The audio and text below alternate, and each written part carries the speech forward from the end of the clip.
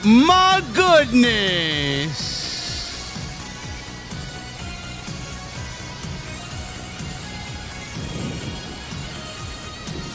AEW All in Texas.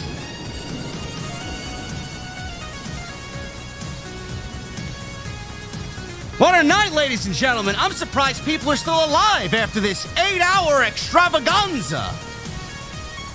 6 hours on pay-per-view, 2-hour pre-show. Oh, man. You know, you can't get enough pro wrestling this weekend.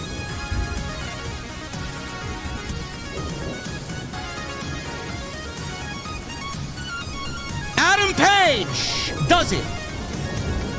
He ends the nightmare. He ends the reign of Jon Moxley.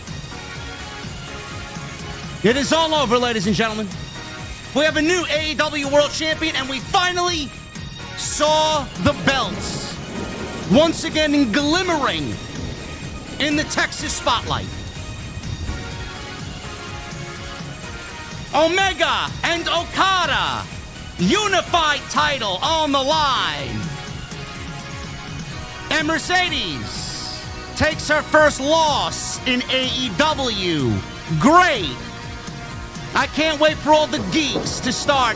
Oh, but I thought she had creative control, JD. Here's a spoiler for you. She controlled the narrative to lose tonight. We'll talk about it. Ladies and gentlemen, I am El Controlador. I just don't write the shows. I rewrite the scripts. And tonight we're drinking at the beer garden. All I gotta say on this Saturday night is, what the fuck are you guys drinking?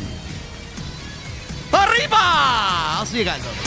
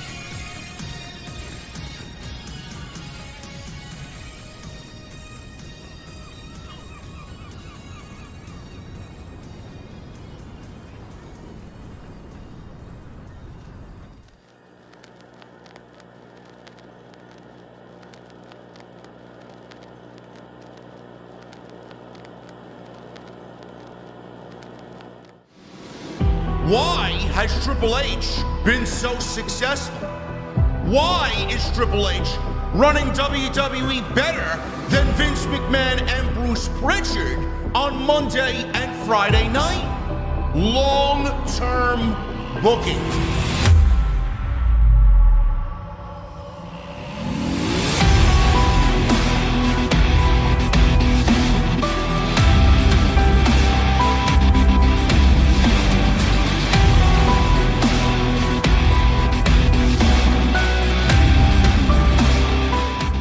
What is going on, guys? Thank you so very much for joining us right here on Off the Script. This is your AEW All in Texas post show for July 12th, 2025. I am your host, El Controlador, joined by the one and only Chi-Town Smart Jesse. What is going on, brother? How you doing? Good, man. How you doing tonight? Good. I'm doing good, man. You look a little different. Well, who are you speaking of? Is there somebody else that's usually in this seat? Usually is a different. Yeah. I heard he's an asshole, right? Oh, you have no idea, man. Oh, boy. Oh, listen. No idea. Yeah, I heard he got into trouble this week talking about creative control. Is that true? Well, I mean, what's that? That a new finishing move we don't know about? Oh, it's my finishing move. Yeah. I said that should be the name of her submission hold. They should just change it to the creative control hold. The creative control, huh? Yeah, I like that. That should be the name of it, man. I am El Controlador tonight. Now, listen, I am JD. You guys know who I am. What? What? Not fucking around. Listen, this is a mask that my community has purchased, and I owe it to them now to wear this all-in commemorative mask on the stream tonight. That's what you wear to bed at night, isn't it? I do, man. I love Lucha Libre, bro. You got me addicted to Lucha Lane, bro. I listen to the music all the time. It's like my bedtime theme, bro. And I could Play at night. It's actually it would actually go good for a theme, right? I think it would. Do I have it here? That the original one? No. Yours is a copyright song. I get claimed with that one. Bullshit. I don't get claimed with it. I use it all the time. I do. I was on vacation in parts unknown, and you played it on your phone. I got claimed. Remember that? When we had those technical difficulties. No, the original one that we used? Yes, the original one that you originally gave me. Yes. I've been using it. I didn't get a claim. I don't know. You're a smaller channel, man. I don't know. Maybe they want to suck me out of the fucking pennies that I make over here using that song. That's weird as shit. It's on their list. I don't know. On their list of songs. Yes, I look like Del Wilkes the Patriot, don't I? Yeah, I know. It's crazy. You look like fucking Kaiser over there, man. I know, like yeah. Kaiser. Yeah, Grande. Someone said I should name myself El Grande Caramel Macchiato today.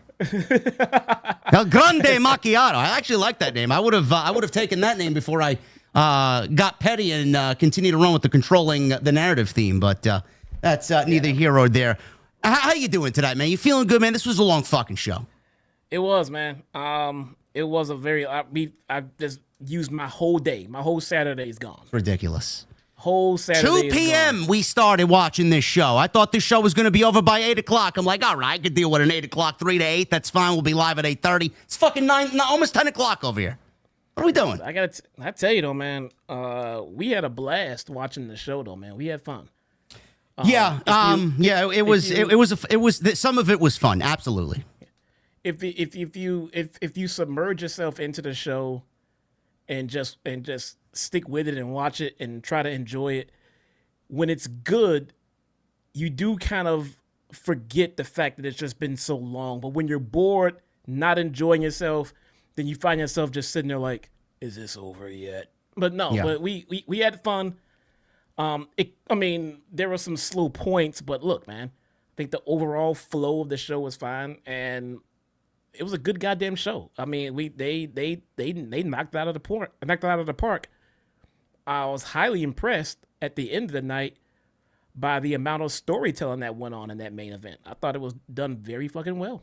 We will definitely talk about that. I usually pass it off to Jesse to start us off with what he found to be the most important. Before I do that, I want to say I love what we do here. I love doing these shows with Jesse, whether it's Wednesday and a pay-per-view like this.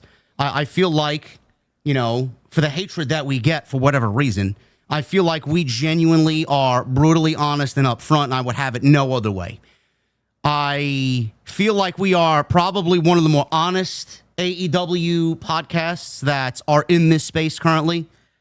And I have to say, outside all that, some of you are expecting me to shit on this show because it's AEW. I will not do that. I don't do that unless it's like fucking DEFCON 5 level bad. We weren't anywhere near that tonight.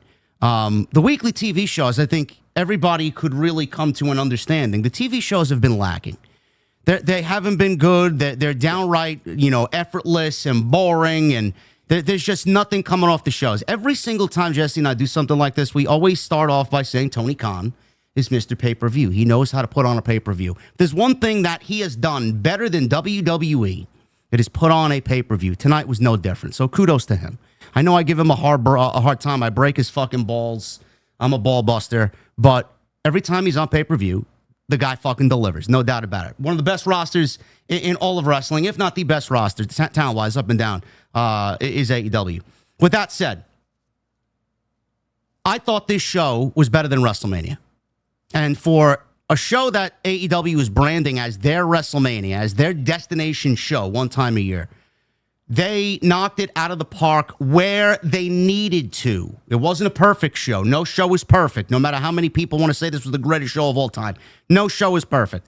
They nailed it where they needed to nail it. This show was better than WrestleMania, night 1 and night 2. And I honestly think that WWE can learn a fucking thing or two from AEW after tonight. And you guys are probably watching Saturday night's main event. You're seeing fucking Jelly Roll out there with Randy Orton. Meanwhile, on this side of things, because we were covering this show, no doubt about it, this was the show to watch and the show to cover tonight. This, I don't know how you watch that and then watch something like this. I really don't. Tonight they nailed it, Jesse. Again, not a perfect show. We will definitely go over the criticisms and the faults, but the big 3 matches that they had lined up tonight, Omega Okada was great. Mercedes and Toni was great. And the main event, I know a lot of people are going to fucking shit on it for being indie garbage and a mud show fucking spectacle in the main event, but we'll break it down. I honestly think that the main event, we might be in the minority. I thought it was a fucking great main event. I thought the ending was incredible.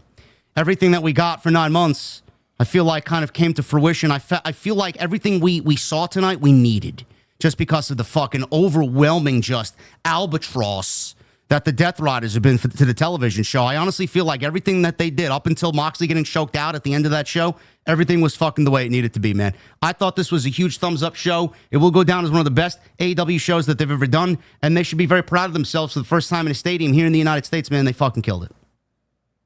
But they absolutely did. They absolutely did. There is no but. There is no but. It could have been. There is no. This they killed it, man. Whoever it was, and I believe we talked about this months and months and months ago. Whoever it was, and we believe it was Moxley that pitched this Death Riders angle. And there was a report out there somewhere that said when this all plays out at the end, you'll get the big payoff and everything like that. So for all of the suffering we did during this run, this is the payoff that whoever pitched, I believe it was Moxley. Whoever pitched that, this is the outcome that they wanted. When Hangman opened that briefcase and he paused, and that pause was so crucial because it gave the crowd that breath-holding moment, like is the title even in there? What's going on? What's going to happen? Does he even know how to open the briefcase after so long? Right, he struggled with it at first, and then when he finally got it unlocked and opened, then he paused because he had it open. He had it unlocked and open, but he paused and waited, took a breath. The guy was probably fucking out of fucking breath. Then he opened it and presented it, and that pop, that moment was the culmination of that story that they told. That story finally had a big payoff. Yep.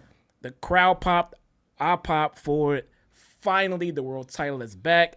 Everything in that story just flowed. The fact that Ospreay came out right away and then just got murdered right away, and everybody's like, well, where's Swerve? Why would Swerve come out? Swerve never liked Hangman. He teamed with Ospreay, but he was consistent with not liking Hangman. It was this hesitation. It was this fuck it moment. Let's let me go. Went out there, and they even still thought about it and said, all right, fuck it. Helped him out. Let him do his thing. Choked him out. Get the title back. It was a fantastic payoff to what they were telling us this whole time. It was just so tedious to get through, but the payoff was phenomenal. Hats off to them. That was a fantastic ending, man. Yeah, listen, the build up for 9 months was they were some murky waters to sit through, bro. Every single week. I'm not going to sit here and tell you because the payoff that we got tonight is going to erase everything that we got. I don't look at it that way. I mean, this was still a storyline that I think did more harm than good for AEW. I do think that it was one of the worst storylines that the company's ever told. I do think that the rinse and repeat of attacks and the uncreative way they went about it and the matches that we've got. I can't even begin to tell you how many matches Wheeler Yuta main evented in the main event on a Saturday or Wednesday. I mean, my brain is fried, bro. For the last 9 months, it's just fried. the payoff normally would fucking erase. In this case, it's not. It's almost like you were tortured and you're fucking finally being let out of prison and you finally feel those rays of sunshine on your skin after 9 months being locked away. That's what it feels like. I genuinely am pleased that they did not drag this on anymore. Hangman is one of the best, if not the best overall character with the best overall story in AEW history. And it is something that we have watched from day one all the way to now. And I'm very happy to see him as the world champion. And I'm very happy to see this all come to an end. I'll leave it to you, Jesse. What do you want to talk about? Do you want to start with the main event, being that there's a lot of different elements there that we liked in the main event? Yeah. We've already started touching on it. Let's stick with it, and there was a lot happening there. There's a lot happening there. There was just so many moving parts. We had all of the interferences and all the shenanigans. But this is all stuff that we knew, guys. This was nothing new. No one expected a one-on-one wrestling match with no interferences and everything like that. We got what we knew what we were going to get. And like you said, it was a long journey with this story. And I also don't feel like, the end of it all justified it. It was all worth it. I wouldn't say that. That would indicate that I would do this all over again, and I would not. I would not do it this way all over again. But I will say that the payoff was very gratifying. It was great. It was fantastic. It was enjoyable. I did pop for it. It was fun. The match was great. These guys killed it. They had a lot to follow with the women. Not so much Okada and Omega. But again, we talked about that earlier. We'll come back to that. But the main event did deliver. The story that was told there was absolutely great. I think the guys did a great job at bringing everything together when it came to the overall main event storyline with the ending that we got. Yeah. The one thing that I want to pinpoint here as far as the main event, which I thought was a very, very satisfying way to end all this. I thought it was an incredible visual from beginning to end. The one thing I really do appreciate, and I'm glad AEW had the gumption to just fucking say, you know what, let's not overdo it. We'll talk about the length of the show when we get into the actual review. I don't want to harp on the negatives because it's overall a positive show. But the fact that nobody bled, Jesse, in the entire show, from the first match to the last match, and then they couldn't wait to get the fucking color flowing in the main event. Nobody bled for 5 hours, 5.5 hours. They waited till Jon Moxley and Adam Page got into their match. Bell rang, Texas Death began, and within 3 minutes, there was buckets of blood already. I don't like the way that they went right to it, but I like the fact that we didn't see it all night, and we only saw it in the match where it really mattered, because less is more.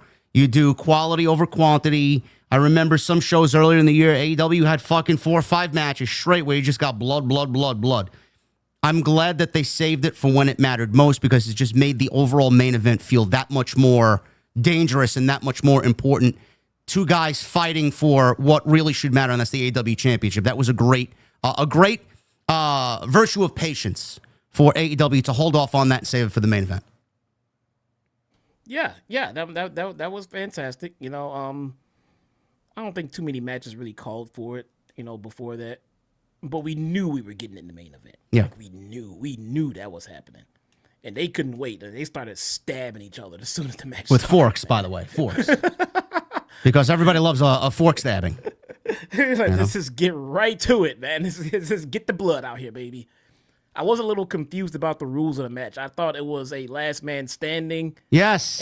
And there were no pinfalls and submissions, but then we got a submission to end the match. I was a little confused. I thought that there was a pinfall in this match. Texas Death Match is the last man standing rules, I'm assuming, right? Well, that's the discussion we were having. Like I thought it was just I thought a Texas Death Match was just no DQ match. Me too. All kinds of, with the ridiculous, props and all other shit. But then, chat starts saying in AEW it was a last man standing. I was like, oh, okay. Okay. Well, it's different rules for different companies. That's fine. Yeah. I guess it is what it is. But then we ended with a tap out. Yeah.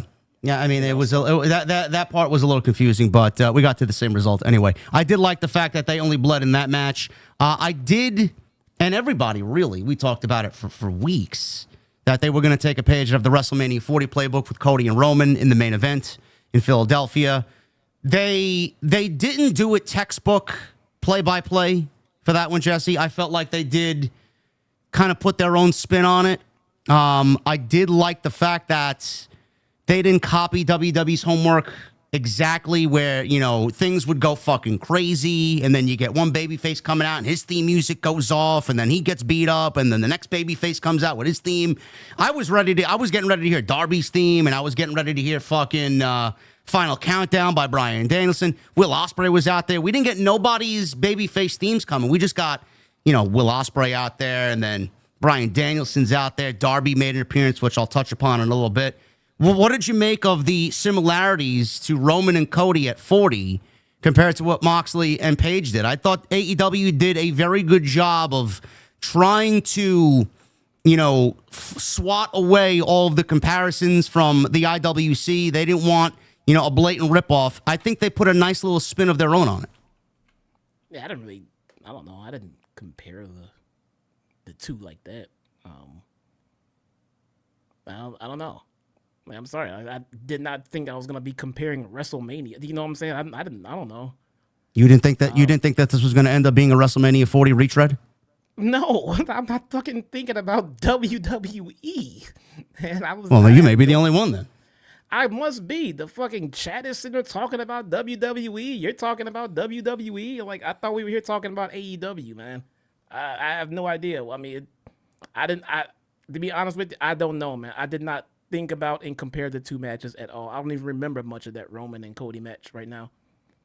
I'm totally sorry. I did not know we were going to be talking about WWE this much. Not at all. I just mentioned the comparison for endings of a match. I didn't compare. I don't even remember. I don't even. You don't remember one of the greatest WrestleMania main events of all time. It was what? One of the greatest WrestleMania main events of all time. Say so. No, not very memorable to me, man. I mean, I watched it, but I don't remember much about it. You drunk? No. Did you have anything to drink on your stream? I did not a single drop. I had water. This guy's crazy over here. What the fuck's not a single. I'm the guy I'm wearing a fucking mask. I look crazy. You're sounding crazy. Best WrestleMania match of all time. Main events. Can you hear me through this fucking hole in my mouth? I figured the main events were supposed to be the best matches. So if it's the best main event, I guess it should be one of the best matches of all time, right? Oh God, the comparisons are there. It's not. We're not the only one. I'm not the only one that's making comparisons to it. I thought they put a nice little spin on it and a little take from that. They made it their own, which was good. The one thing I did not like about it is Darby Allin. What the fuck is wrong with you guys, man? What are you talking about? Nothing. They're going at you now? No. I acted like I don't fucking even remember the ending to that goddamn match. I don't fucking know. I don't, man. I couldn't tell you. This guy's getting out of the chat. Fuck. It wasn't a great main event match. What the fuck are you talking about, bro? Get the fuck out of my chat. Jesus Christ, you are a complete idiot. The one thing I did not like is Darby Allin's inclusion in this. My God, man. I thought Darby would play more of a role in this. I felt like his inclusion was completely overlooked and overshadowed. It was an afterthought. He didn't even really factor into the end of the match. I mean, for someone that's been away for so long and someone that's been battling, getting back to Jon Moxley, his inclusion in the match really didn't do much of anything. I mean, he was there for like a minute and then disappeared, and then the match went on for another 5 minutes. What did you make of Darby's inclusion? Because I thought it was a waste of time. I thought it was awesome. It popped. You've been calling for Darby's inclusion into this. Yeah, I know, but I thought he would be the one to end Moxley's reign, being that he's the one that got taken out. You know? Well, yeah, it didn't go the way that you wanted it to go. No, but he did show up in the main event. He did show up, but his inclusion was so fucking weak. He was there and then gone in the blink of an eye. So was Bryan's, and so was Ospreay's. The only inclusion at the end of the match that actually paid anything off really was Swerve. Swerve didn't pay anything off? No, I said the only one that did was Swerve. Oh well, he had a promo with Moxley with Hangman on Thursday. Well, that's where the whole chain came from. Yeah, Ospreay came out. He got his ass kicked. He didn't factor at all. Bryan came out. He got some spots in. I just thought Darby. I thought Darby would be a little bit more of a factor in the match to stop the Death Riders. He didn't really do much of anything. He didn't. I mean, no, he didn't. He didn't factor in as much as Swerve. No one did. Swerve was the only one that came in and played and made an actual impact at the ending of the match. I don't know. I thought Darby should have and would have had a little bit more of a say in that match. I thought that was ultimately disappointing. I don't even know why they brought him back, to be quite honest with you. It all centered around Swerve anyway. Why the fuck you bring Darby back if that was going to be the best you got for him? That's just the way that I saw it. So I thought that was a little weak. The other thing, and probably the one thing I liked about the main event, was the sell job for Jon Moxley when he was choked out and finally tapped out with the chain, being choked out over the top rope. His frantic kind of moves and his struggle to breathe while Hangman was choking him out with the chain, which was basically the same way that their Texas Death Match, him and Swerve's Texas Death Match, ended. So it was a kind of a throwback to that. I thought the way that he choked himself out over the top rope was fucking great. That was a great sell job. Yeah. That was. I mean, that's So he did that spot before, right? Hangman with the chain hang. Yeah, it was the spot that him and Swerve did in their Texas Death Match at Full Gear. Yeah. So I was kind of expecting it, but he did sell the fuck out of it. Did Moxley though? He did. He sold it great. He got out of it the first time, and then they redid it. He got him back in position. Did it the second time. I just remember the whole time thinking like, well, how is he gonna get them to count out because there's no submission or pinfalls, and then they did the submission. I'm like, okay, I guess there was submissions now. Now I'm a little bit confused. But when Swerve gave him that chain right away, I don't know about everybody else. I saw what was coming. Like he's gonna choke him out. He's gonna hang him. He is going to hang him. That I'm guessing that's becoming his staple, his signature. When it's in this kind of environment, finisher, Hangman's gonna hang you.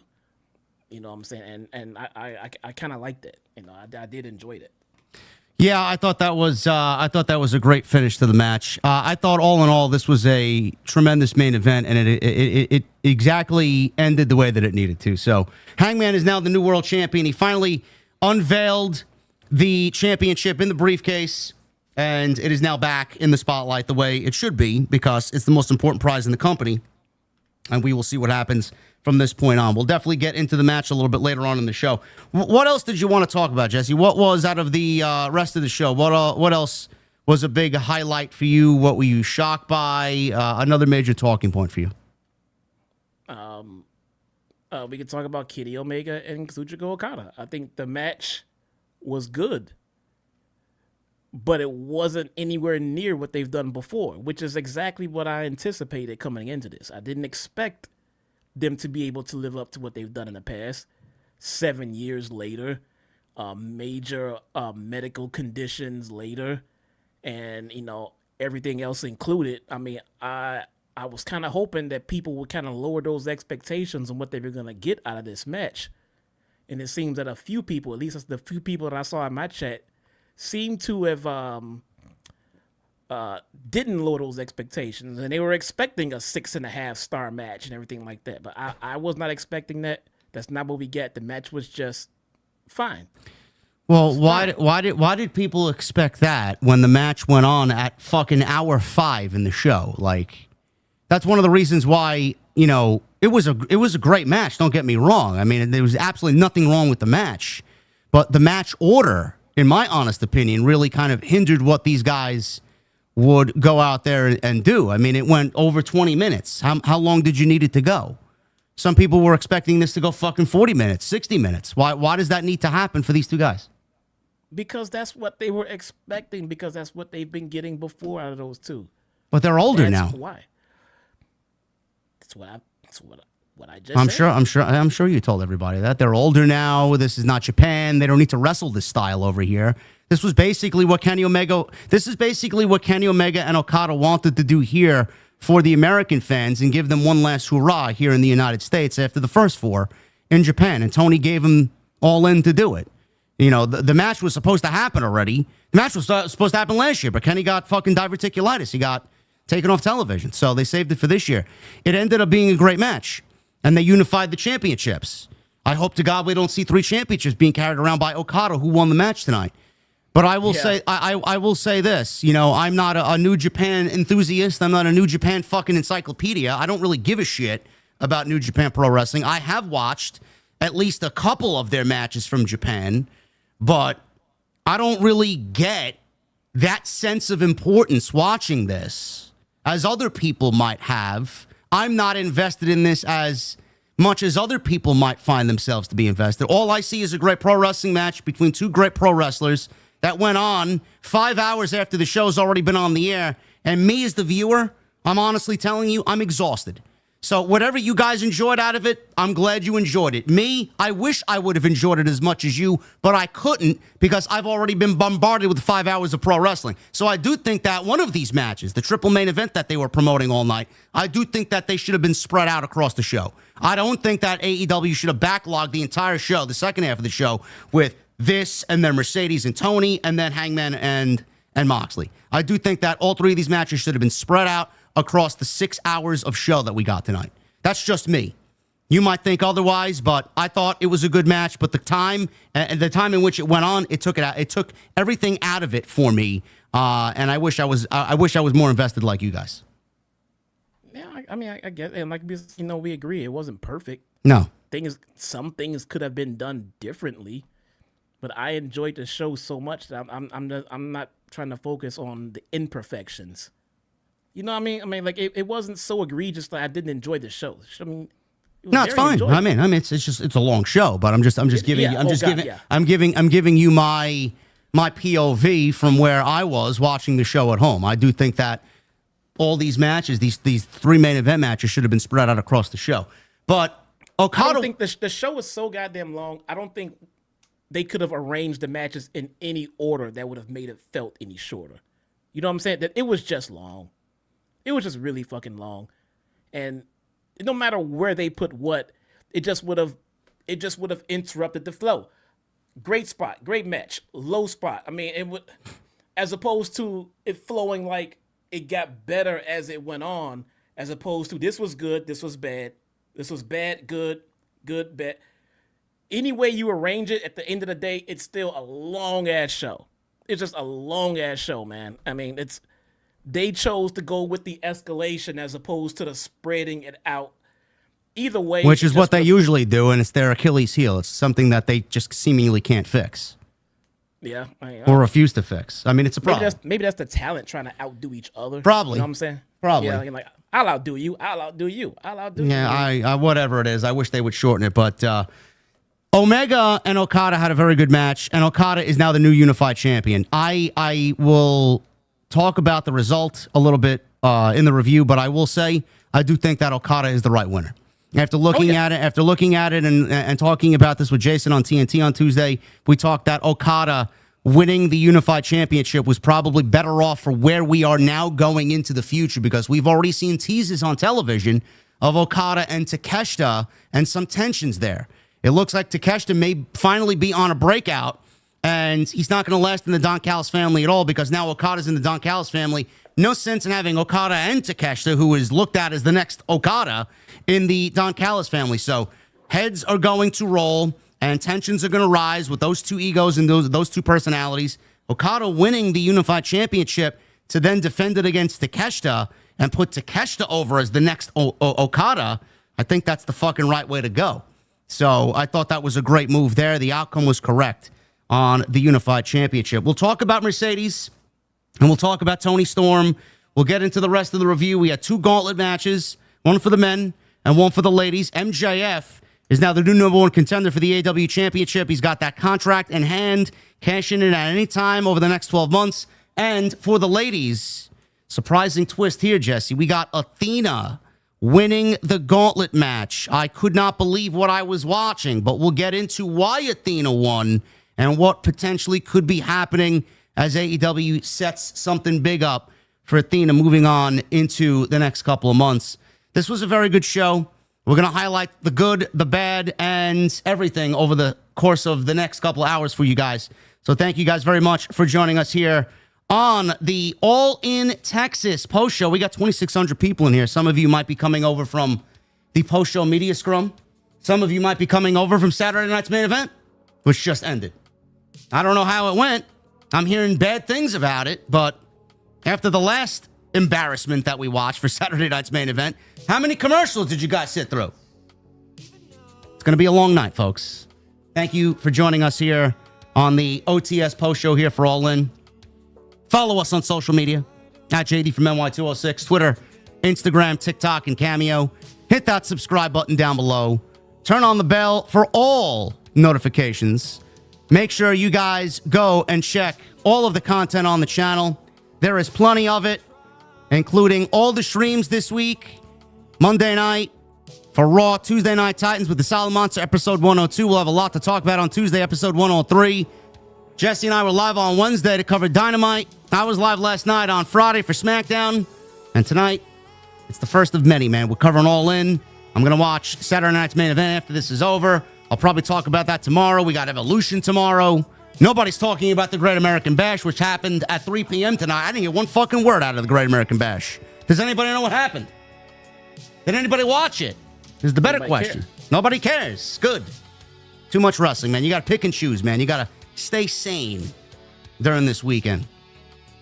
Follow Jesse on Twitter at Shottown Smark. You guys know where to find him. You guys know where to find me. Hit that subscribe button for Jesse's channel as well. I linked you down in the description. I heard you had a good live reactions turnout, Jesse. We had a phenomenal turnout at today's stream, man. I'm pretty sure my biggest one yet. We had upwards of about 500 people at one point. And we killed it, man. I may have broken a few rules along the way, but I'm not gonna get into that. But Chad enjoyed it. You played the sound of the stream a little too loud, didn't you? Sound? Oh, I played more than just the sound, buddy. You got copyright by AEW Music, didn't you?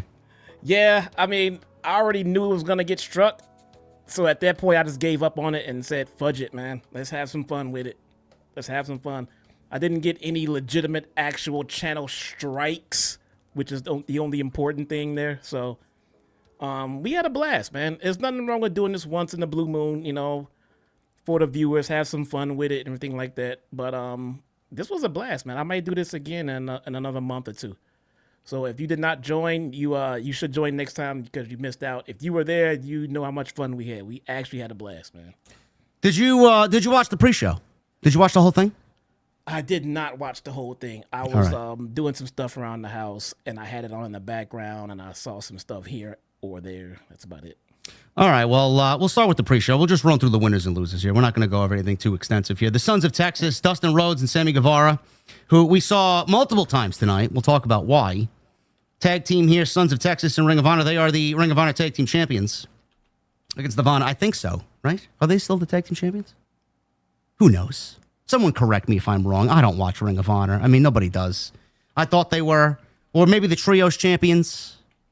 I think that may be it. Sons of Texas, Dustin Rhodes and Sammy Guevara versus the Von Erichs, Ross and Marshall versus Shane Taylor Promotions, Shane Taylor and Charlie Bravo, Sean Dean and Lee Moriarty with Anthony Ogogo. Anthony Ogogo is still there, huh?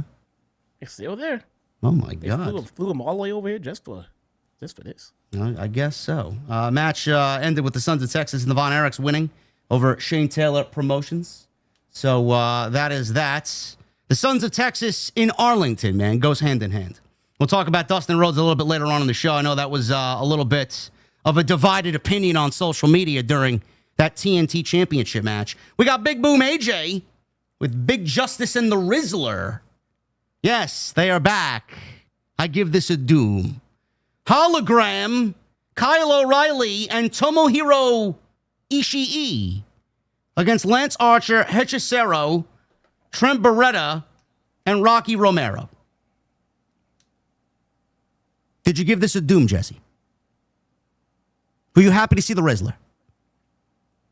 Are you shocked that these three are on TV still and Britt Baker can't find the spot? No to all. Okay, great. Big Boom AJ, Hologram, Kyle O'Reilly, and Big Tom win the match. Great. Fantastic. I hope these guys are doing what they're being paid to do. I hope they're bringing in their millions of subs. I hope that everything that AEW wants from these guys is paying off dividends, because I'm telling you right now, at least from this fan, I fucking hate everything that they have to do when they come out on TV. We bring the boom. We bring the boom to you. I hope it's all worth it.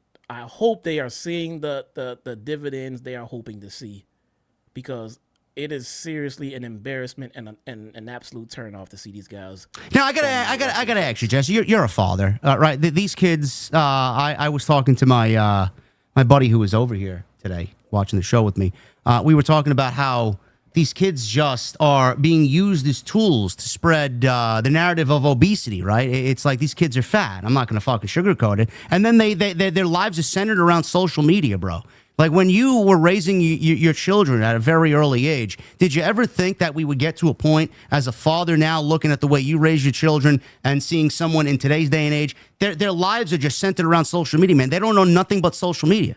Like it wasn't as normalized when you were raising your children. How do you look at that as a father? Because I think that could be damaging to a child's mentality as they get older, no? Unfortunately, bro, I think what those kids represent is how kids feel and act these days.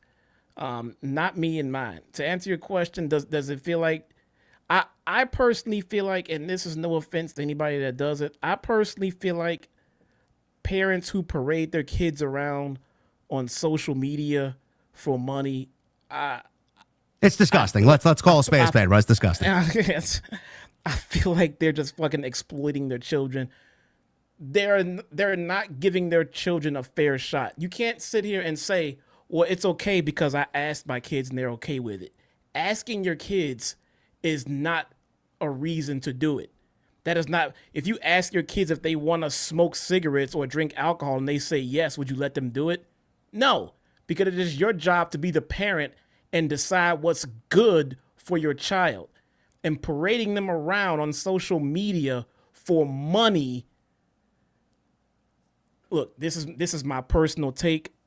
Please don't take offense to this if this is something that you do or you know someone who was like this. But I just personally feel like it's exploitative. I mean, it is. How many kids are going to grow up and become adults and then look back and say, I wish my parents had not done this to me? You know, if it all works out to perfection, great. I'm happy that it all worked out and no one was hurt from it. But how many times are we going to hear about kids who were exploited on social media for money and it turns out it ruined their fucking lives? Look at John and Kate +8. If you're familiar with that show and with that series, they made millions of dollars working with, TLC, to put that family on television about her having 8 kids, you know, a set of twins and then like six tuplets and shit like that. Their marriage fell apart. The kids and their lives completely fucking fell apart. One ended up in a mental institution. Everything turns out so fucked up for those kids. They're in the spotlight. They hate everything that's going on. It's hard for them to get out of that spotlight. They had no choice in this.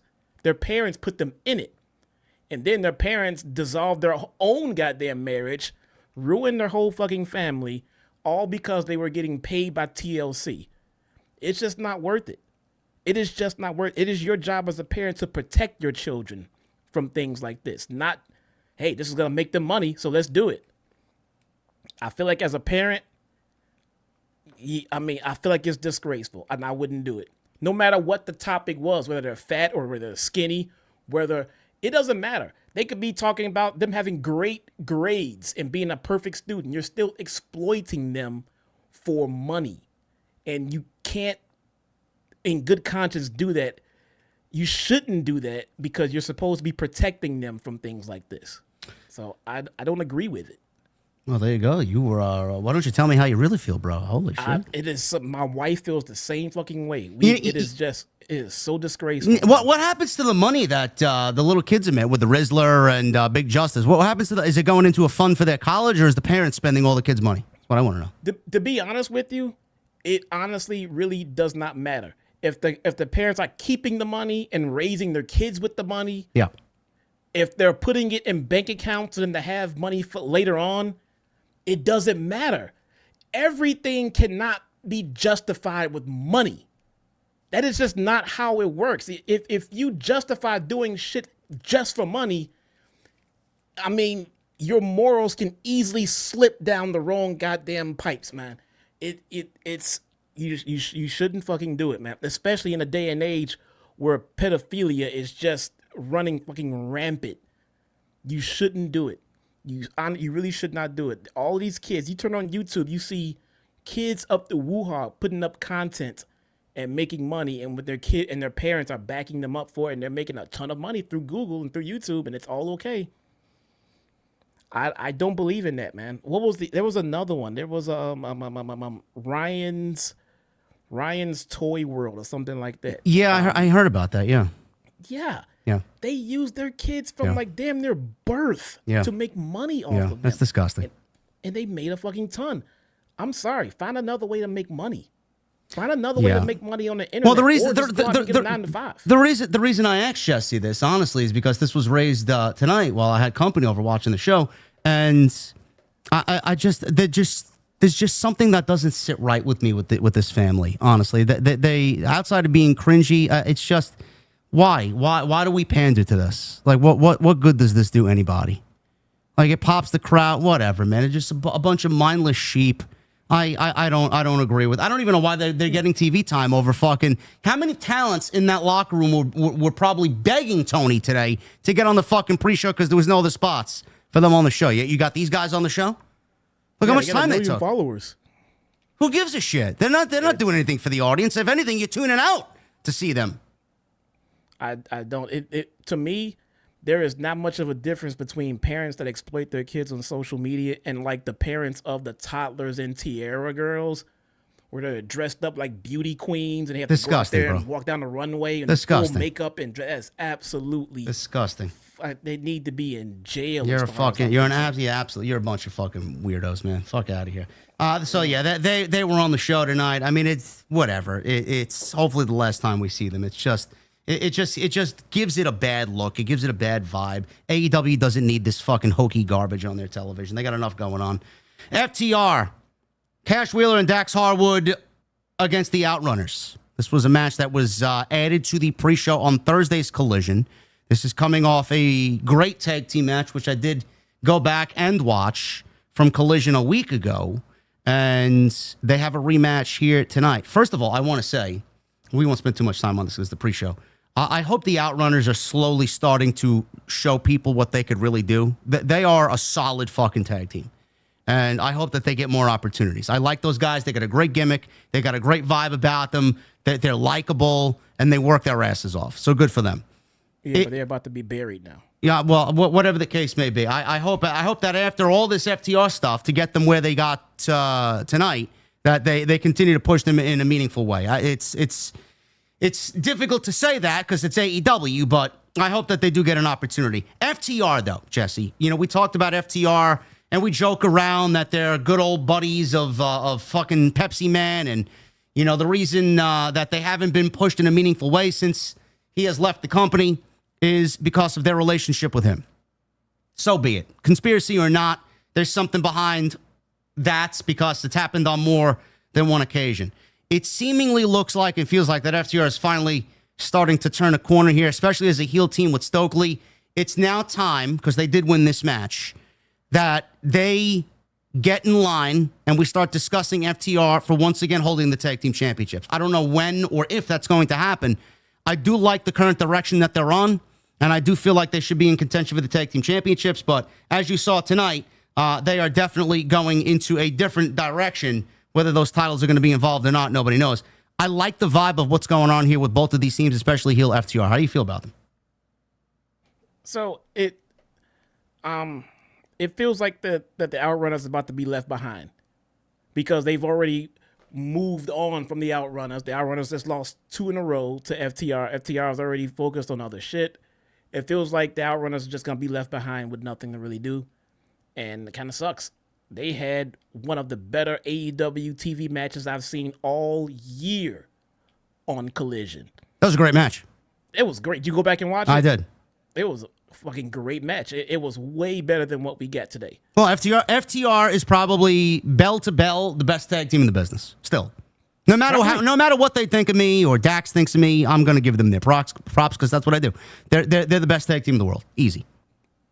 Probably. I mean, they are great at what they do, man. Yeah. I mean, I don't think anyone can ever deny that. And if they do, then they're being biased. Man, they shouldn't. The Young Bucks are also another. If they're not the best, they're up there. They showed us tonight. We were talking about this on the live stream. We're like, oh my God, the cringe Bucks are out here and everything. We'll talk about them. I mean, all in-ring aside, I mean, they're not the most glowing talents, but you want to talk about bell to bell again? Fucking great. That's where I'm going. Yeah. I mean, so and I replied. I said, well, yeah. I mean, I get it. You know, it's all cringy, but I mean, but when they get in there, they know how to tell a goddamn tag team story in the ring. Yeah. And then they agreed. Chad agreed. Like, oh God, well, yeah, they're really good at that. You know, and same thing with FTR. You know, it's just when it comes to in-ring shit, and I feel like with FTR, a little bit more than the Bucks, FTR needs the right dancing partner. You know, I feel like the Bucks, and this is just me, I feel like the Bucks have a better chance of bringing out a fantastic match out of a tag team than FTR will. But if FTR got the right dancing partners, then they're gonna fucking lay it down, man. And the Outrunners have proven that they can go in a tag team match, and I like that they've brought that out of them. I feel like FTR brought the best out of the Outrunners as well. I mean, they've had their absolute best match of their career, as far as I'm concerned, with FTR, and they're great. They're just great at what they do, man. They're fantastic at it. I wish they would have pushed the Outrunners when they had this opportunity, though. The FTR is already goated. The Outrunners needed that rub. I mean, that a win over FTR would have actually helped them tremendously in this feud, and they lost back-to-back. Yeah, I know. Well, you could see where FTR is going, and I hope that you are incorrect, and I hope that the Outrunners are set up for success following these two very good matches. The first one being better than this one tonight. I just felt like this one was off. And I felt like the first one obviously superseded what we saw tonight. I'll get to the super chats in a second because I see a couple of bombs coming in here.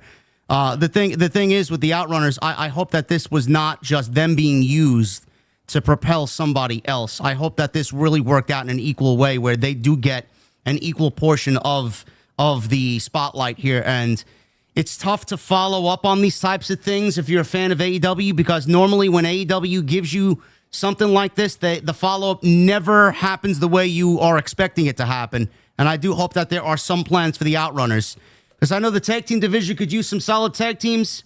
I don't know what's going on with the titles. The Hurt Syndicate really just have a stranglehold on that division. There is nobody in that division right now that is going to take those belts off of the Hurt Syndicate unless you're Ospreay and Swerve. That's the only other team that's even... they're not even a fucking team. I'm talking about just a collective of guys that's even worthy enough, competitive enough to take those belts off the Hurt Syndicate. So I hope that after this feud, we get somewhere with the Outrunners. FTR did win, and we'll talk about where they're going, because I'm excited about that with FTR and Copeland and Christian. That was the end of the pre-show. We start things off with the Trios Championships here. On the line, it's the Ops, Samoa Joe, Powerhouse Hobbs, and Katsuyori Shibata against the Death Riders, Claudio Wheeler Yuta and Gabe Kidd filling in for Pac. Now, I won't go over this because I didn't really care too much about this. It was a good match. It got enough time to really get the point across. I think at this point, anything Death Riders, I'm going to kind of partially tune out because I just don't care. The Trios titles don't really mean anything. Jesse and I talk about it weekly. Sometimes we struggle to even realize who the Trios champions are. So outside all that, I thought this was a very good opener. I just didn't really care too much about it.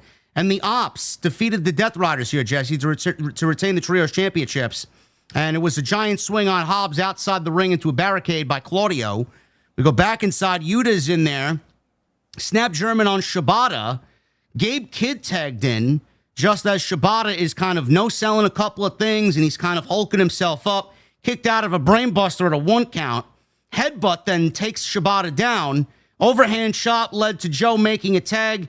We got a back and forth between Joe and Gabe Kidd, which popped the crowd. Kidd wanted a bounce-back lariat, but Joe countered into a snap power slam. And we got Hobbs in there now. Kidd tackled him to the floor. Shibata punted Yuta with a boot in the corner, leading to Joe hitting a muscle buster on Yuta for the 1-2-3. After the match was over, the Death Riders attacked the Ops. Gabe Kidd hit a pile driver on Shibata. Claudio hit a neutralizer on Joe, and Yuta wore out Hobbs with a chair over and over again on the outside. Claudio then Pillmanized Samoa Joe's neck with the steel chair the same way that he did Hook. And the doctors, Jesse, at the end of this, they take Joe out on a stretcher. And convenient by his absence, conspicuous by his absence, Jesse, no Hook again here tonight. I figured we see on this night Hook come out and save his friends, save his boys, but no Hook on this Saturday night. How you feeling about that? Joe being stretchered out and then no Hook as they retain the Trio Championships. I didn't understand any of this. All right, and I'll explain. So they have the Ops retain and beat the Death Riders. All right, and then right away the Death Riders get their heat back and they kill Joe and we get no Hook. So it seems to me that they wrote Joe off television. If that's the case, why did the Ops retain? What was the purpose of that? What is supposed to happen with the Trios titles? Is Hook going to come back and say, well, I'll step in for Joe? That's what I thought. That makes no fucking sense. Because the last time we saw Hook, he was not happy with the Ops. So it would have been different. It would have been different if Joe's beatdown would have happened mysteriously backstage by someone we have no idea who. But then all of a sudden, a week later, Hook pops up and says, hey, what's going on, guys? Oh, Joe's out. Oh, okay. Well, I'll step in. Then we sit back like, you probably had something to fucking do with this. But no, we just saw exactly that the Death Riders beat down Joe and Hook had nothing to do with it. So now my question is, why did the Ops retain the Trios titles? Why did they not put them on the Death Riders if Joe was going to be put on the shelf for a little while? Well, I said on social media, because when the match was over, I thought of Hook and the fact that they haven't told that story with Hook because he showed up in Anarchy in the arena, stared Joe down, he didn't do anything, and then we haven't seen him since May. I mean, that's just a huge logic gap. No explanation, no mention of Hook. It's just fucking careless creative writing. Regardless of that, I said on social media, Samoa Joe got taken out. Some people were telling me that Twisted Metal is going to start filming again for another season and that he's going to be needed there. I don't know how true that is, but like you said, why wouldn't they take the belts off of the Ops and put them on the Death Riders? But then I thought, if you want to take the belts and put them on the Death Riders, what sense would that make? Because tonight is all about killing off the Death Riders. They're supposed to lose everything tonight. The Ops beat these guys. They retain the Trios Championships. And I watched the beatdown happen, and I'm like, all right. So they're going to make a storyline out of this throughout the rest of the show. Samoa Joe is one of their greatest threats, and they opted to take Samoa Joe out tonight so that he has absolutely no factor in the main event to help Adam Page against Jon Moxley. So I was trying to think in a very optimistic way here as to why they took out Samoa Joe, Jesse. At that point, I wasn't really thinking of Hook, but Hook was on the back of my mind, and I'm like, I'm surprised I didn't really see him because they did something at the last pay-per-view, and we haven't gotten any explanation on it. Zero, in fact, since then. So I thought it was just, let's take out our biggest threat and help our guy win the world championship in the main event. That's what I was thinking. No, see, I saw the Death Riders winning the Trios titles and that being a red herring for tonight. Like, oh, look at this. The Death Riders won the Trios titles. They're probably going to sweep tonight and walk away with all of the gold. No, they walk away without the championship. Moxley loses that, but they did win the Trios titles, giving the Death Riders something to do going forward past Moxley losing the world title. They still have Statlander they were courting. They now have the Trios titles. Moxley can go ahead and take some time off while Claudio runs the crew with the Trios titles. It all made sense. But they took the titles, but they left the titles on the Ops, took out Joe. We don't know where Hook is. So now we're trying to figure out who's going to hold the Trios titles while Joe is out. I don't understand if Joe is going to be leaving for whatever reason, Twisted Metal, whatever reason. Why wouldn't they just put the Trios titles on the Death Riders if Joe's not going to be there? If Joe's going to be there, then great. Continue with the Ops. But putting Hook in there doesn't work anymore because why would he come back and help when the last time we saw him, he was not happy with the Death Riders? Well, why? Even that, you want to go even further. Why would they be happy if he comes back now? Because their guy just got beat up. Where the fuck was he? He wasn't there out there trying to help. Stop a beatdown of Samoa Joe. He just was absent. He didn't give a shit. Where was he? Yeah. So how do you even explain that story? Bringing him back into the ops. Is there even a way to tell that story anymore? Is it just completely shot? It's very much shot. We haven't seen him since the last pay-per-view, and that was a fail. I don't know why. I don't know what's going on with the guy, but it would have been easier if he hadn't came out at all the last time we've seen him. It would have been much easier to make sense of it if we hadn't seen him get pissed off. But now we know he's not happy with the ops. So what's he supposed to do now? I don't know. I don't know. Don't know. We'll see. We'll see. Again, I'm not really too crazy about this. I didn't even think this needed to be on the show, to be quite honest with you. But they added this to the show. It didn't really do much for me as far as the opening match to All In, but the Ops retain the championships. We'll see if Hook shows up on Wednesday, if he has anything to say about Samoa Joe being taken out. Again, how they make sense of it, it's going to be a difficult one to tell, being that we last saw him at Anarchy in the Arena, and we haven't heard from him since. We go from the Trios Championships into the Men's Casino Gauntlet. I was looking forward to this, and I think this is probably one of AEW's, Tony Khan's, better creations. I do, and I have said, I do feel that the gimmick should stay to one time a year. I would not do this. If you want to do a tag team gauntlet match, maybe once throughout the year to kind of just get your rocks off, fine. I would do a tag team one during the year. But as far as this, I would keep it to All In, and I would keep it to this show one time a year because it's a very special gimmick to AEW. It's got some great elements of the Royal Rumble. It's got some great elements of Aztec Warfare from Lucha Underground. I like the gimmick. It's unpredictable. It's fun. It's fast-paced.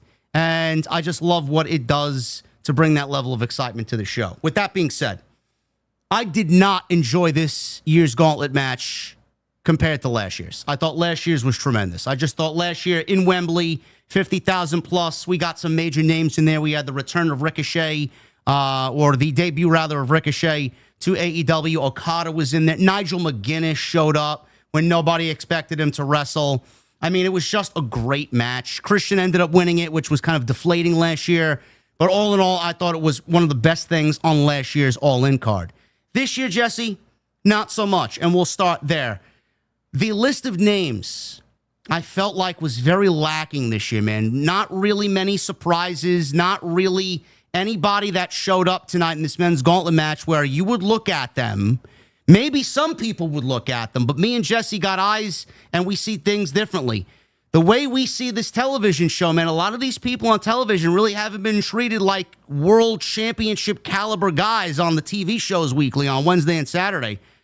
There was just no star power in this thing, Jesse. If you're talking about who's going to be the next world champion, when shit came down to it, the only name that really stood out to me, honestly, is MJF, and that's the guy that won the match. How did you feel about the overall match here compared to last year? What did you think of the star power, man? Did you feel the same way that I did? Yeah, I said the exact same thing on my stream. It was like nobody here is really believable to win the match, and maybe I could possibly get past that if the actual match itself like delivered something extra as far as the in-ring work, but it was just a bunch of sleeping on the outside. Yeah. That it was way too much. At one point there was only 2 to 3 people in the ring at a time, and we had like 17 people entered. They were all just laying around waiting for their spots. I think the match was very poorly produced. I can get past the lack of star power. It was a concern of mine, and I did bring it up. But I can get past that if the guys were working their asses off, if the match was highly entertaining. But my whole issue with this gauntlet match is that it is just poorly produced. It is just too many people sleeping on the fucking outside. Yeah. And it's very noticeable too. They're just standing out there and sitting out there, bro. They're not even fucking out cold. They're not laying around. They're just, you physically see them kind of just creeping around the corner, waiting for their next spot. It's kind of off-putting when you watch it. Yes, they could be out there. Look, they could be out there fighting amongst each other. Just go out there, just fight with each other out there until you're supposed to do your spot in the ring or something. But just coming out, getting your shit in real quick, and then getting knocked out of the ring while the bell rings and a counter happens, and then there's one person in the ring waiting for the entrant to come down and get their shit in, so then they can get knocked out and they can go sleep. And bro, it is so monotonous, it's ridiculous. They have to do a better job at producing that match. You got like 17 to 20 people in it. You can't have 18 of them on the outside waiting. That's just complete horseshit. It's like you said, it's noticeable. It's distracting. You like if you're sitting there with a party of people watching the pay-per-view, having a good time, drinking some beers, everybody is sitting there saying, why are they all sitting on the outside? Nobody's fighting. Fight on the outside amongst each other. This is why I don't remember where I said it, but I know I said it. I would absolutely change the fucking rules of this thing if that's the case, because if that is such a glaring fucking issue, which clearly it was tonight, I don't know why there isn't elimination via the top rope. I don't know why you can't eliminate people in this match, why it's got to be one fall to a finish with everybody. Yeah. I wish that they would add some added fucking aspect to the match, whether it's eliminations via pin or get thrown over the top rope, because I remember the Aztec Warfare match in Lucha Underground. That's exactly what it was. It was a mixture of a Royal Rumble and a gauntlet match, and you pin people to eliminate them while you could also throw people over the top rope. If they did that, it would give everybody in the match something to do instead of waiting around for one guy to come down, get his shit in while you're waiting on the outside, and then you wait to get your shit in because your next spot's coming up. Jesse's absolutely correct. I mean, he's not. That's not a fucking, oh my God, these guys are complaining again. It is a genuine criticism. It's fucking lazy, honestly. Yeah. Yeah, they need to change the overall structure of that match. Yes. Because the same thing happened with the women. Everybody's just laying around and waiting for their turn to get into the ring. I mean, how do you think the audience is just watching? They're just watching them. You can do your best to hide the camera view so we don't see them as much. I remember at one point with the women, they had a wide shot. Everybody had come out, like all 17 women. And by the way, I thought it was 21 people that are supposed to be in each match. I thought. 21 is the speculative number that they throw out there. Yes. Yeah, we had 17 for the women. We had 14 for the men. Yeah, and so if people want to say, I didn't count for the men, or I definitely counted for the women. For people that want to say, oh, well, the match ended before the next entrant came out, it was 7.5 minutes from the last. That's another problem. That's another. I'm glad you brought that up. I thought, listen, from MJF and Mark Briscoe starting this thing, and I hope someone from AEW's listening to us, because this is fucking terrible. From MJF and Mark Briscoe, they start the match, and I'm glad that they determined the number one and number two person to start this match during the road to All In. I like that. But then you get 90 seconds, because I counted. It was roughly about 90 seconds for entrant number 3 to come out. And then when entrant number 4 comes out, it wasn't 90 seconds. It was more like fucking 45 seconds, 60 seconds. Sometimes, Jesse, would go from 90 seconds to 30 seconds to fucking 90 seconds. Sometimes I thought I was waiting 3 or 4 minutes for somebody else to come out. I'm like, why is the countdown clock so inconsistent? This is why the match went on so fucking long. I don't know who's in charge of it, but if you give me a dedicated time from entrant 1 to entrant 21... I mean, the match would have been significantly shorter, and everybody would have been better off in the match. Why is there such an inconsistency in the time intervals for people to come on out? Did nobody else notice that? No. So it's kind of like the Royal Rumble, where they tell you, it's every such and such or whatever. But we all know there is no consistency in the timer at the Royal Rumble. But in this one, They made it clear. They kept saying that the time interval was random. The commentary kept saying. Oh, they did. Yes, I did not hear that. Commentary said over and over and over that the interval was random between the entrants. So they did make that clear, but it still does not. It doesn't make it's it like, right, bro. It's fucking terrible, man. That's what it is. it's like they give them, like, creative is giving themselves an out instead of saying, yeah, it'll be 2 minutes. Because there's times, okay, so booking wise, they might not be ready for the next entrant to come out. And then they'll have people in the ring rushing to get a spot done before the time ticks. So what's happening is they'll have a plan of, you're going to go out, you're going to do this move on this person, this move on that person, then they're going to get you out, and then we'll send the next person out. Just in case we send you out and the things that we want to happen do not happen in 45 seconds or 1 minute or 2 minutes. If it takes longer, if it takes shorter, we'll wait until this particular thing happens before we start the clock. I guess fine, but still, the inconsistency, it's so annoying. But when you say that there's going to be 21 people in the match, why are we stopping short at 17 and 14 for the men? 14 for the men. What happened to everybody else? I don't know how much time went from the last entrance of the men's to the winner. Because if the last entrant came out and then like a minute and a half later we had a pinfall, then okay, the match ended before the next entrant came out. But for the women, we had 7.5 minutes after the last entrant came out, meaning no one else was coming out. There was no 7-minute interval at any given point of any casino match ever. So that was just everybody was out there. So now my question is, what happened to the last two people? I don't even know why they even said that there was 21 overall entrants, and then they do that. Why do that? How are you going to go announce 21 people, and then there's a 7-minute interval, and nobody's coming out? Like Jesse said, where the like in that time you could have had 5-6 other women come out. Where the fuck are they? What? You had time for Britt Baker? You had time right there. Where is she? She probably wasn't even in Texas. You had time right there. I don't know. Something's got to be changed about these matches for sure. I mean, there was 14 men in this thing. I felt like this was half of a Royal Rumble time. The Rumble ends in about an hour. I felt this went 30 minutes. Like, you can't be doing that, bro. It's way too long. Way too long. This is not a complaint on the show. The overall show was great. This is a complaint about the structure of this match going forward. They need to fix that. And I agree. If you got that many people sleeping on the outside, you got to come up with a way to get rid of these fucking people. Yeah. Pinfalls, over the top. Something. They don't want to do over the top because Royal Rumble. Fine. So what? Quick, just do pinfalls. Then I mean, just get some pinfall eliminations. Make it. You know, if you say you got say you got 21 people. All right, you got 21 people that are gonna come out. If you get pinned before the last person come out, then you're just eliminated. Now, when the 21st person comes out and everyone has come into the ring, now the next pinfall wins the match. They could try that.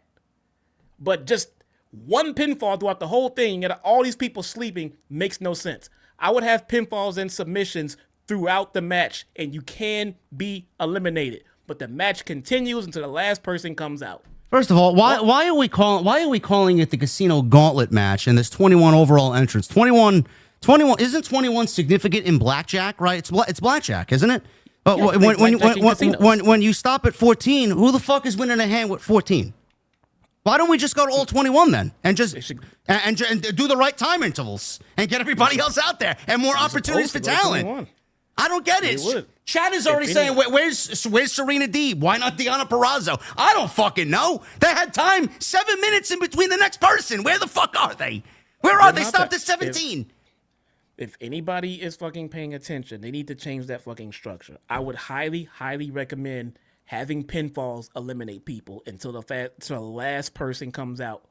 Once the last person comes out, the next pinfall or submission wins the match. I don't know. That way, you don't have to sit there and go through pinning every last single fucking person in the match. Once everyone's out there, next one wins. If you get pinned before that, you're just out. I'm glad the chat is recognizing these things. Whether you are just now, joining us or not, if you've been here, you see what we're talking about. This is not us shitting on the show. This is genuine criticism and feedback that we're giving AEW to make the match better, because right now, structurally, it's not good. It's not good. This went on way too long, and there was too much sleeping on the outside. I hate that. And Jesse doesn't like that either. So Those things should absolutely be adjusted for the next time they do a casino gauntlet match. So we got Briscoe and MJF to start things off, which is fine. That's what we knew. Ricochet comes out at number 3. Bandito comes out at number 4. I love Bandito. I got to get his mask. Next, I got his mask on shopaew.com. Bandito came out, and he got a big reaction. Bandito's fucking great. He's probably my favorite luchador right now in all of pro wrestling. He's got a great look. He's just fucking super talented. He's unique, and he's a great pro wrestler. Supposedly, him and Takeshita had a fucking absolute match of the year candidate in the main event of Ring of Honor, Supercard of Honor. I got to find a way to watch that, because I would absolutely go out of my way to watch at least that from last night's show. So he was out here, and he did retain the Ring of Honor Championship against Konosuke Takeshita. It wouldn't have made much sense for Takeshita to win the championship, but Bandito was out at number 4. Takeshita, speaking of which, was out at number 5. Mystico came out at number 6, and he finally got a showdown with MJF here in Texas. They really, really, Jesse, milked Mystico's entrance, and I think that they were shooting for something a little bit more epic. And from my point of view, the way that they just languished on Mystico and let the music play while the match was going on, and they were hoping for the crowd in Texas to be familiar and sing along with Mystico's song, Jesse, it didn't really hit the way that they were expecting it to, and I honestly think, again, those moments were a complete waste of time. You know, they just should have had Mystico come out there. I mean, the guy had his mask fucking stolen in Mexico, and he's out there doing sing-alongs. Bro, make a beeline for the ring and kick this guy's fucking ass and take back what he stole from you. Yet they want to sing-along because his theme song apparently is huge in Mexico. I didn't like that. I thought that was a waste of time. I don't even like the fucking song. Me neither. I'm glad you said it, man. I don't like it either. I just, look, it sounds like Selena. It sounds like an awesome love ballad. I'm sure it's a great song, but when I say I don't like it, it does not feel like the entrance song for a professional wrestler. No. The song is probably awesome. The voice is great. That doesn't mean it's fitting for a professional wrestler. It feels like a goddamn love ballad. And I'm supposed to fear this guy? King Trey in the chat. chat. Fucking R&B love song the fuck out of here. King Trey 1023 in the chat said aura farming. That's exactly what it is. We're farming for aura. Absolutely. There was none here, bro. There was absolutely none here.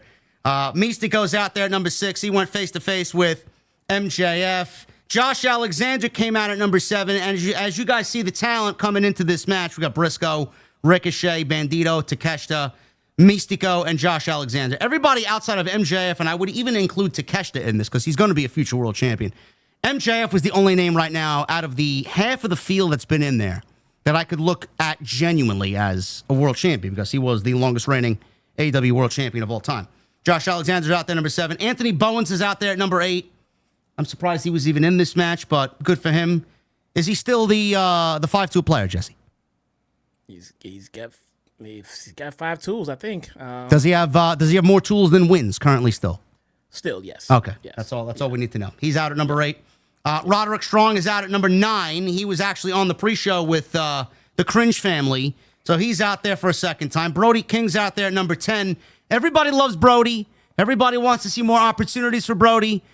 I don't mean this in an offensive, negative way, because Brody should be a world champion caliber guy. He gets the reactions of one. He should be. He's got everything that you need for a world champion. They just don't fucking do anything creatively for him. And he's fucking teaming with the luchadors. He's teaming with people like me over here. But is he friends with Phil?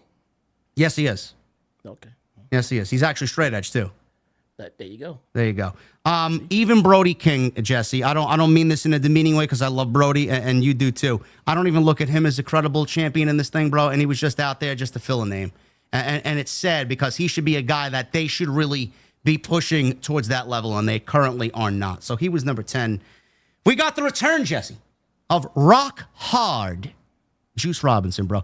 Listen, I know you said something to me tonight via text. I said this to my buddy. I'm like, what is going on here, bro? I don't know what I'm watching. I'm a little freaked out. Can you tell the chat what you told me? Because I agree with everything that you said in regards to Juice Robinson. Let me see. I don't want to botch this.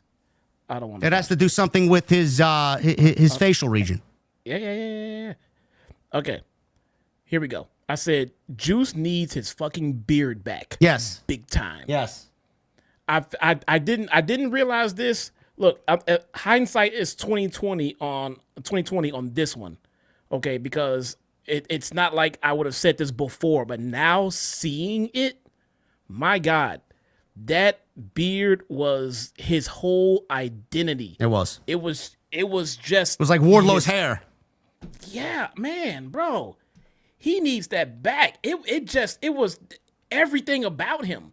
It was just his gimmick. He needs that. He doesn't even look like the same person anymore. No. Like, I don't even know who that is. No. He certainly don't needs look that like a beard world back. champion without the beard. I'll tell you that right now.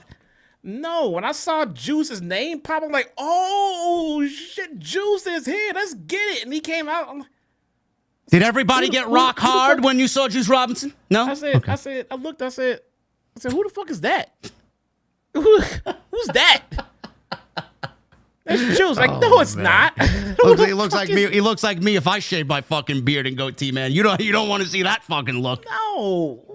Man. What is, bro? I didn't know it was that important to his gimmick, but now that I see it, he needs that beard back. And my God, I'm sure it's gonna take him forever to go back. It's like Elias and Ezekiel all over again. I get it. Yeah. It's not good, bro. Ugh, I couldn't even recognize him. No. Oh man. Nah, he looked ridiculous. Glad to see him back. Glad he bulked up. He looks healthy. He looks good. But he's out there at number 11 with no fucking beard and goatee. Bishop Khan and Toa Leona, the Gates of Agony, they're out there because they are now a newly formed faction with Ricochet. And they're out there trying to help Ricochet win this thing. Gates of Agony hits, open the gates. And then all of a sudden we got our next returns here. We got Austin and Colton Gunn returning. The Gun Club is back. Are they teaming up again with Juice? We don't know. But it seemingly looks like they're targeting Ricochet and the Gates of Agony, Jesse. So we may get a little Bang Bang Gang and Ricochet's new group together, man, and some trios action over here. Good. We need those guys back. The tag division is hurting right now. Yes, I'm glad the Guns are back, man. They are. I love the Guns. Yes. And they hit Ricochet with 310 to Yuma. And that is their finish. The Guns and Gates of Agony brawl to the back. Out comes number 12, Kota Ibushi. He's out there. And then out comes number 13, Beast Mortos. He's out there, bro. Is Ibushi even full-time contracted to the company? Yes, he's full-time AEW. Is he? Yeah. I did not even know that. Yeah. Okay. Beast Mortos is out there. He left Ibushi in the ring. Wait. What happened? Whoa. You said the only credible winner in this match was MJF. Yeah. You just said Beast Mortos came out. The Beast Mortos, bro. He was out there, yeah. Bro, that's two credible winners right there. Well, seeing how his creative has been controlled lately, yes. Whoa. Let's not. No. Yes. His creative has been controlled, bro. He is El Controlador. Oh, my God. Yes, he's the controller. Yeah. He's out there. I didn't give him a shot in the dark to win this. He's just out there because he's the Beast Mortos. He's Beast Mortos. Potential winner. World championship material right there, bro. Sure. We'll see what happens. Maybe they'll give him the international championship. Who knows? Or is that even around still? The TNT title, maybe. I don't know. Out comes Max Caster, bro. He was the last and final entrant here at number 14. There was a long delay between entrants. I mean, this was, what did they say? It was unpredictable? Random entrance? Yep. It felt like 8 minutes between fucking Beast Mortos and the Max Caster entry. I don't get it. So he did his chant. He's like, Max Caster, what is this thing? I'm the best wrestler alive. Let's go, Max. You're yeah. the best wrestler alive. Sure. Something like that. He was trolling Bowens, who was down on the ramp there. Caster didn't even make it to the ring before Roddy hit him with a jumping knee on the apron. Briscoe turned strong inside out with a lariat and hit a J Driller before MJF ran in, threw Briscoe out of the ring to steal the pin on Roddy. And MJF wins an excruciatingly long men's gauntlet match. After all the names that I just ran through with you guys, there wasn't one surprise outside of Juice Robinson and not one major credible threat to the World Championship outside of MJF. I thought this was a poor effort as far as gauntlets go. Changes need to be made like we discussed. Hopefully they do listen. And a little bit more unpredictability and a little bit more star power. What do we usually say about the Royal Rumble, Jesse? Less of the tag team guys in there, more of the big hitters, more of the main event guys, make it a little bit more believable. If you have a Royal Rumble where there's only 1 or 2 guys out of 30 that are really credible to win the thing, it's not really all that exciting. But if you got 7, 8, 9, 10 guys who you could look at and say, oh, I could see him win. Oh, I could see him win. It makes it a much better match. They need to do that here. Tonight, they didn't do that with this gauntlet match. Well, what goes along with that is building up talent so you can be at that level. Yeah. Because it's kind of hard to just grab guys and make them credible. I mean, you have to build them up. For instance, we just talked about Brody King. Brody King should have been booked a lot stronger over these last few months since Buddy Matthews has been out. He should, I would have had Brody King straight up waiting for Hangman Adam Page to win that goddamn title. His first defense would have been against Brody King as a heel. I mean, it'd have been lined up. He should have been to that level already. But they want to book people as main eventers when they need them, but not in the lead up, which is important because it makes them believable. So it was hard for them to find people that were believable to win this match because they haven't built anybody up. Bro, and I'm glad they didn't put Darby in it. Yeah, I'm glad. After looking at it, I'm glad too. I'm glad MJF won it because it's going to be more exciting with him chasing the world championship. I like that a lot. This is like a sports team, bro. They're on heavy rotation, man. So they gave you a reason as to why all these guys can't be in the main event scene at the same time. It's all rotation. Yeah, it's like the Jacksonville Jaguars, bro. You know? God, no. Yeah, because it's like an 18-week football season, right? 52 weeks of live television is easily compared to an 18-week NFL season. Great job there, Tony. Same thing. Kyle Fletcher, Danny Garcia, Dustin Rhodes, and Sammy Guevara for the TNT Championship. Now, if you're asking, well, JD, wasn't the TNT title match Adam Cole versus Kyle Fletcher for the TNT title? Yes, it was. There was a piece of news that broke during the pre-show. Adam Cole was stripped of the TNT Championship due to not being medically cleared. We didn't know what that meant. Everybody was concerned when they heard this because Adam Cole has been very injury prone the last 2 years. Concussions, and obviously you guys know of the ankle injury where it was something that absolutely derailed the guy's career. He's back. He won the TNT Championship from Danny Garcia. He hasn't really done much with it. And tonight, he came out here and relinquished the TNT Championship, Jesse, and it was a very somber message.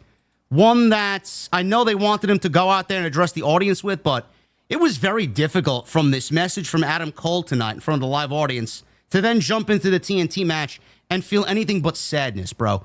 Adam Cole relinquished the title, and he said he's going to be unable to defend the championship tonight as he's going to be gone for a while. Cole said he doesn't want to talk about retirement, but if this is indeed goodbye, and he obviously started to get emotional here, he felt like he owed it to the fans to say it.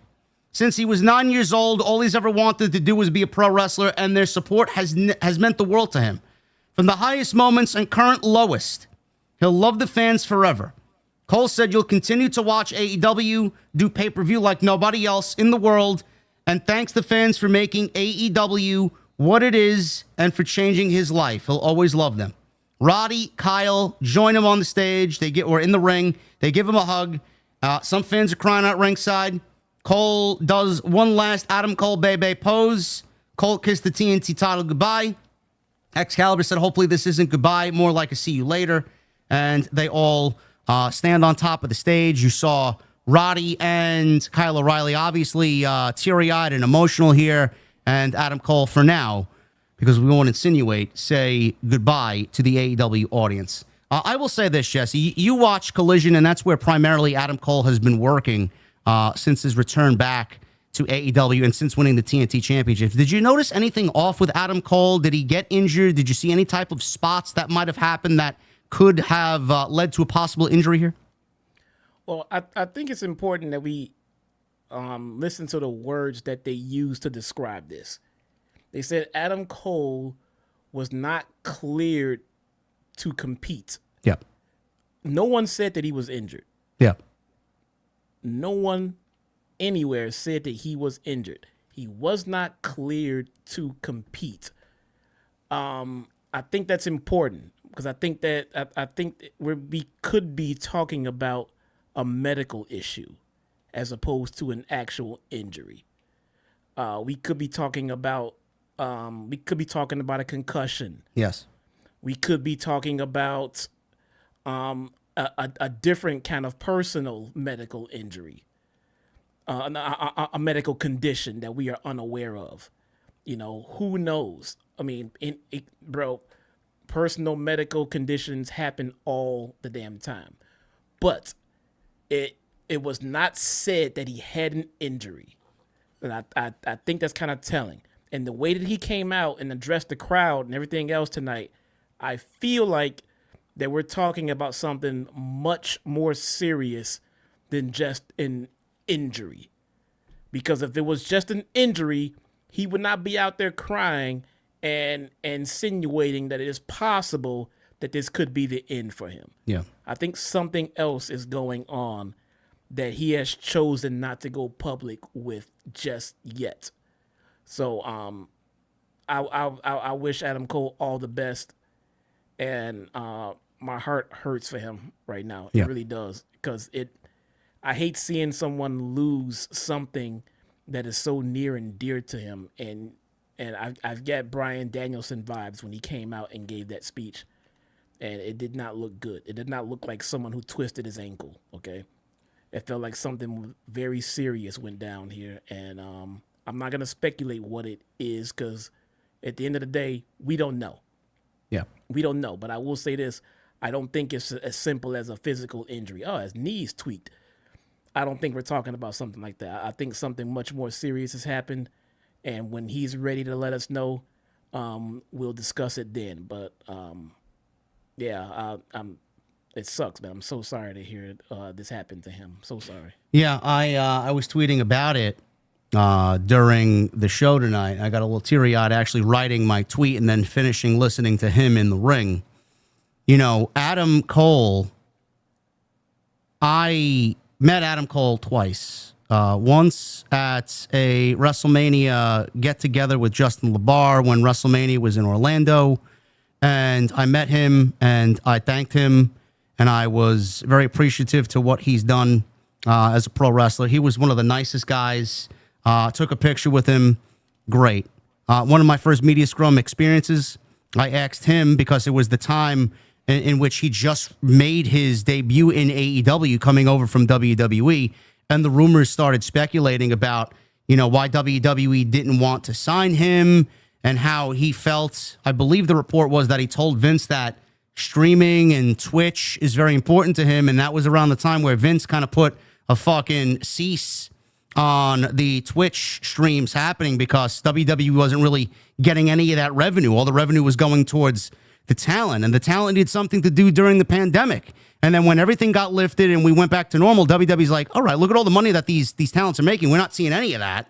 So they cracked down on that. Adam Cole was not allowed to stream the way he does now in WWE. So I asked him, and when I asked him about streaming, bro, the smile on his face, how important streaming was to him, man, you knew right then and there before he even answered the fucking question, how important his community on Twitch is to him. And just by that, I know he's a good person. The injury, the ankle injury, the fucking concussions first, and then the ankle injury, the breakup that went public with Britt Baker. I mean, I feel so bad for him and how everything is just kind of derailed the one thing that's always been in his life as a constant, and that's pro wrestling. You look at Adam Cole in NXT, man, I was so excited, more so about him in WWE than anybody else, bro. I mean, I grew up on Brett and Shawn. I looked at Adam Cole as the next fucking version of Shawn Michaels in the modern day WWE, bro. I was so excited to see his ascent. I was so excited to see what he would do with so many new talents. His NXT run was very special to me. I love the Undisputed Era. And then everything just went to shit. And I was very disappointed how everything went. He comes to AEW. You and I were in that fucking building, bro, with him coming out and Bryan Danielson. I never felt anything like that at a fucking live event, bro. That was fucking incredible. And we were so thrilled. We were so happy to be a part of that. To see how everything has just went for him, man, I feel for him so bad, man. I'm genuinely sad.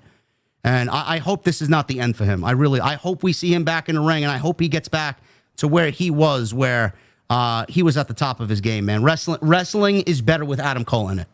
Truly. I agree. This just felt like a man that knew his fate and that knew it was a slim chance that he would be able to do what he loved to do again. Yeah.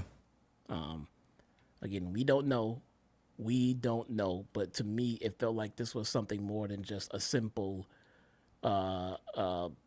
twisted elbow or some shit. I mean, it felt like something much more serious happened, and we're hoping for the best. There's plenty of talent. I saw Renee tweet. I saw Britt Baker tweet. Plenty of people are tweeting, wishing him the best. I mean, they know what's going on, and it doesn't seem like it's a very good prognosis for Adam Cole. Yeah. Guys, I just want to because I see a lot of people. I mean, while Jesse was saying what he said there, I just briefly looked at Twitter. I mean, my shit is blowing up about this Seth Rollins thing. I saw the clip. I saw it from 3 different angles. You guys want my immediate thoughts on this? I don't think I think it's a work. I mean, the landing looked fucking legit. The landing looked right. For some weird reason, I want to say it's a work, bro. You're going to get these fucking people. They won't shut up about this fucking Seth injury. I know. It's crazy. Let us get through this. You're going to get them worked up about it. But Seth said they said it was a legit. Bro, I got 5 unread DMs in the fucking last half an hour, bro. Like holy shit. I seen it. This is an all-in stream. You're going to do Saturday night's main event tomorrow, right? Yes. They can save all of this WWE. It'll be a big talking point. Yes. Anyway, let's get back to this TNT title match between Adam Cole relinquishing the title and then this match. First of all, let me go back even further. We were scheduled to get an Adam Cole versus Kyle Fletcher match, and what everybody tended to believe was a title change here with Kyle Fletcher winning the TNT title. Just want to throw that out there. Then we got Adam Cole being you're getting in the ring and then semi-retiring here for his issue, whatever it may be, relinquishing the championship, and this just kind of made the crowd, bro. I mean, rightfully so, because it's a sad situation. The crowd, the energy for this match was not where it needed to be. And it was a very thrown together match in the aftermath of Adam Cole's announcement. So it went from Adam Cole and Kyle Fletcher for the TNT title to Kyle Fletcher, Danny Garcia, Dustin Rhodes, and Sammy Guevara for the vacant TNT championship. Now, I want to say this. I don't know why they chose who they chose here. I'm guessing Danny Garcia is a former champion. Sammy Guevara is a former champion. Dustin Rhodes, he's not a former champion, so I don't know what he's doing in there. We just seen Sammy and Dustin wrestle in the pre-show. I believe they wrestled at Ring of Honor as well. Is there no other talents in the locker room that you could have put into this match to give an opportunity to after these 2 guys have just wrestled already on the night and then wrestled last night? I mean, everybody wants an opportunity to be on the biggest show of the year, and I just look at it from a talent point of view because I know I would be complaining if I was that talent, but not being used and asked to be there, yet these guys wrestled twice tonight. Why wasn't there any other talents chosen for this? Why did they choose Dustin Rhodes and Sammy Guevara, Jesse? Did you actually kind of feel the same way that I did there, or was it a non-issue? No, fuck if I know. I have no idea. I feel like they're trolling Kyle Fletcher at this point, though. Well, I'll get to that in a second because I wanted to immediately tweet that, but I refrained, and I'm like, let a cooler head prevail here because I thought the same thing you did. I don't know. I don't fucking know. Listen, Texas, yeah, it'd be a big pop, and listen, they are just trolling yeah. Kyle Fletcher with that title at this fucking point. We'll pick it up towards the end here because this match was fucking boring. The TNT title is absolutely lifeless. I don't want to say it's fucking worthless. Lifeless is a better word. It's just a dead title. It really is. Fletcher pulled Garcia to the floor, delivered an apron bomb and a suplex on Guevara on the edge of the ring before taking it to Rhodes with multiple corner kicks. Fletcher wanted a brain buster, but Guevara flew in with a cutter as Garcia was in with a snap pile driver. Garcia sank in a dragon tamer on Dustin, who countered into an inside cradle and got the flash pin, shocking everyone in Globe Life Field. Dustin Rhodes, at 58 years old, is the new TNT champion. Now, I am with you guys. I'm trying to look at this very optimistically. I don't know why I am, because this company doesn't follow through with anything, and they are terrible at the follow-up. But I'm going to try and give them the benefit of the doubt here because it doesn't really make any sense. Dustin Rhodes won because it's a feel-good moment. And with the announcement with Adam Cole being made, they figured, and I figured this is the way Tony Khan was thinking, with how somber and sad Adam Cole's announcement was, we're going to give the crowd a hometown fucking hero winning the TNT Championship because that would alleviate the sadness that we got from Adam Cole. That's the first thing that I thought. The other thing that I thought was, why the fuck is Dustin Rhodes at 58 years old on this roster winning the TNT Championship when this title should have easily went to Kyle Fletcher on this night? And like Jesse said, it seems like AEW's trolling Kyle Fletcher with that. I don't mind the situation that we got with Adam Cole that they wanted to give it to Dustin Rhodes. But it cannot go on for weeks or months. This needs to be a very, and I mean very abbreviated title reign, and that title needs to go to Kyle Fletcher. When, where, I don't know. I would do it as early as Wednesday, honestly. They got the feel-good moment. They did the same thing with Saraya in London 2 years ago. Where did that go? It went nowhere. I'm feeling this is going to end up the same way. I want to give Tony Khan, Jesse, the benefit of the doubt here. Feel-good moment. It goes to Dustin. He was crying, obviously overly emotional, rightfully so. A lot of people look at Dustin as a very important figure there, so I'm not going to sit here and tell you he doesn't deserve it and this is a fucking ridiculous, terrible move. I'm not going to say anything like that. But if this is being used to finally get Dustin a hometown moment, give him his first singles title in AEW, and then have this materialize into some story where Kyle Fletcher becomes maniacal and just bloodthirsty, this guy over me, and maybe they turn it into a story where he puts him out to pasture and he takes out Dustin Rhodes and finally wins his championship and Dustin puts over Kyle Fletcher. If it ends up being that, then fine. Again, I don't trust AEW to do that. What do you make of this? Look, I understand what Dustin means to this industry and this company and everything like that. I don't feel like winning this title is anything of major significance. It's not a world title. It's not like it's a title that he has been chasing his whole career or his whole stint in AEW or whatever the fuck. It's not like it's something that he's been dreaming about, and it's not a world. Hey, Adam Cole's injured. Here, take this. Oh my God. It just means the world to me that you gave me this title. Bro, get the fuck out of. I mean, what is the significance of Dustin winning this title? This title that has no prestige because it has not been treated correctly. A title that it's not like he's been trying to strive for this title for weeks and weeks and weeks and he couldn't get to it. What is this significant meaning about him winning this fucking title that I'm supposed to be all heartwarmed over? What? Because he's Dustin Rhodes. He's Cody's brother. So what? You know what you know what they did do? They this was his first title, singles title in AEW. Why did you make this the moment that you made it and not wait for him to tell a final story on his career chasing the world championship?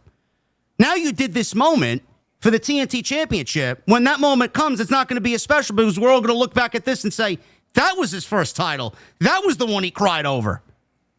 What sense does that make? Yeah, I feel nothing about him winning that title. I don't feel like, oh, I'm so happy for him. Why would I be happy for him? Why would I be happy? I mean, he is a legend in this industry. That's great. That does not mean that I want to see him hold every title. I mean, I don't get the significance of him holding this title.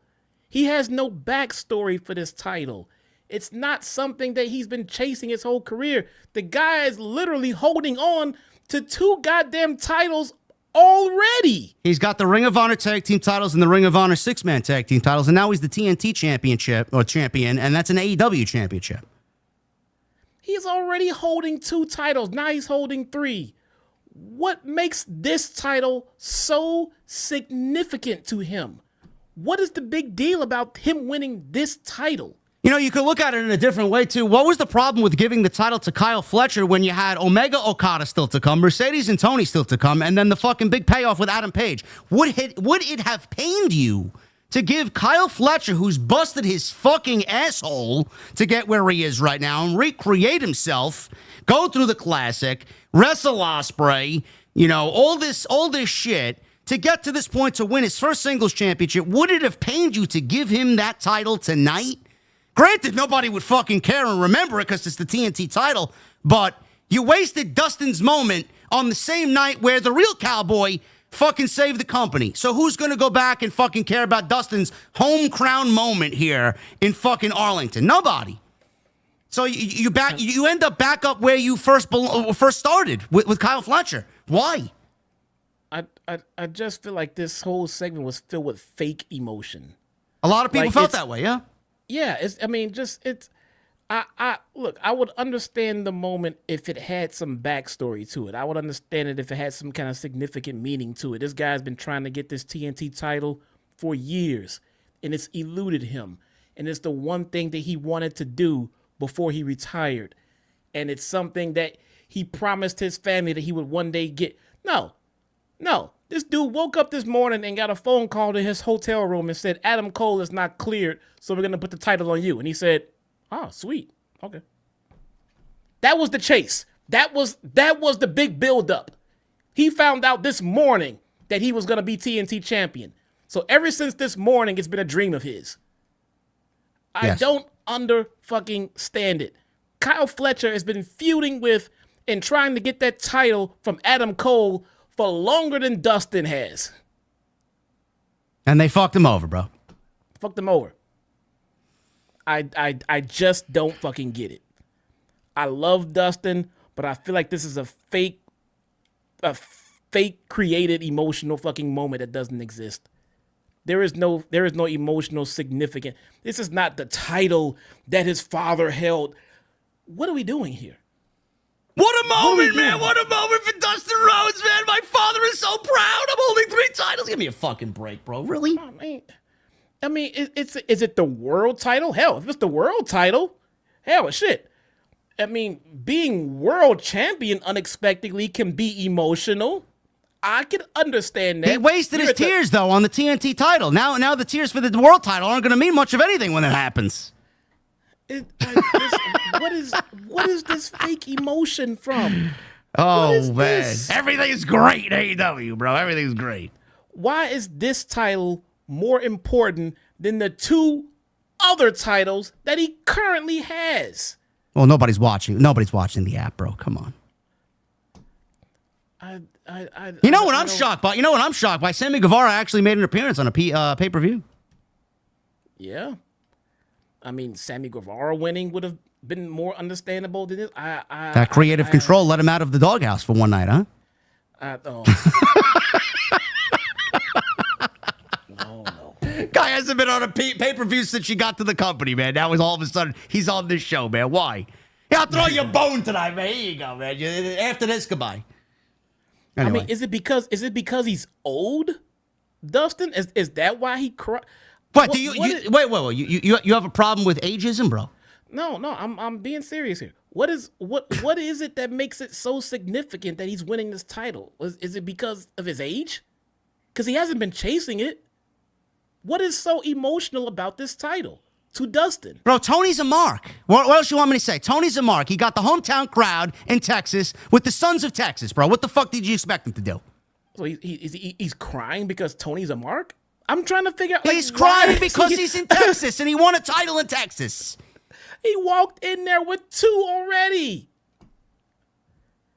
If this was his first title win in AEW, that would have been of some significance. Hey, people cry, bro. People cry. I cried at the end of the Lord of the Rings when the fucking hobbits got on the raft and floated away. And then Aragorn is being crowned king and the hobbits are there. You bow to no one, says fucking Aragorn. Is that why you make fun of Becky, you asshole? Who? Is that why you make fun of Becky? Bro, that scene in Lord of the Rings, bro, where Aragorn is there and the hobbits are there, you bow to no one, he says. I bawl every time I see it, bro. People cry. He cried. This is so... such a fucking prick, man. Anyway, I get your point. There's a lot of valid points here. I understand it, but there's no method to the madness, bro. We don't know why Tony does what he does. We're only throwing fucking shit at the wall. Maybe it's one of the things we said. I don't know. Dustin Rhodes should not be the TNT champion. That's all I know. I wanna feel that emotion with Dustin. I wanna feel that emotion with any wrestler.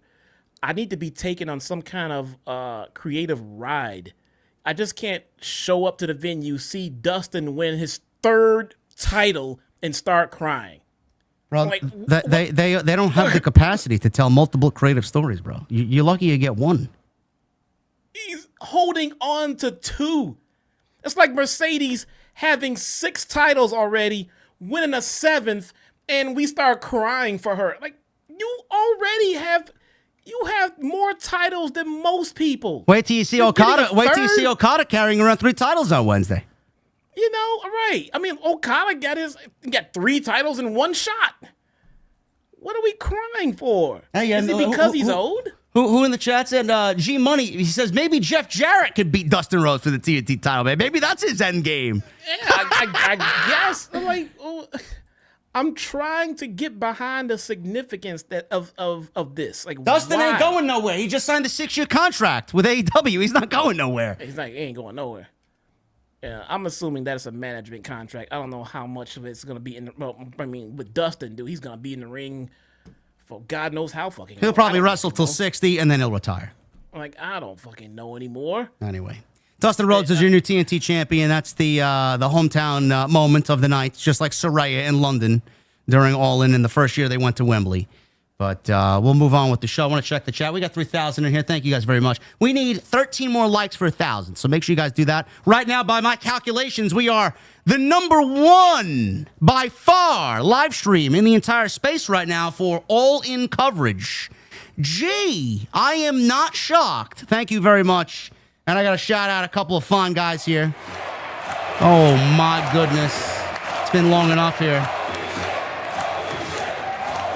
We got Best in the World Matt with a $100 bomb. We got Havili with a 100 and a 100, so 200 from Havili. And we got Don Parker coming in with a $100 super chat. Gentlemen, I say to you, drink up. I drank a beer. I drank another beer. 3 beers. 4 beers. Oh no. 5 beers. Oh no. 6 beers. 7 beers. 8 beers. 9 beers. And a Bloody Mary. Absolutely. Thank you, gentlemen. Thank you, gentlemen, very much. I appreciate all the support. Keep that energy going, guys.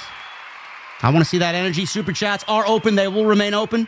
And we'll hang out at the end of the show. Get your thumbs up in and get your comments in. Leave a comment down below. We have a lot more to go here. We thank you for joining Jesse and I here on the All In Post Show right here on Off the Scripts. We'll head into what I thought was the real start of the show, because the show to me up until this point was fucking boring, and I'm only being honest with you. Nothing really hit for me up until this. We got the tag team match. EVP titles on the line, and then Swerve, Ospreay, they're putting up championship opportunity. If they lose, they cannot challenge for the AEW championship for 365 days, 1 calendar year. So this was a match that I was not very much looking forward to, but all 4 guys in the ring, you know what type of business they bring when they get in there. I will say this. The entrances tonight, WWE typically has a great way to do entrances and special entrances. AEW, to me, doesn't do them as well. They try, but seemingly none of them hit. And I don't know what you were thinking and what you were saying to your chat live while you were streaming, Jesse. This was the start of the entrances tonight. And we got JoJo Offerman out there. This is Bray Wyatt's wife. She sang Ain't Nobody by Shaka Khan, which introduced Swerve. Now, apparently, I didn't know this. I had to go research this while I was doing my stuff on my iPad during the show. This was apparently Swerve's theme song on the Indies early in his career. So that's why she sang him to the ring. And we got some Assassin's Creed type entrance for Will Ospreay, who sprung up from underneath the stage, and he made his way out to the ring. And then the Bucks. They come out as the founding fathers. They got some fucking Revolutionary War music playing in the background, the same music that played during Anarchy in the Arena. And this was almost like Washington crossing the Delaware, says Excalibur. And the Jacksons floated in, Jesse, on a canoe or a sailboat into the crowd, and the crowd went mild, bro. I don't know what it was with this. This took literally forever to get the match started. And I even said on social media, can we start the fucking match already? This was excruciatingly long, and it went nowhere, bro. I don't even know what the fucking entrances had to do with anything. I just wanted to see the fucking match. How did you feel about this? This was the absolute worst. This was the worst pay-per-view entrance I've ever seen. Awful. It was so bad. Swerve, it was good to see JoJo. I didn't know that was Swerve's. Can I just? She looks amazing, bro. Oh yeah, oh absolutely. Yeah, I didn't know that was Swerve's entrance music on the Indies. I was unaware. So that being said, if I'm unaware, I'm pretty sure I wasn't the only one that was unaware. So for me, well, they didn't say anything on commentary. You're just supposed to know. Well, I don't know if they did or didn't. I was streaming, but so if the fuck was I saying? You cut me off. So yeah, I didn't enjoy it. I don't think it fit. I feel like it didn't fit Swerve. Now, the performance was fantastic. Now she sang her ass off. The performance was great. She sounded great. I just didn't feel like it fit Swerve because again, I had no idea that this was his former entrance music. I had no clue. Ospreay's entrance was fantastic. I loved it. I thought it was super fucking cool. Assassin's Creed crossover, the aerial assassin.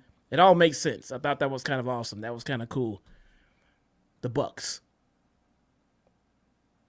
They killed the crowd, bro. They killed the fucking crowd, bro. I'm sorry. What the? Hologram in the chat said they look like plantation. They look like plantation owners. That was bad. They killed the vibe of the fucking crowd, bro. Nobody gave a fuck about their entrance, man.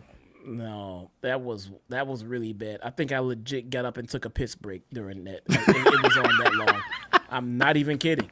I might even make a short out of that moment because it was that bad. It was so bad. It was the polar opposite of this match. The match was great. I loved this match. This match was fucking great. This was the best tag team match in 2025 so far. Easy. Yes, I loved it. I thought it was fantastic. The entrance, my God, what the holy hell? They could have done nothing and it would have been better than this. That was bad. But I don't even know where to begin with this, honestly. This is one of those matches where it's just difficult to even start to describe what's going on, but we'll do our best here.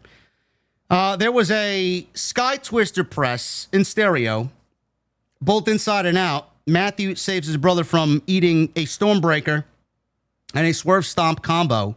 This leads to a sliced bread on Ospreay before delivering a double stomp, bounce back power bomb, and an Escalera dive onto Swerve outside by Nick. So, you know, I get a lot of people don't like the Bucks. They may be ratings killers. They may bring the vibe down for whatever segment they're in. They may have go away heat, legitimately turn the channel off heat. I get it. But no matter what you guys think about them and how much you might not like them, I think the narrative about them not being good at what they do needs to come to an end. Every time they're in there, no matter who it's with, FTR, fucking Lucha Brothers, these guys, every team that they're in there with, they have fucking every great tag team match in company history is with the Young Bucks. Now that might be by design, maybe they want it that way, but I mean, time after time after time after time, it just ends up being we say the same thing: match of the year, best tag team match of the year. It's like you got to give them some credit, right? Don't you? I would. Well, I mean, look, if you don't like the guy, you don't like the guys, you don't like them, and you're gonna just not be fair. You're not gonna be objective. You're gonna talk shit because you don't like them. It is what it is. But I don't need people to tell me what a good wrestling tag team is and what a bad one is. I can look at a match and see for myself. Yes. I just sat here and told you that entrance was absolute ass, and the match was absolutely great.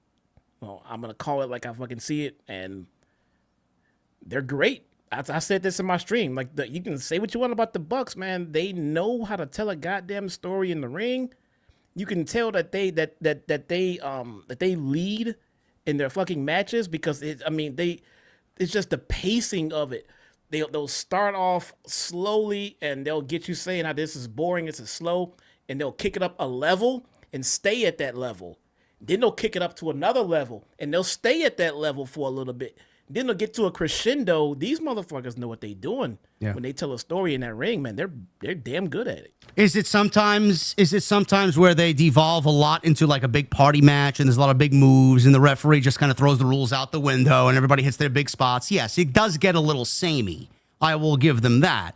But, I mean, that doesn't really result in a bad match, especially not on this stage against two guys like this and Swerve and Ospreay, who are two of the best pro wrestlers in the world. So, you know, it's anything but what people are complaining about. They are excellent at what they do. So after the Escalera dive onto Swerve outside, Matthew starts slapping Ospreay. He gets riled up. We get a slugfest between both of them. Nicholas tried for a buckshot. Ospreay floated through. Thrust kick. Swerve comes back. Everyone starts throwing big fucking super kicks before Matthew hits a Cazadora facebuster. Strickland and Ospreay no-sold. This was ridiculous. I looked at my friend Keith, who was sitting here. I'm like, are you fucking kidding me? They hit two destroyers. No-sold the destroyers did Ospreay and Swerve. Come back with stereo hidden blades and a house call kick on the Bucks, and everybody just fucking quadruples down.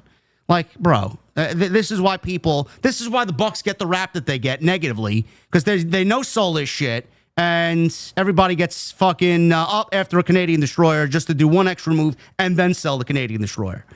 I could see why people pinpoint that as a criticism, but the crowd in Arlington fucking loved it. Everybody gave them a standing ovation, so great spot. Ospreay and Swerve were both crouched in the corner. They fought free, hit stereo styles clashes. Stormbreaker Swerve Stomp, which is a great looking. The Stormbreaker itself is one of my favorite moves in all of wrestling. You add a Swerve Stomp to it. Oh my goodness, man. That's a great fucking combo right there. That connected. Nicholas made the save. Nicholas tripped up Swerve before he could hit a house call as he slammed him into the steps before delivering a super kick to Prince Nana. You want to get some fucking heat on yourself after the debacle of an entrance that you guys had? Attack Prince Nana, man. That'll get you all the heat that you need. So that's exactly what they did. Roll up on Ospreay by Matthew with feet on the ropes. Gets a 2 count. Follows up with a mule kick from Matthew. Rick Knox didn't see it. Bucks follow with the TK driver off the apron as Swerve, or on Swerve, before Nicholas hit a hidden blade on Ospreay before more bang for your buck. Got a 2 count.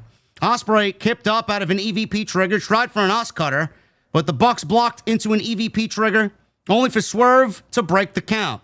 Ospreay tried for a hidden blade. Matt ducked, and Ospreay hit Swerve, leading to a poison Rana from Matt and another EVP trigger, and again, Ospreay kicked out. TK driver connected once more. Ospreay did not quit here. He just continues to fight. Super kick party on Ospreay. Swerve crawled into the shot to protect his partner because he was being fucking flamed with super kicks, was Ospreay. So if you guys remember that spot a couple weeks ago on Dynamite where Ospreay saved Swerve from a super kick attack loaded with thumbtacks, this was Swerve's repay to Will Ospreay here. So he took the brunt of the super kicks here. Blocked an EVP trigger, allowed Ospreay to hit a hidden blade. Swerve did a backslide into a Swerve Stomp tombstone combo. That gets a 2. Swerve held off Nicholas as Ospreay hit a hidden blade on Matt. Nicholas broke the count. Swerve hit a Swerve Stomp off the apron onto Nicholas. Back inside, Strickland and Swerve quickly hit stereo house call and hidden blades on Matt to win what was the best tag team match in all of pro wrestling this year for 2025, especially here in the United States. Will Ospreay and Swerve Strickland Jesse do not lose their world championship opportunities. They are very much in world title contention after All In. Bro, we're going to come back. I'm going to need a round of applause. Billy Sizane just said that he just found out that he is cancer-free. That gets a holy shit chant, too. What the holy hell, bro? Let's go.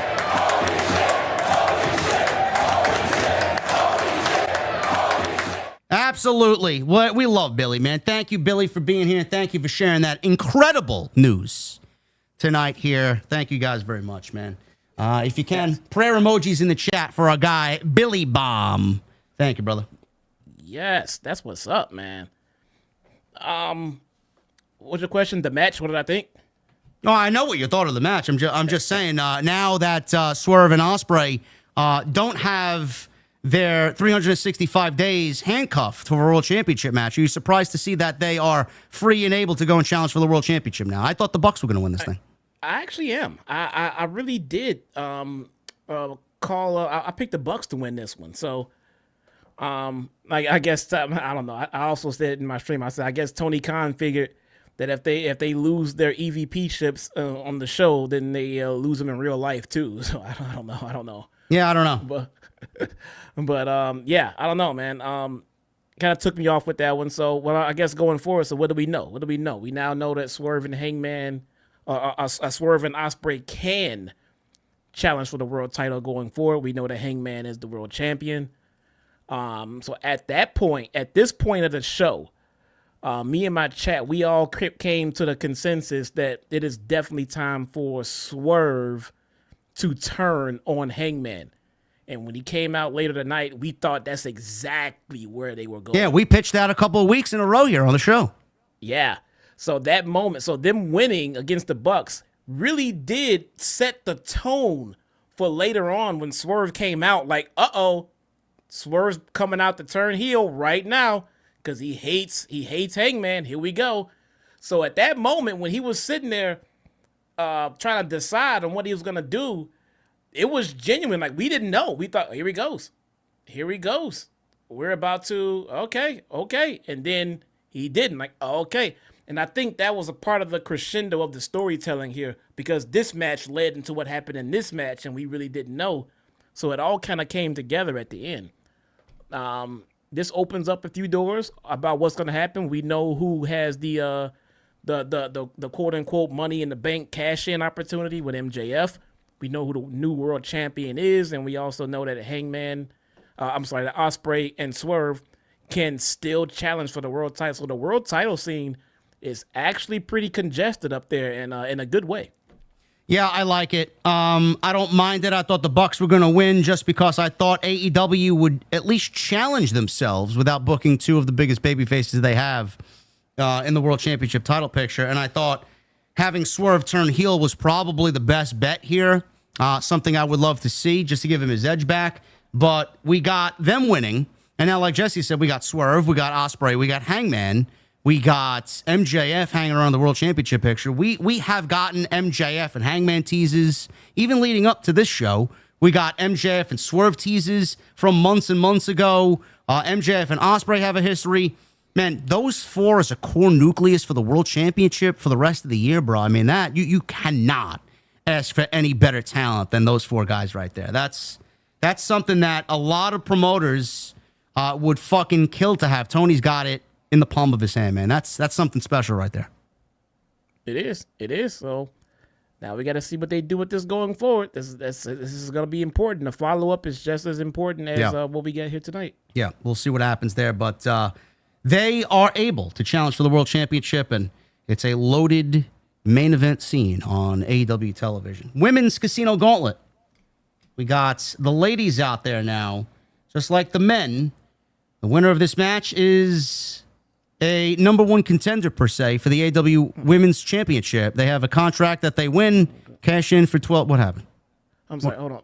Billy, the system is not letting him send a super chat. Billy, try from a different device, desktop, whatever you're using right now. Try a different device, because I mean I've heard that. Yeah, I hear this complaint a lot. If it doesn't work on desktop, we're using an iPad or an iPhone, or I don't know what YouTube's problem is, man. I've had a lot of people hit me up. I can't send the super chat. Also, try restarting your device. Yes. Anyway, the ladies, Women's Casino Gauntlet. This is for a contract, number one contendership per se for the AEW Women's World Heavyweight Championship, whoever that may be when the time comes. I had high hopes for this, Jesse. I'm going to be honest with you. I did not find myself caring a lot about this, man. I thought this was worse than the men's. It didn't do anything for me, man. I don't know how you felt about this women's casino gauntlet, but I know we complained about the men. Did you feel the same way about the women? All the same complaints that we got about the men. Did you feel that here? You can literally copy and paste my issues with the men's match onto the women. Exact same thing. Yeah, there was no notes. There was a spot in the match where a move happened and legitimately everyone was sleeping on the outside to all jump in at the same time and break up a fucking pinfall. All 12 of them jumped into the ring at the same time. I'm like, what is going on here, bro? Like, what an obscene, foolish spot. We'll start with Chris Statlander. Yeah. Chris Statlander and Megan Bayne. They were number 1 and 2. They won the right to earn number 1 and 2 here in the gauntlet match. Willow Nightingale was number 3. Tay Mello with Anna Jay. Anna Jay was not in the match. Tay Mello came out at number 4. I don't know why Anna Jay wasn't a part of the match. Meanwhile, we had Julia and Sky Blue come out together, and they were both in the match. Tay Mello comes out at number 4. Harley Cameron made a surprise appearance here wearing a Undertaker-style opera mask here. Very pink in nature. And she slowly rolls into the camera shot, sent Penelope Ford crashing to the outside. Double DDT. She was also injured as well. I believe she broke her nose a couple months ago in a tag team match with Megan Bayne and Penelope Ford, so this was her return. Double DDT by Tay J on Megan Bayne as Penelope Ford was chased to the back by Harley Cameron and Anna Jay. Tekla comes out. Tekla, Jesse. How you feeling about Tekla? I'm trying to get behind her. I really am. Not a fan of Tekla yet, huh? Bro, it's not like she is bad. She got a good look. No, she has a great look. She's fine in the ring from what I've seen so far. She's doing fine, but I'm just not emotionally invested in her at all. I mean, I've not heard her say or do anything to make me get behind her. She is just there. She's simply just there. You love Tekla, but you don't care about Tekla. I don't care. It's just boring. I'm not gonna lie. Has she even cut a promo yet? I don't know. I don't think so. I'm starting to feel the same way about Megan Bayne as well. Bro, did you watch that RJ City video with Megan Bayne on it? The fucking show that he's got on YouTube. Did you watch? He had Megan Bayne and Penelope Ford as guests, bro. You know how many words Megan Bayne spoke in a fucking 12-minute video? No, I don't know. 0 words, bro. She just continued to break porcelain coffee mugs every time she asked him a question. Every time he asked her a question. Yeah. So again, not sometimes, almost all the time. It's not good enough to just be good in the ring. She has a great look. She's very dynamic and animated when she moves. I can see that she knows her way around a wrestling ring. You know, fine, great. But I'm just not emotionally invested in her. I have no reason to be. There's no story behind her that makes me care. There's no interviews. There's no promos. There is nothing behind her except this is who she is, and she's like a spider and she wrestles. Same for Megan Bayne. This is who she is. She's big and tough and she wrestles. They are both really good in the ring, but they have no emotional value at all to me. I just don't care. I just don't care. Someone in the chat said Tekla speaks 4 languages and she speaks fluent English. Then why can't she talk then? Isn't she also a musician? Isn't she like a singer for like a alt rock band or heavy metal band or something like that? Maybe. Billy's in the chat. He's just happy he got to see Sky Blue's nice ass, he says. Billy. That's great. Whatever makes you happy, Billy. Whatever gets you through the show, man. Honestly. Tekla was out there at number 5. We got Julia Hart with Sky Blue coming out at number 6. They are the Sisters of Sin now, Jesse, says Excalibur. You like that name? Sisters of Sin? No, I feel like that's going to be like a copyright claim against another adult website at some point. Kind of like the sorority sisters type deal. You know, Yes. Julia Hart comes out. Okay, Go to so sistersofsin.com to see Sky Blue and Julia Hart.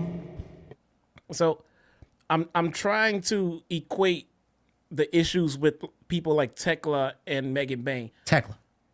I like Julia Hart. I enjoy Julia Hart. We got to watch Julia Hart develop from a cheerleader, and then she turned goth, and then got into a different faction, different crew, and we saw her develop, and we seen different interviews and shit like that.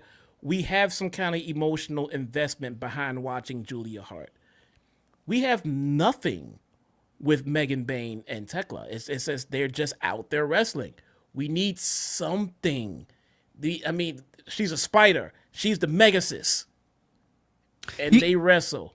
That's great. You know, all the fanfare that Tekla had coming into the company, everybody was so excited, man. Oh, yeah, we landed someone, and she didn't go to WWE. What is she doing? What is she doing here? I We just don't even saw know who the fuck she is. She hasn't spoken a single word. I just saw somebody in the chat earlier. I'm sorry, I lost your name, but they said this is pretty much the issue they had with Tekla and Stardom. She's just a person that wrestles. That's it. And she likes spiders. That's not enough. You want these people to get over. You want people to be emotionally invested. You want them to spend money on these people. You want them to buy their merchandise. You want them to come to the shows to see them wrestle. You need more than just, here she is and she wrestles. That's not good enough, especially for a new character like Tekla. She needs to get over with the fans in some way or another. She hasn't done anything. I guess she's a heel, but she hasn't done any heel shit. She hasn't beat up anybody who I actually care about. If she did that, that would be something. Hey, I like this wrestler. I like seeing her. Oh, she's getting her ass kicked by Tekla. What the hell? What a bitch. Now I hate her. That's an emotion. I have nothing towards her. I don't give a shit what she does. What do you know, Chi-Town Smark? I love Tekla. I met her at StarCast and she signed my trading card. I kiss it goodnight every night before I go to sleep. Yeah. Dark One says she does that flip over thing. Yeah, she does that thing. You mean the Bray Wyatt thing that we've seen Bray do? How many times? Oh, that's great. Really original there, Tekla. We want to be emotionally invested in them, but if you're forcing us to figure it out on our own, you're not doing a good job at it. You have to do something for it, man. Somebody said the Sisters of Sin should be an OnlyFans account. Maybe. Oh my God. That was, what the hell? You guys are crazy, man. Listen, calm down, okay? Relax. Moonsault onto Bane and Statlander by Julia, who came in with Sky Blue. Queen Aminata came in at number 8. And we got Queen Aminata and Tekla brawling because they got some issue going on that if you ain't watching Collision, you got no idea what's going on, man. So that's happening there. Mina Shirakawa came out at number 9. Athena came out at number 10. Thunder Rosa, yes, Athena was in the match. I'm glad to see that. Thunder Rosa came out at number 11. I don't know who this is, nor do I care to find out. What is her name, chat? Shiuri came out at number 12. Shiri. I called her Siri in my stream. Chewy's where I order my cat's food, bro. Chewy? I kept calling her Siri. Like, Siri, call my wife. Siri, open Spotify. Shurai. I don't know, chat. I don't know. Somebody fill me in, man. I don't know who this is. She was on Ring of Honor apparently last night. If anybody watched that show. She comes in number 11. Huh? Did we even get vignettes on her or anything? Who? I know I saw, Osprey's wife. I saw her vignettes. But have we seen anything from Shuri at all? My favorite cereal is Cookie Crisp, bro. I guess not. They could have gave us something, man. They could have prepped us for this. Why are you asking me about my favorite cereal, bro? It's not. I'm usually a Greek yogurt guy with granola in the morning. You're asking me about my cereal. What's going on? Who is she? I don't fucking know. Did we get a video package? Of course we did. And we're supposed to know who she is because we're supposed to be sickos, right? We're not sickos, I guess. You mentioned Osprey's lovely fiance here, Alex Windsor. She comes in number 13. Nobody knew who she was. She got no reaction. She comes out there and starts slugging it out with Shuri. And then we get a Blue Thunder Bomb on Shuri. Both no-soul German suplexes. And then we get a big 12-way women's brawl in the ring. And that is ramped up here. Double Scorpions from Hart and Tekla. Scorpion Deathlocks, by the way. Aminata has Statlander trapped in Chocolate Kisses, which is basically her take on Stephanie Statlander. Jesus Christ. That'll be a fucking a weird one, huh? Stephanie Vaquer's Devil's Kiss. That's what that is. This mask is fucking itching me, bro. I may have to take this mask off. Chocolate Kisses. Nope. Bane explodes with a dropkick on Aminata. By the way, there's no more women coming out in this thing. This was like the 7-minute stretch that Jesse was talking about earlier. No women came out here. People were asking, where's Serena Deeb? Where's Deanna Purrazzo? Where's the Good Doctor? Nowhere. They got all this time to fill and no other woman to put out there. At the end of this, we got Shirakawa hitting a sling blade on Thunder Rosa out of the corner, followed with a corkscrew kick and a spinning back fist. Mina went for a figure 4. Athena flew in with the O-face and won the match. Athena wins the contract, Jesse, and now is theoretically the number 1 contender for the AEW Women's World Championship. Are you shocked? Given everyone in the match, no. Not at all. I mean, outside of Statlander, to be honest with you, I mean, maybe Megan Bayne.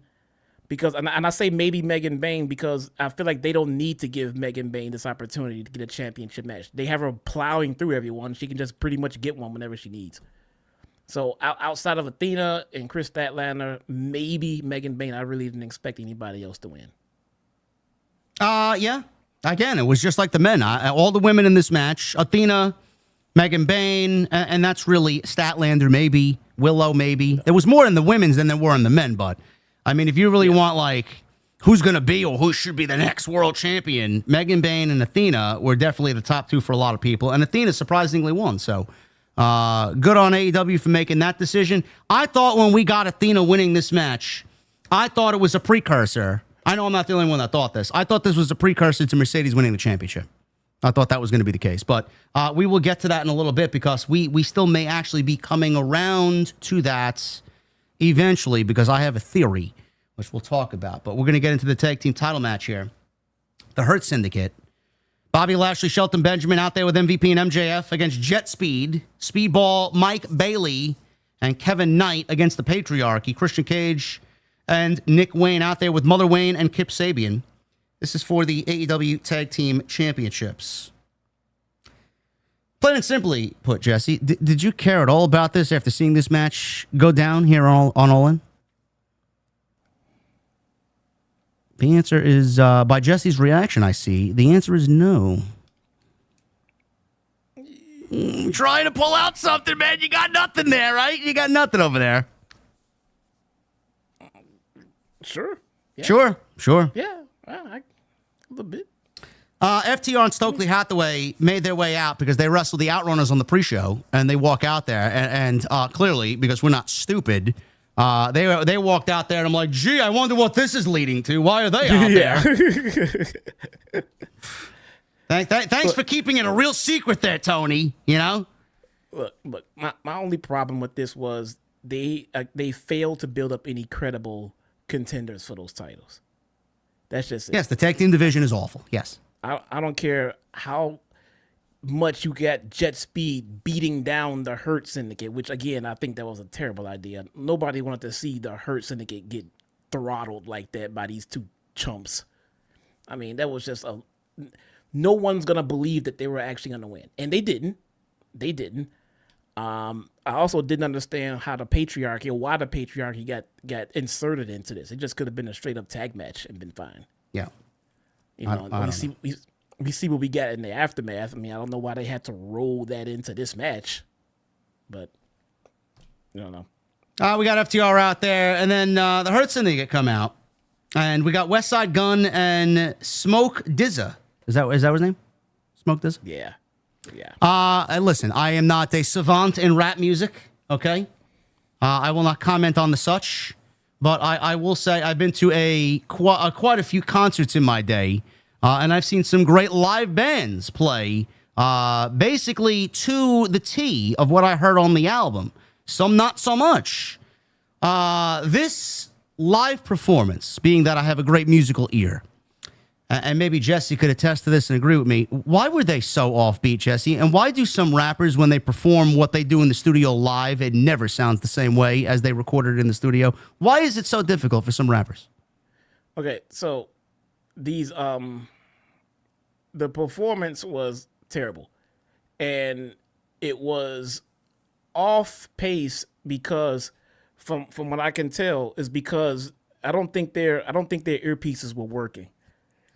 So when you perform in front of a live crowd like that, you can't just listen to the music in the arena and sing or rap to it because you're not going to be in sync. So everybody always has earpieces in where they can hear the beat exactly the way it's going to be played and their voice can match it. But it looked like you can see a couple of them funneling with their earpieces. You can tell that they weren't working because nobody was on cue. They were all off. Now, when you ask how come rappers don't sound the way that they sound in the studio, because, I mean, that's actually the tell of a real performer. Nobody in the studio sounds the same way they do in the concert. And if they do, then they're lip syncing at the concert to what they previously recorded. What they record in the studio is done take after take after take with a producer stopping and pausing and then splicing it all together to make the song. When you perform live, you're not in the surroundings of a studio, so you don't have that acoustics, and you're gonna sound different because if me and you record, say, a 10-minute podcast, and then we go and we're sort of expected to do the exact same podcast tomorrow, even if we have everything we said verbatim in front of us, we're not gonna sound the same. You're not going to sound the same. You could be a dartboard expert. You take a dart and throw it at a wall, remove that dart and try to hit the exact same spot. You're not going to. You can get close, but you're not going to. You're not going to sound the exact same. And anybody that does, they're lip syncing, which is not, look, plenty of artists lip sync because sometimes it's hard to perform live when you got to move around and such and still sound good, especially when you're on TV. But not everybody does that. And if you do, that's just what you do. A lot of people don't, though. You're not going to sound the exact same. You can sound close, but you're never going to sound exactly the same that you do in the studio. It's just not scientifically possible, bro. It's like it's like playing a baseball game and you're a pitcher and you're playing on your home turf, and then you play against the, say, for example, the Braves are playing against the Mets. And we got Chris Sale pitching for the Braves, and he's in Truist Park, and he's fucking pitching a great game against the same Met team that he faced, over the course of the year. You go to Citi Field and you play against that same Mets team, same lineup, same everything, and he pitches terribly. He's just got an off night. He's never going to pitch the same. And we know he's a great pitcher because he's a Cy Young. He's never going to pitch the same way because the mound may be different, the ambiance, the lighting of the stadium might be different. Everything's going to be off. It's not to what you're like. Feel good today. Yeah. You don't play like the way you usually do when you're at home because you're not at home. Yeah. It's fine. It's expected. I enjoy the live performances. If I wanted to hear exactly what the music sounded like at home, I'll just go fucking listen to it at home. I want to hear what the live performance sound like, but it's supposed to be on cue. It's supposed to be on beat. And it looked like that their earpieces were not working or synced up properly because all of them were fudging with it and none of them were on cue. These guys are professional musicians. They know that they were not on cue. They know how to be on cue, but it's hard to be that way. And you can tell they just, like, I saw one of them take it out. Like, they just took it out, like, fuck it, because it's not working. And they just tried going off the sound of the area, and that's just hard to do, man. That is so hard. You need that earpiece to keep you on sync with what the crowd and what the people at home are hearing. You have to. Yeah, and I genuinely believe, just from what I heard, I don't know if anybody else felt it in the chat, the acoustics coming off the television inside Globe Life Field were fucking bad. There was a lot of echo. You physically heard some of the sounds bouncing off some of the dead parts of the area. And I know they had a great crowd. They had over 25,000. The ballpark fits 45,000.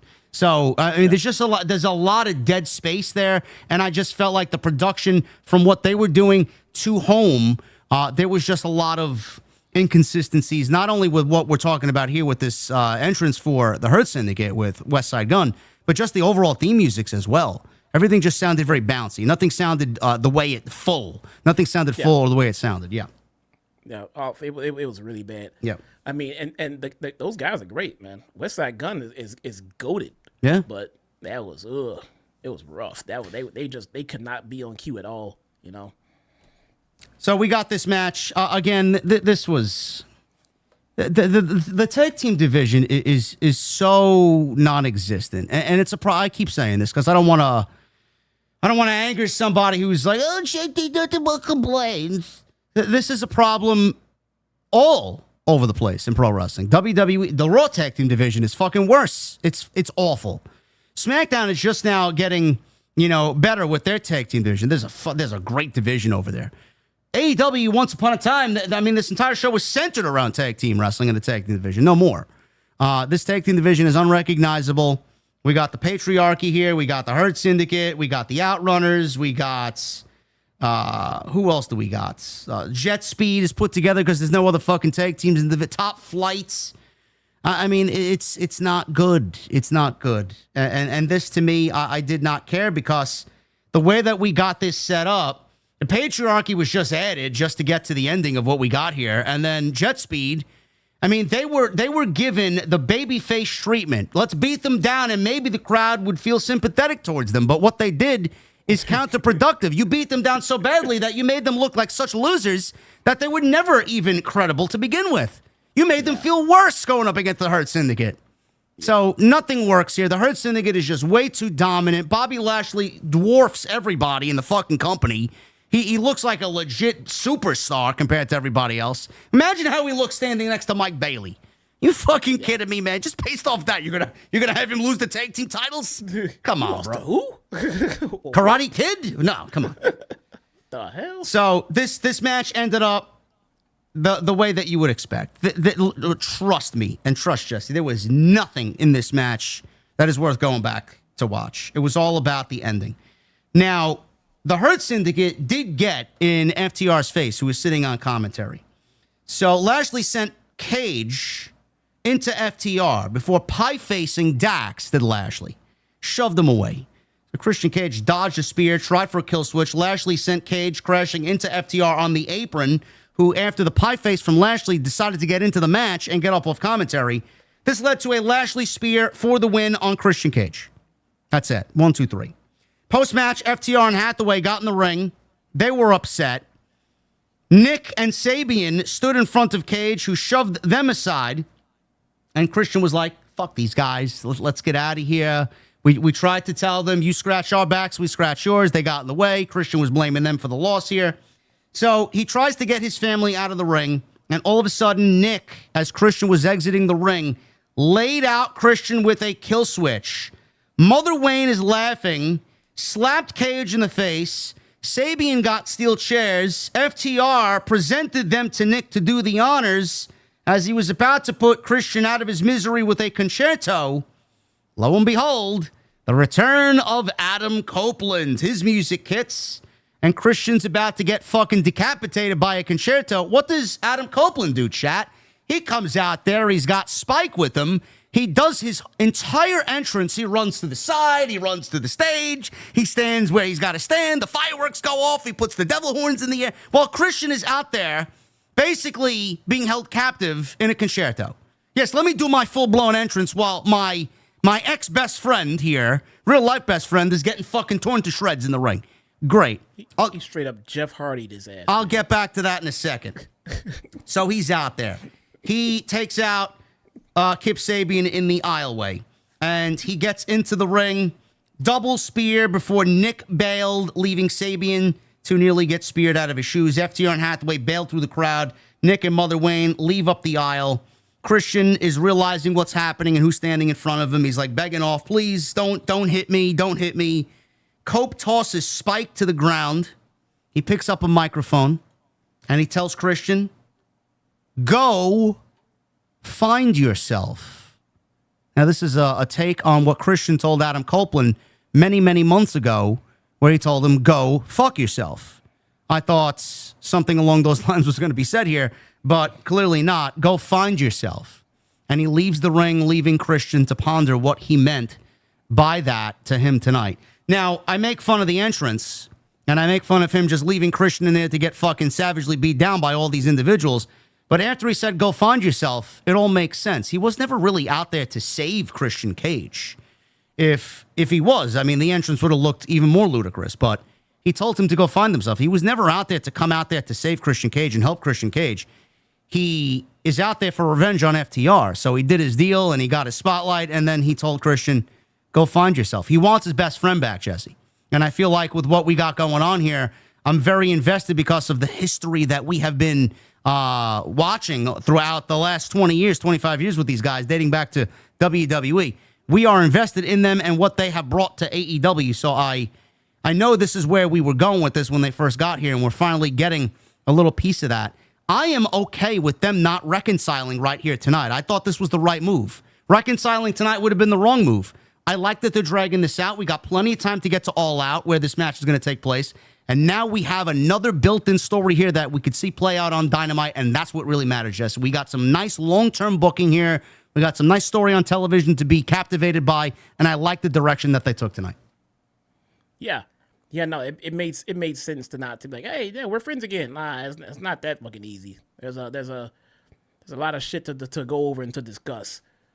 But I don't know. He didn't come out for Christian. Then he picked a very opportune time and moment to come out and extract his revenge, seemingly saving Christian Cage. And if that's the case, then that's the case. Hey, I know we had our fucking issues, but we've been best friends for fucking years. So yeah, I came out to save him. But if that's the case, why in the fuck are you dancing on stage?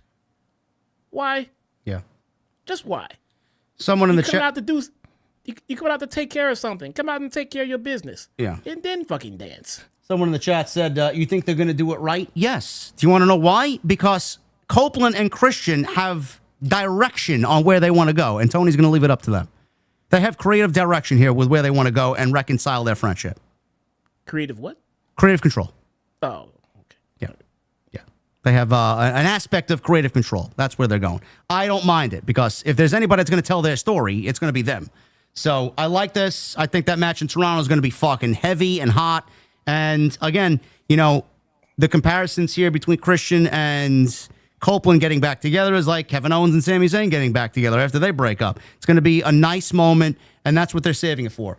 A moment. Why give the moment away so quickly when there's plenty of story on TV to tell?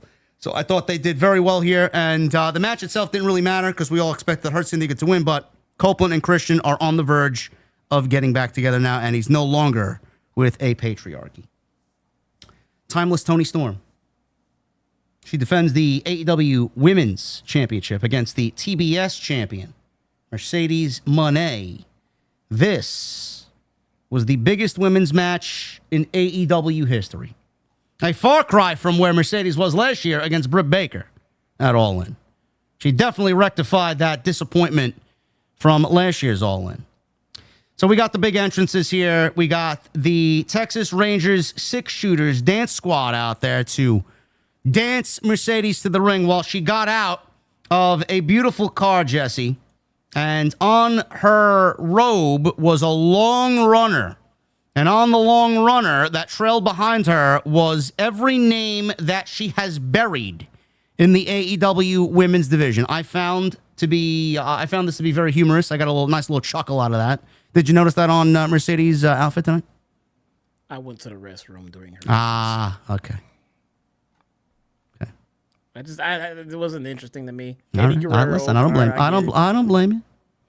You know, I figured. Look, I was gonna go. You know, go get it out of the way before the match. I wanted to be back before the match. But when you're streaming 6 goddamn hours, at some point you got to go take a piss. What are you gonna do? Sure.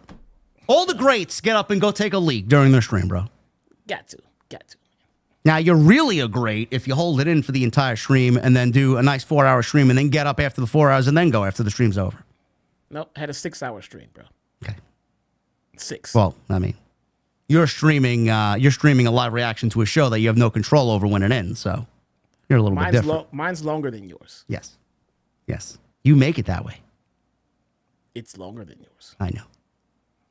I don't know how you do it, but yes, Mercedes is out there. She's got casualties like she's fucking in a Call of Duty lobby. You know, she's got 20 how many? 28, 29 casualties on her robe. It was a big robe. So, Toni Storm, we got an old-timer film here shown before Storm's entrance where a single spotlight was on stage. She walked out with a cane like an old woman, tossed it to the side, clicked her feet, and made her entrance with Luther. So we get this match. I guess before I get into it, I'll start us off here, Jesse. I know this was a highly debated topic here. I know a lot of people were looking forward to this. A lot of people were thinking, and I said this on TNT, I said this with you as well. The way Mercedes is built, she wants to make a difference, okay? She loves what she does. She's one of the best, if not the best, female performer in the entire industry. That's a very subjective thing. I know people will choose their favorites, and some people will agree that I say Mercedes is the best, and whoever you want to say is the best is up to you. But she's, to me, the best in the world right now. I feel with her body of work, I always cite Brooklyn and Bayley. Bayley and Sasha. Still the best women's match of all time. Even after tonight. Nothing even comes close. She wants to replicate that. And Jason and I talked about this on TNT on Tuesday. You know, you talk about your Steamboats and Flairs and your Shawn Michaels and your Undertakers or your Bret Harts and Mr. Perfects or even Shawn Michaels and Razor Ramon at classic matches. Those matches that just live on. You do it, it's fucking incredible. They do it again. It never relives that magic, right? Sasha Mercedes is never going to relive that Bayley magic. With that match, it set the foundation for what we see with women's wrestling today. Women's wrestling is the way it is today because of Sasha Banks and Bayley in Brooklyn for the NXT Women's Championship. Bar none. I don't give a fuck what you think of me. I don't give a shit what you think of the match or women's wrestling. Women's wrestling is where it is today because of that match. Sasha wanted always to outdo that match as she got older and better and wiser at what she does. She never found it. I thought she was going to find it tonight. She thought she was going to find it tonight. But at the end of this match, Jesse, I don't even think we got the best AEW women's match in 5 years. I honestly think that that the matches with Mercedes and Statlander were better than what we got tonight. Not to say that tonight was a bad match, because it wasn't. The last 10 minutes were fucking great. It started slow, and it was just like watching two women who know what they're doing build and build and build. We got to that last 10-minute stretch and it was fucking great. But the overall result, Jesse, I do feel that though it was one of Mercedes' better matches, I feel like she had better matches in AEW so far. What about you?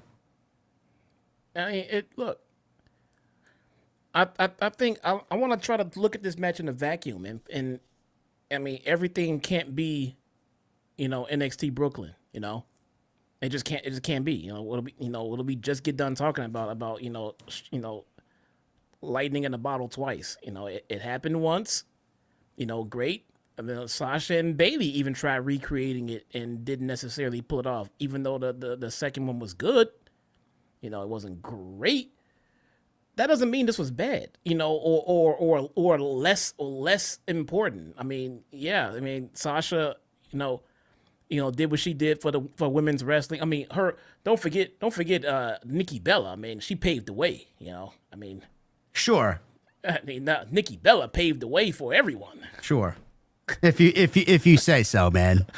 You're one of those total Bella marks, bro. Like, but they set the foundation for women's wrestling with reality television. Give me a fucking break. So what? 0.0001 of the audience? Give me a fucking break. None of those people are watching WWE now. But she paved the way for Io. Sure. Io wouldn't be where she is today. Yes, Io Sky, the world-acclaimed Io Sky, would not be where she is without Nikki Bella today. Nikki fucking Bella. Sure.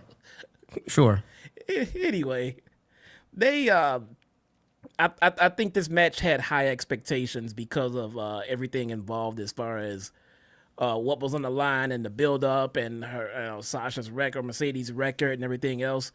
And I think it delivered on all fronts, man. I think even with my high expectations of this match, I think they delivered and did a fantastic job, the two of them. I just like the chemistry of these two women, man. I really do. Yeah, it was good. It was good. Someone in the chat, you guys are comparing Sasha and Mercedes. There really is no comparison, honestly. I prefer Sasha. Some people are saying that Mercedes is missing what Sasha had. I said this to my friend Keith, who was over the house tonight watching the show. Sasha was cool. That's the thing that she's missing. Sasha Banks was fucking cool as a heel and as a babyface. Was she a good promo? No, she's always been mid in the promo department. She was never a standout promo, even as a heel. She's a better heel than she is a babyface in the promo department and in ring as a worker. I prefer her that way, but she's cool. The thing with Mercedes is a little bit. It's a little too much of her real life persona, and her real life persona shines through more of the Mercedes Moné character than it did the Sasha Banks character. You see the ego there, and that's who she's ego driven. She's got a big ego, just like everybody at that level would, and that's what turns people off. And some of what she says isn't genuine, and you don't believe what she says. Just like the promo on Wednesday when she had the face-to-face with Toni, I don't even think she believes what she says. So that's the reason why I feel like there's a disconnect between Sasha Banks and Mercedes. Mercedes is not cool. Sasha Banks was, and the turnoff is, the qualities, the real life qualities of Mercedes are shining through, and you don't like those real life qualities, which I don't blame you. So yeah, I see where you're going with this. Let me try to piggyback off of it a little bit.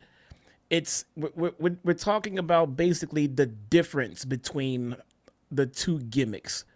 So when we had Sasha came off as let me see if I can try to put this in perspective. She came off as a wrestler portraying her gimmick as Sasha Banks, and Sasha Banks is this, and we bought into the gimmick, into the character, and everything else, and we loved it, we enjoyed it.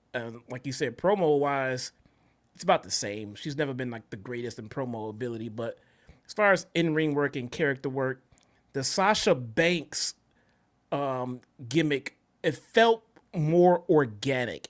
Like, this is Mercedes Varnado playing the Sasha Banks gimmick. The Mercedes Moné character just feels like she's overly conceited and full of herself, and not in a good heel way, more like a go away heat type way. And I'm just trying to keep it a buck here, man. It feels like the Sasha Banks character was hungry and striving to be the best female wrestler in the company and everything like that. And the Mercedes Moné gimmick is just I'm just the best ever, and I'm full of myself, and you're gonna like me. And for instance, when she came to AEW, this Mercedes Moné gimmick started off as a babyface. It did. Well, it had no choice but to. Yeah, and it's not like she turned heel in some dramatic fashion. No, she just went heel because people weren't feeling it. Nobody was feeling the Mercedes Moné gimmick at all. No one really got behind it. It didn't get off the ground. I mean, for all intents and purposes, it's still just kind of just there. But we still appreciate what she does bell to bell. That has never changed. If anything, she's gotten a little bit more comfortable since she came to AEW, and her matches are progressively getting better and better and better. But the gimmick, the Mercedes Moné gimmick, is, for lack of better terms, it's just cringe. And compared to Sasha Banks, it's just not as cool. It's not entertaining. No, I agree. That's not. But by the way, chat, that's not us hating on Mercedes. That's not us. Being negative for the sake of clicks, or JD's racist. He's got things against black women, or whatever the fuck I heard this week. Give me a break. I love the woman. I do. And she's the best women's wrestler to me, and has been for years in the entire industry. So I do think that there have been better matches in AEW history as far as major women's matches. Her matches with Stat, to me, I thought were better than tonight. I thought Stat and Willow at All Out last year, better. I thought Mariah and Toni were better from this year at Revolution. This was a great match. It started off slow. It was like fucking you pedaling a bike and you were just fucking out for a joyride, and then you start pedaling faster. They built up to a nice conclusion here. And I was very shocked by the ending, which is going to cause more drama and more controversy because Mercedes finally lost. And a lot of people are like, well, I thought she had creative control, JD. I never said she had the creative control that you guys are thinking of. I never said that once. I never said she had Hulk Hogan level fucking creative control where she's deciding who she wins and who she loses against. She has an aspect of creative control, which I know she does, and I firmly believe that. But I'll get to that in a second. This match was very good. It went nearly 20 minutes, and the crowd was into it every step of the way.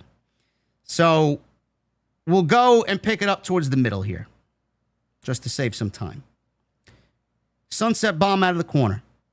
Got another one into the opposite corner by Mercedes, who slid in between the legs of Toni and delivered a power bomb on the floor, which looked like it sucked. Mercedes continued in the ring with a released German, double knees for a near fall. Toni momentarily regained the advantage, hits a sky high. Moné sank in a cross arm bar, snapped it back. She hits 3 amigos because she loves Eddie, as if you guys didn't know. She slowly went up top for a frog splash because she loves Eddie. Storm got the knees up. She hooked a big package for 2. So we got a high stack German suplex from Toni. Multiple. It was followed with sweet chic music. Storm 0 for a near fall. So Toni hit her finish and Mercedes kicked out. We got a chicken wing slapped on here. Moné bit her way out of the chicken wing, which is a great escape there. So both traded tombstone attempts. Mercedes locked in an ankle lock. Storm rolled through, and we got a forearm battle leading to both with dueling headbutts, and both are double down. So Mercedes gets a series of near falls before spiking Toni Storm with a Moné maker. She gets a 2 count, and Mercedes is shocked that Toni kicked out. Mercedes pulled Storm up, kissed her before trying a money maker again, but Storm countered into a Toni driver. Moné hooked a double wrist lock. Toni powered up, broke free. Mercedes slammed her in the buckle, missed a Meteora. Toni hits a over-the-back spinning cutter, which looked great for a 2 count. They scramble until Mercedes got a backstabber into a statement maker variation, which Storm countered into a bulldog choke. Toni rolled through and hit 3 consecutive Storm zeros. I thought it was over after this. There's no way she's kicking out. Mercedes, she kicks out. I'm like, at this point, I don't know if you were watching as intently as I was, Jesse, but after she kicked out of 3 Storm zeros, I was convinced that Mercedes was winning this match after that. So she kicks out. I remember that spot. Yeah, she kicked out. Storm wanted another sweet chic music. Mercedes popped into a small package for 2. She held the ropes right in front of Aubrey Edwards. Aubrey did not acknowledge it. Mercedes quickly applied an STF, tried a cradle pin. Storm powered up. Mercedes hits a backstabber only for Toni to answer with desperation sweet chic music. Storm brought Mercedes up to the ropes, returned the favor with a kiss of her own before we get an avalanche Storm 0 to give Toni Storm the win, handing Mercedes her first singles loss in AEW. Shocking, to say the least. I wanna backtrack for a minute when we were just talking about why the match with with Sasha and Bayley was so great. Yeah. I think we are kind of forgetting when this happened. That match happened during the Divas era. And it happened at a time where women just flat out were not having those kinds of matches. So it happened in a time where we expected the Divas kind of matches. And then in NXT, Triple H let these 2 women go out there and ball the fuck out. And they did. They balled out. And it became this big revolutionizing thing. Like, this is incredible. Nowadays, in 2025, we are watching women do what Sasha and Bayley did all the goddamn time. It's done all the time. They didn't do anything in the match that was revolutionary. They didn't do anything that we don't see every week, week in and week out right now. It's just that in WWE at that time, it's just something that was not seen. You just didn't see it at all. And now it's a common thing. But back then, it was pretty much the first of its kind. That's what made it special. In that moment, in that setting, in that build, in that story, and the way those 2 women executed it made it very unique. But at its core, this is what women do nowadays. It was just Sasha and Bayley were amongst the first to really do it on that stage, and they main evented too. That was not a normal thing. No, I mean, Vince hated women's wrestling. Bruce Pritchard hated women's wrestling. Bruce is on record saying that women's wrestling doesn't draw. He didn't give a fuck about it unless it drew ratings and revenue and attendance. He didn't care. He didn't. He didn't even want to give it a shot. And Triple H had his own little promotion and his own little corner where no one's going to be paying attention. And Vince said, fine, I don't care what you do down there. Go ahead and do it.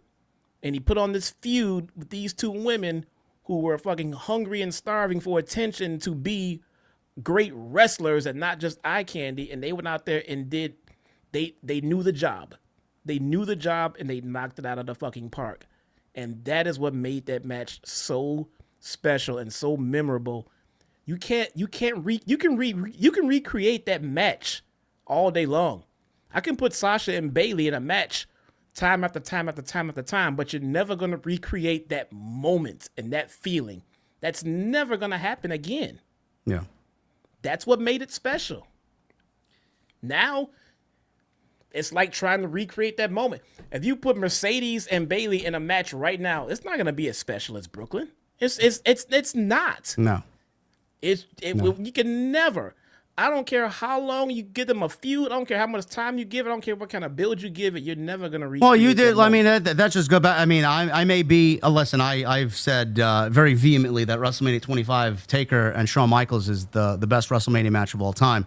They ran that match back 2 years in a row, and the second match never even lived up to the one at 25. So they ran that back legitimately the year after, and it never felt the same. Nope. So imagine doing that now. They would never recreate anywhere close to what they did in Brooklyn that night. You're not going to. You're not going to. And like you said, they've been chasing that dragon ever since. Yeah.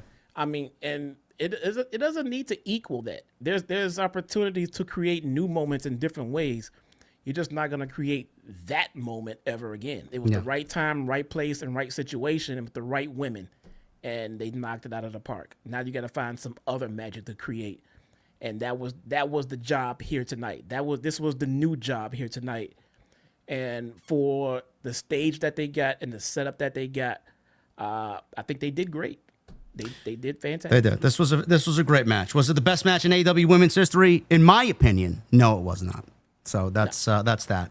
I wanna talk about a couple other aspects here of this match. I know Jesse and I had a discussion on Wednesday about the creative control. Jesse and I had a call off stream, obviously, because we spoke. When was it? Yesterday? I think we spoke yesterday for an hour. Yesterday on the phone. Yeah, we he gets my side a little bit. I get his side a little bit. We have agreed to kind of disagree because our take on it is a little different, as it will be for everybody. I think a lot of talent there, top tier talent anyway. He still has a good chunk of creative control. It might not be in their contract. To me, creative input at the level that AEW has it is borderline creative control. Okay, that's just my opinion. I have a feeling that's what happens. A lot of people are like, well, I thought you said she had creative control, JD. Oh, well, Hulk Hogan had creative control, correct? In WCW, but he still lost to the Giant. He still lost to Goldberg in Atlanta at the Georgia Dome.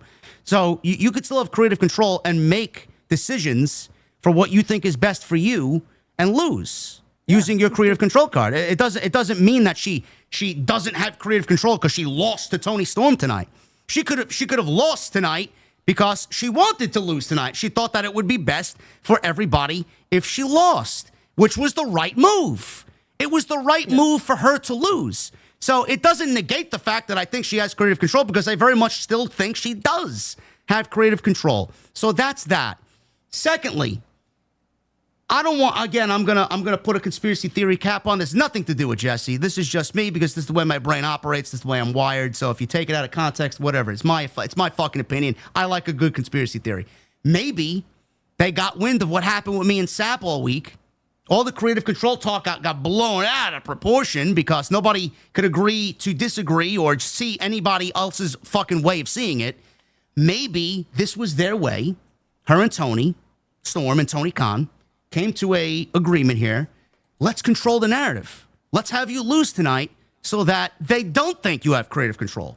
That's also a possibility that I've seen people talking about, and a possibility that I don't think is out of the realm of possibility. They could have used it as a way to control the narrative, to make you think something else. So that's just coming from me. They would be sly enough to do that because pro wrestling is a carny business. So I won't be surprised. Third, Athena won the women's gauntlet match. Now, this is where it gets interesting. Do you see, Jesse, I'll start with this. Do you see Athena cashing in on Toni Storm? Because my discussion was, and our discussion was that if Mercedes wins holding both belts, what does that do? What does she do with the TBS championship? It makes the TBS championship look less than. Now, if Toni wins, I complained that, well, you're not really putting over a new star because Toni's already the biggest star in the division. What good does that do? I think you compared it to Lesnar and The Undertaker. It's like equal for equal. It really doesn't matter because they're both at the top of their game, at the top of the division. So Toni beats Mercedes. Mercedes is not going to suffer from it, and Toni's still going to be Toni. So do you see Athena now being the one positioned to finally be built as the star they want in the division, to stand next to Toni and Mercedes, cashing in that contract on Toni Storm? Do you see them going all the way with Athena cashing in on Toni Storm? Okay, so there's a little bit to unpack here. Let's start with this. Athena has an opportunity to cash in to get a world title match. It doesn't have to happen tomorrow. It doesn't even have to happen while Toni Storm is champion. It doesn't have to happen next week. It can happen 6, 7, 8, 9 months from now. Yeah. She's still doing her thing in ROH as champion over there. She can hold on to that goddamn deal until she ends up dropping her title on ROH. And at that point, who knows, maybe we have a new champion coming in. Who knows, maybe we have a turning character from Athena. And maybe she goes full flat out heel. I know she's like kind of supposed to be heel right now, but she doesn't really feel like a heel. No. At all. So maybe she could double down on that and become a real flat out super bitch. And become that bitch to come on over and then challenge Toni Storm to make that match really fucking interesting. Because I don't want to see this version of Athena versus Toni Storm right now. I need to see a straight up evil Athena come out and challenge Toni Storm. But I think we're putting the cart in front of the horse. She has the opportunity. There's nowhere does it say that opportunity has to come next week, the next pay-per-view, or anytime soon. You know, I don't think they put a limit on it, but I'm assuming it's like the Money in the Bank thing. She got like a year or something, some shit like that. I don't think they actually came out and said how long she has. But it doesn't mean it's going to happen anytime soon. So do I think she's going to cash in on Toni Storm? I don't know. It depends. I think she will if she goes full heel, and then that will be a great match. Or if Toni Storm ends up losing the title down the road, not anytime soon, to a heel, and then maybe Athena can come over and challenge as a babyface to that heel champion. Maybe a Megan Bayne or some shit like that. Who knows? Maybe she does a couple of programs before she ends up losing the title to Toni Storm. But the Athena that we have now, no, I don't anticipate this Athena is going to cash in on this Toni Storm. I think we need more of a heel Athena to do that. I don't want to put the cart in front of the horse again, but I will ask this question. Do you think Athena winning the contract here in the gauntlet match tonight is their first step to getting back to Athena and Mercedes for the World Championship? Athena and Mercedes? Yeah. Eventually in the future. I mean, how are we getting there? Champion Athena versus Mercedes? Yeah, and then Mercedes takes the belt off Athena. Look, Mercedes is going to be a championship contender at any given point of her run here. I mean, you know, well, she would have to drop the TBS title first. That's the thing. Why? Because she would win the World Championship. We'll be right back in the same boat as we were tonight with the confusion of her holding 2 championships. I mean, she could drop it. I mean, that, you know, now that we took the Band-Aid off, she should lose the title if they want to do that. Yes. Exactly. The seal's been broken now. Yeah. You know, she is vulnerable to lose the title. Sure, absolutely. But it's not a foregone conclusion that she has to lose it to challenge, or it can't happen. It can. You know, I'm not advocating for it. I wholeheartedly think she should lose that TBS title. But it's not like as long as she has it, she can't challenge for the other title. Sure she can. I don't think it's the best idea. And I think we're gonna revisit this down the road. I don't see Athena and Mercedes doing this dance anytime soon. Right about now, I think we need to move some stuff around. Athena can drop her title. Mercedes can drop her title. Toni can end up dropping her title before we start moving these pieces into place where Athena challenges for the new world champion or a heel Athena challenges babyface Toni Storm. None of this is imminent. We have time. We see the results in front of us, and we're already trying to book what's going to happen when we have time to change quite a few things before we have to book what we are talking about right now. Yeah, I do think the long-term vision here, especially with Mercedes able to choose who she wants to wrestle and map out her opponents here, I do think Athena is going to be on the roadmap for Mercedes. Whether it happens 6 months from now, next year's All In, I do see that taking place. But, tell some good stories, get Athena situated on the main roster, get her to be a credible fucking, character on the show, and then we can start talking about what a lot of people wanted this year at All In, Mercedes and Athena. So I do think that we'll eventually get back to that. And I hope Mercedes is all right. That Storm Zero off the top rope, after the pin was made, we had a lot of people come into the ring immediately to check on her. Hopefully she's all right. It was an Avalanche Storm Zero that got Toni Storm the win.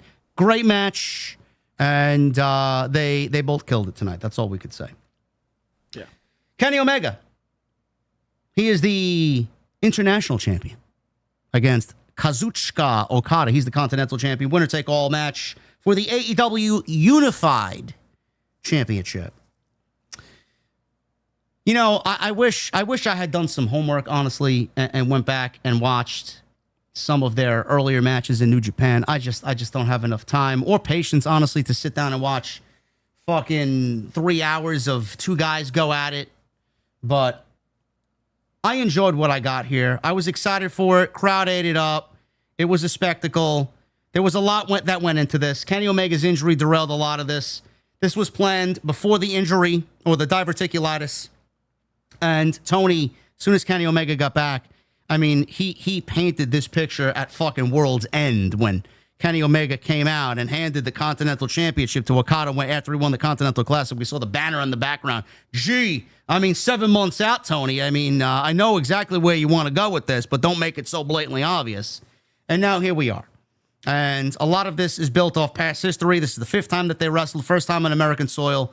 Tony definitely wanted this for AEW to give the fans here in America a taste of what Japan has gotten 4 times over. I can't sit here and say I'm a New Japan enthusiast or a New Japan fucking scholar, so I can't really compare this to everything else, but from the 2 matches that I've seen back to back, can't say that it was better than what I've seen out of the 2 matches I saw out of New Japan Pro Wrestling, but this was a great match for them as a triple main event, and I got Okada winning this match as the right call, Jesse. I don't know how you feel about it, and we talked about it briefly in the beginning of the show. I think Okada beating Omega is the right call. Whether they wrestle again or not, at that point, I don't really care. 5 times is enough for me. I don't really want to see it again. I think we move on to bigger and better things, and we separate these 2. I think it's over after that. But with the ending and Don Callis, kind of causing chaos there on the outside, it may set up for a fact that we may not be done with this at all. But how did you feel about this match, and what did you think of Okada winning the unified title? Probably the right call. I don't think there was a wrong call. I don't know. I could be way off. Don't fucking listen to me or, take it as law. But I feel like that Kenny just may not be fully recovered from this medical condition that he's suffering through. But he's well enough to put on, a quick match.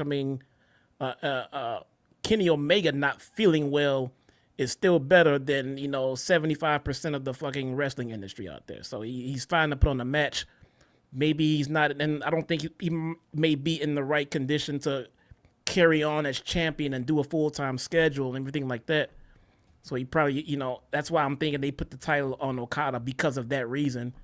Kenny can come up and do a pay-per-view here and there, but I don't think we're going to be seeing Kenny Omega wrestling every week on Dynamite. No, nor should we. No, nor should we. So this may be the right call. See how he feels after this. If he feels good to go in a few weeks, he can chase. Maybe do it again later on in a couple of months or whatever. Who knows? maybe send him in a different direction. He's got other stuff to take care of. You know, we got the Young Bucks situation. We got other stuff for Kenny to get into, if he's even up to doing a program right now. Again, Kenny was in pretty bad shape with his condition, man. I mean, it's not like it's all gone. I'm good. I'm fine. Let's do it again. You know, he's gonna take it easy for a little bit, which is the best thing to do. And like you said, we don't need to see Kenny every week, so putting the title on Okada is fine. They can revisit this, and I mean, I enjoyed the match. The match was fun. The match was cool. They had a normal match. Yeah, that's all it was. Exactly. Yeah. Yeah. They had and for these two, a normal match is an above average match. Okay, they had a better match than most people would have. You know, that are not Omega and Okada. They had a better match than most of the matches you'll see on a PLE for WWE this year. So that's all you need to know. Easily. Yeah. Was it groundbreaking? Was it breaking the Meltzer scale? No. Was it something to go back and you gotta see it again? No. They did the job they were expected to do. They didn't fuck it up. It wasn't a stinker. It wasn't oh my God, why did this fucking happen? None of that. The match was good. They did what they needed to do. They can carry on storylines. Okada is the triple champion or whatever the fuck it is. Don Callis family is looking good. Everything is fine. It did what it needed to do.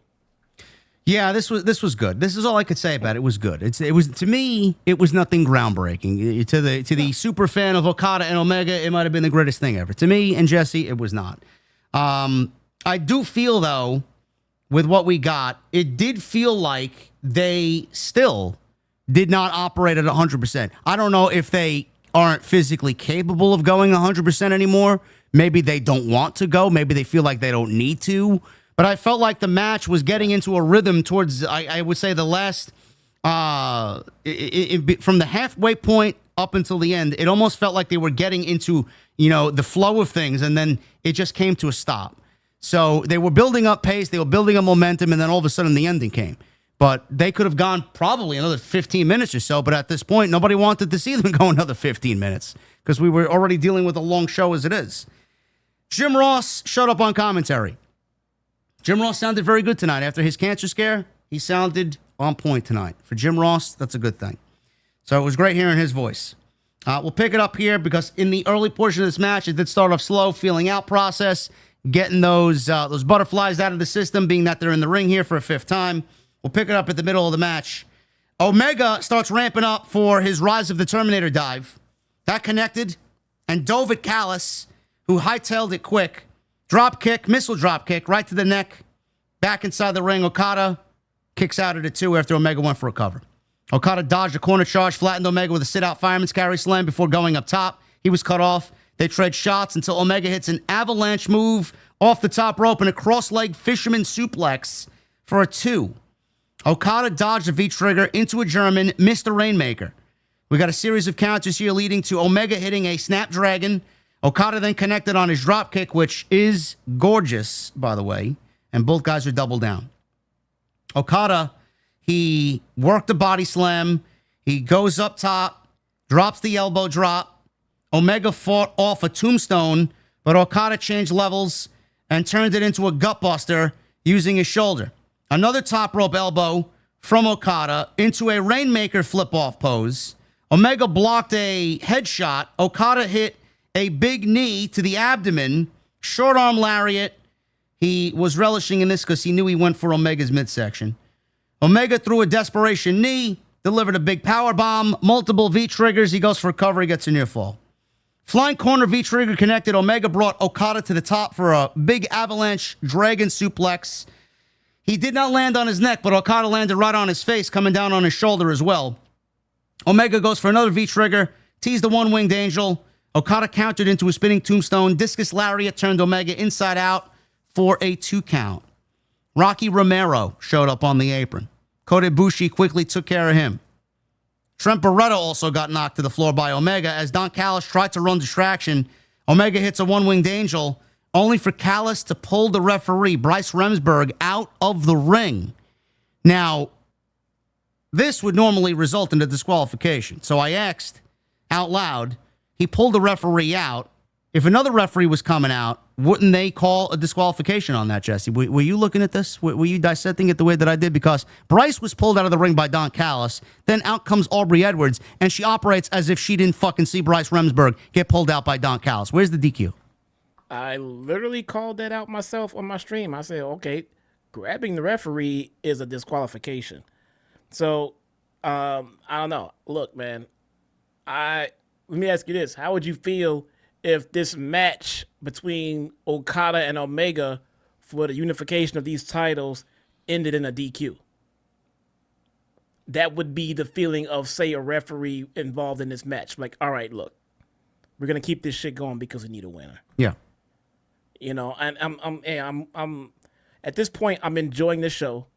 I'm having some fun here. That would make more sense. How would you feel if they ended the goddamn match in a DQ? I know. For a unified title, there's got to be a winner. So fuck it, right? But right. The blatant interferences are a little ridiculous, though. You know? Yeah. I'm just like, let's just not get over the top with it. Yeah. And start getting just overly terrible about it. We'll let that one go. Let's see what happens next. So he not only pulled Bryce out of the ring, he put the boots to him, too. Ibushi checked on Bryce. Omega called for another official. Aubrey sprints out from the back. He hits a V-trigger. Okada escaped one-winged angel into Rainmaker. Kenny Omega kicks out of 2. I think Omega's probably the only one that kicks out of a Rainmaker. Both rise. Everybody kicks out of the fucking Rainmaker. Whatever. I mean, everybody does. I guess the one-winged angel, nobody kicks out of it but fucking Okada. So he kicked out of one? Yeah. Oh, I forgot. That's right, he did. I forgot. Omega hits a V-trigger. Okada nailed the drop kick. Omega ducked a Rainmaker into an inside cradle. Callis nearly tried to get back into the ring to break it up, but both men at the same time, they get up. Okada hits a tilt-a-whirl slam before hitting a Rainmaker flush. Omega held the unified title high, and he won the match off the Rainmaker. 1, 2, 3. Not Omega holding. Okada held the unified title high, and he laughed at Omega, who was helped up by Ibushi after the Rainmaker hit flush. Okada wins the unified title, and I said this on Twitter. It makes sense that we still very well may get a 6th match between these two after the fucking interference by Don Callis. It may not be over yet, but yeah. I see Takeshita in the distance. I would rather have Okada win the unified title, build tension between Okada and Takeshita, and not Omega, and have Okada drop the unified title to Takeshita and build Takeshita up by him beating Okada. That's the way I would do it. I don't think Omega needs the win. I don't think Omega needed the championship. I think Jesse's correct. We don't need to see Omega on television weekly. I think him in a semi-regular role, 20 or so appearances throughout the year, a couple of big-time matches, 3 or 4 times on pay-per-view is more than enough. Yeah. I think it's time to get Takeshita into that role. You build him as the next Okada, there he is. Take the belt off Okada, build a new star. Yeah, that is true. They just got Okada though, but is it me or does it feel like he's definitely winding down his career? How old is he right now? Kenny Omega? I don't know. Let's look. No, Okada. Oh, Okada? He's got to be nearing 40. Is he? Like I said, to me, it felt like Okada 37 years old. 37? Yeah. What the fuck? Why's my camera out? Omega's 41 years old. Your camera's not out. Your camera's not out, bro. It went out earlier. Oh. And my stream wasn't live. Never mind. It feels so he's nowhere near over the hill, but it feels like he's been phoning it in since he got to AEW, man. Of course it is. I mean, it's different. It's different wrestling in Japan than wrestling on fucking TV here in the States. You don't need to do what you did in Japan over here for a fucking 10-minute TV match. Even on pay-per-view, I do feel like he's kind of holding back, but I mean, outside the Continental Classic, what is there for him to really go out there and need to do? Like, why does he need to overexert himself? It felt like tonight he was blown up real early too. Well, I mean, when you don't do what you did regularly for all those years and take a step back, then you're gonna get blown up. So what's next for Okada? What are we doing with all of these titles that he has right now? Are we not done with Kenny? Are we moving on? What does he do next? I don't know.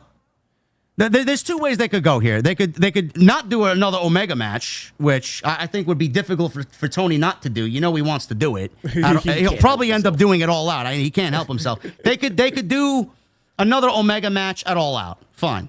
Or Forbidden Door. Fine. They don't have to do another Omega match. We just go to Takeshita and Okada and have Okada drop the title to Takeshita. Or we can have another match with Omega Okada, have Okada drop the title to Omega, and then have Takeshita be the reason why Okada loses, and then we build tension between Okada and Takeshita and do that match without the championship on the line. I much rather have Okada drop the title to Takeshita because it would mean more to build a new star. Yeah, I'm hoping they don't start playing hot potato with all of these titles, though. Because the more they do that, the less they're going to fucking mean. I mean, look at the TNT title right now. Yeah. I mean, it's important that we get some kind of importance behind these titles. For all that we complain about this Death Rider storyline, Hangman winning that title felt fucking important. Because that title does not move very often. It sat on the same person for a long time. It feels important. He took it out of that goddamn briefcase. He held it up. Look how important the physical, actual title was in that match. If they start bouncing these new titles around amongst each other between Omega and Takeshita and Okada and everything like that, those titles aren't going to mean shit. Look at the TNT title. I mean, we got this guy crying over it. I don't know for what reason, but it still doesn't mean anything, though.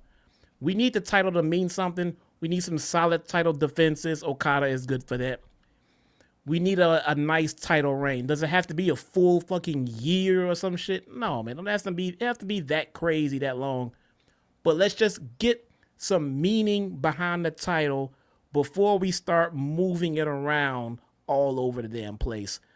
Okada has it. He has it unified. Great. Now, let's try to establish the importance of this title to Okada and also, just as importantly, to Don Callis, who can also sell the importance of this new title. I think that needs to be established early on. So now when it does change hands, it's more than just, okay, it's your turn to hold it. Is it mine yet? Okay, thanks. Oh, yours? Here you go. Bro, he's already established the title because the title's not changing lineage. The lineage of the Continental and International Championships will remain, says Tony Khan. Now he may be carrying around 3 titles. Please fix this. Someone. The lineage of both of those titles needs to fucking retire. That's the way it needs to be. You got another title that you created for this guy to hold around. This is the lineage that now will be created from this night moving forward. Why do we care about the other titles when you just created this title to replace those titles? Yeah. Why does that make any sense? Oh, but JD from NY206, you complain, bro. I don't know. It's not my fucking money. I'm just telling you what it is. Too many fucking titles. We don't need that many titles, man. We got fucking this guy carrying around 3 titles. We got Mercedes carrying around fucking 16 titles. Dustin now has fucking 3 titles. Sammy Guevara's carrying around 2 titles. Everybody gets a title. Everybody gets a goddamn title. Jesus Christ. So yes, Okada wins. He's now the new unified champion. Where we go from here? Another match with Omega. Match with Takeshita. We don't know. We'll see. Main event. By the way, guys, I'm taking this mask off when we read the super chats. I'll save it for this match. I'll remain for this match. But this shit is itching my goatee, bro. I cannot do it anymore. Okay. So super chat. We're almost 3 hours in here. I got to take it off. Super chats. I'm taking it off. Jon Moxley. Bro, I am 10 hours into streaming today. Don't worry, bro. You are a trooper, man. This is the life of a content creator, man. Get used to it. You want to hang with the big boys, bro? You got to fucking deal with it, okay? Let's get it, man. Let's go. Jon Moxley, Adam Page, AEW World Championship. I don't need to tell you how awful the television show has been with this man as the world champion. This is self-explanatory, okay? Everybody knows it. The ratings show it. This, I could sit here and fucking rant and rave about the 9 months of television that we have been subjected to. And we said this in the beginning of the show tonight. Everything that we got leading up to this was fucking awful. We got some terrible main events. We got some terrible main event endings and show endings for AEW pay-per-view, which is not really normal for them because usually they're banger shows. I mean, some of these main event endings ruined shows for AEW to a point where people were criticizing and thumbs down for AEW pay-per-view. That's abnormal. AEW usually does very good on pay-per-view. No matter the ending, this was incredible. This was great. No matter the ending, it's not going to wash away the 9 months of fucking terrible taste in my mouth, okay? But we got to where we got to the ending, and the ending was correct. That's all we could say, and we should be thankful for that they finally made the right decision. In Texas, the Cowboy in Texas wins. This was a great main event. Everything that you saw tonight, a culmination of 9 months of misery and torture and disaster, everything that this match was, it fit perfectly into what we as a fan base were feeling. You felt like they went to war. You felt like they fucking were killing each other for the biggest prize in the company. To see that title once again shine in the spotlight, that's what it was all about. And we had friendships, we had betrayals, we had, a tension between Hangman and Swerve that was brought back up because everybody put their faith in Hangman. Swerve didn't want to help Hangman because he burned his house down. Hangman didn't want anything to do with Swerve because he broke into his home and scared his child, his son, to death, where he still sees Swerve in the nighttime, thinking that Swerve is still there. Great promo on Collision on Thursday. Will Ospreay trying to be the middleman. How many people have wrestled Jon Moxley and failed? This was a culmination of everything, and Hangman was the right guy for it. He won the Owen. He won his shot here, and this was a great main event. So we got Paige video package prior to his entrance. We got Molly Lewis, who's a professional whistler, which is a talent in itself because half of us can't fucking whistle, period.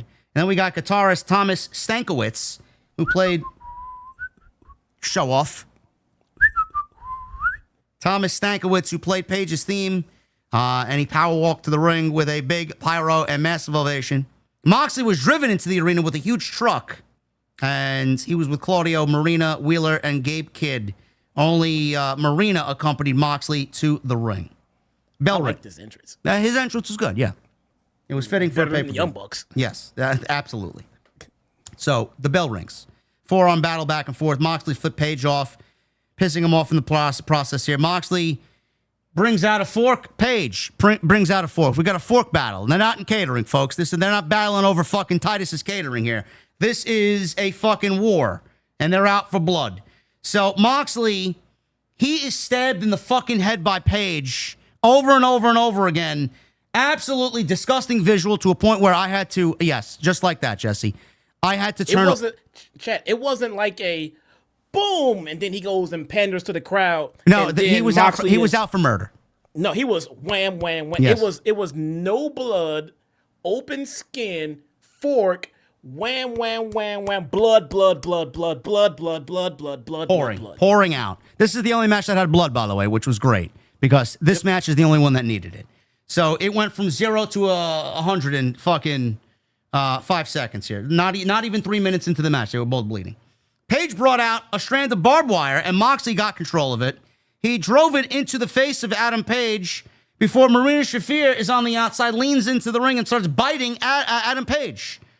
So Moxley grabbed a chair, tossed it away. He opted for a barbed wire steel chair. Chair wrapped in barbed wire, which slammed on to Page's body.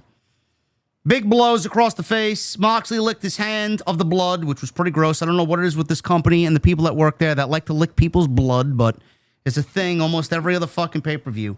Barbed wire chair placed in the corner. Page battles back, missed the charge, grabbed the chair. Moxley hit a big boot, and it went right into Page's face. The barbed wire chair went to Page's face. Shafir helps Moxley set up a table on the outside.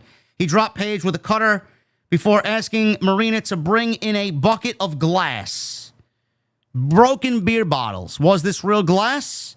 Only one can speculate. Did they want to be petty against Pepsi Man tonight? Probably. Was it real glass? I'm going to say yes. I've seen some people saying it was sugar glass. What difference does it make? It still fucking hurts. So Moxley stomped on the glass bottles and started stabbing Page in the fucking face with it. Then he looked for a pile driver, pulled out the legs from underneath Page and dragged him back first through the glass. And then he got a pile driver, his spike pile driver, but Page wouldn't go down or wouldn't stay down.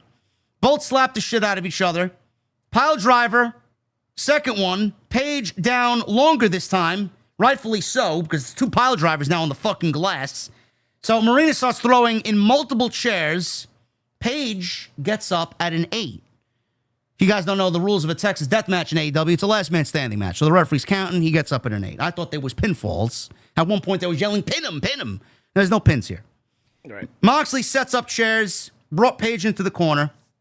Paige started to battle back, look for a superplex. Moxley had another barbed wire strand. He raked it across the back of Paige. Paige fell back onto the chairs and turned them back to back. This is where things got fucking nasty. Moxley didn't realize, and Paige hits a power bomb right on the edges of the chair that are facing backwards. This is ridiculous. I don't know why they continued. That spot looks fucking as bad as anything I've seen tonight. The powerbomb spot on top of the steel chairs, no good. So Moxley found himself after the steel chair spot rolling around in the crushed glass. Paige wrapped his arm in barbed wire, hit multiple rolling elbows until Wheeler Useless shows up with a chair shot to the back. Paige no-sold it, took out Yuta, goodbye. Angel's wings on Jon Moxley onto the glass shards. He's using Christopher Daniels' finish. Paige then skinned the cat for a buckshot, but Marina gets onto Paige's back and piggybacks Adam Page, who hits a Death Valley driver off the apron through the table, causing the crowd to pop because he put Marina through the tables. Goodbye. Back inside. Page sent Moxley into the barbed wire chair in the corner, took him out with Deadeye into the glass. Claudio hit the ring. He gets into attack, sets up another table with Wheeler Yuta. Will Ospreay rushes out with a steel chair. Gabe Kidd comes out. This is where we get a myriad of interference now. Delivers a pile driver to Ospreay on the floor. They place a chair around Ospreay's neck, and Claudio Pillmanizes Ospreay with the steel chair wrapped around his neck. And Ospreay is then stretchered out of the ringside area. He's never to return again. Moxley looked for a pile driver on the apron. Page teased the Deadeye.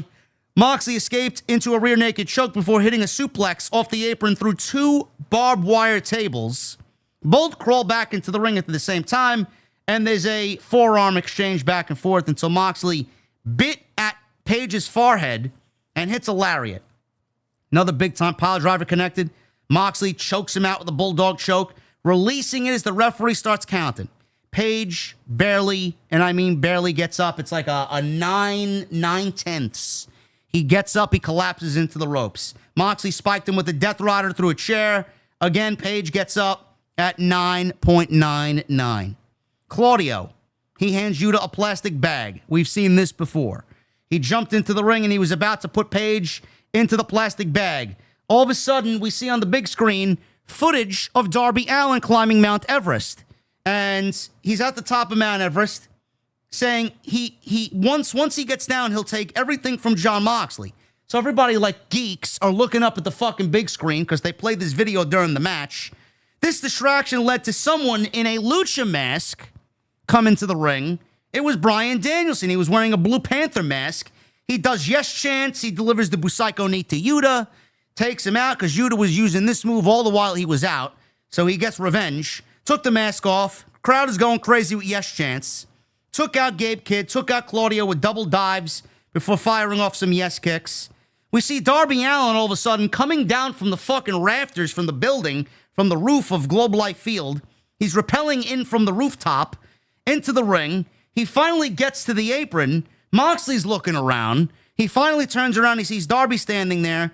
Darby unhooks himself, and he stares down Moxley until Page flew in with a buckshot, while Allin hits a coffin drop onto all the Death Riders and takes them out. Another buckshot takes out Moxley. Danielson and Darby fought the Death Riders out of the arena. We never see Bryan and Darby again. I'll get back to that in a second. Page brought in Moxley to the apron, hits a Deadeye off of it through the table. Marina, she gets up after she was put through a table, helped Moxley up at a 9. She flipped off Page and told him to go fuck himself, whose back was turned, allowing the Young Bucks to appear and hit super kicks and a BTE trigger. This is where I thought it was over for Page. I thought Moxley was retaining here. Moxley and Shafir threw a bed of nails into the ring as Moxley hit just enough of a curb stomp and a paradigm shift onto the bed of railroad spikes. Page somehow beat the count. Moxley demanded the key around Shafir's neck. She went to grab the briefcase. He wants to see the fucking title. I'll beat his fucking ass with the title. So he was actually going to take the title of the briefcase and knock Paige out with it. So she takes the key off of her neck. The briefcase is in the ring, or by the timekeeper's area. She's trying to bring it into the ring. She finds herself handcuffed because Prince Nana handcuffed her as she was reaching for the briefcase. Swerve Strickland then appeared. He laid out the Bucks with his hand wrapped in the chain that Paige left him after their talk on Thursday on Collision. Strickland tossed the chain to Paige. So this was basically very similar to what Wardlow did to Punk when he handed Punk the Dynamite Diamond ring where he beat MJF in the dog collar match. Moxley stumbles back in. Paige wrapped the chain around Moxley's throat, who tossed him over the top rope. Moxley avoided being hung. Paige managed a buckshot. Moxley collapsed back onto the bed of railroad spikes, leading to Paige choking him out with the chain, hung him off the rope. Moxley's panicking here, sold it like a fucking champ. This was very similar to what they did at their Revolution Texas death match. Throwback to that. Had no choice but to tap out. Crowd lost their fucking minds. Everybody went ballistic. Swerve Strickland, camera showed him smiling in the aisleway.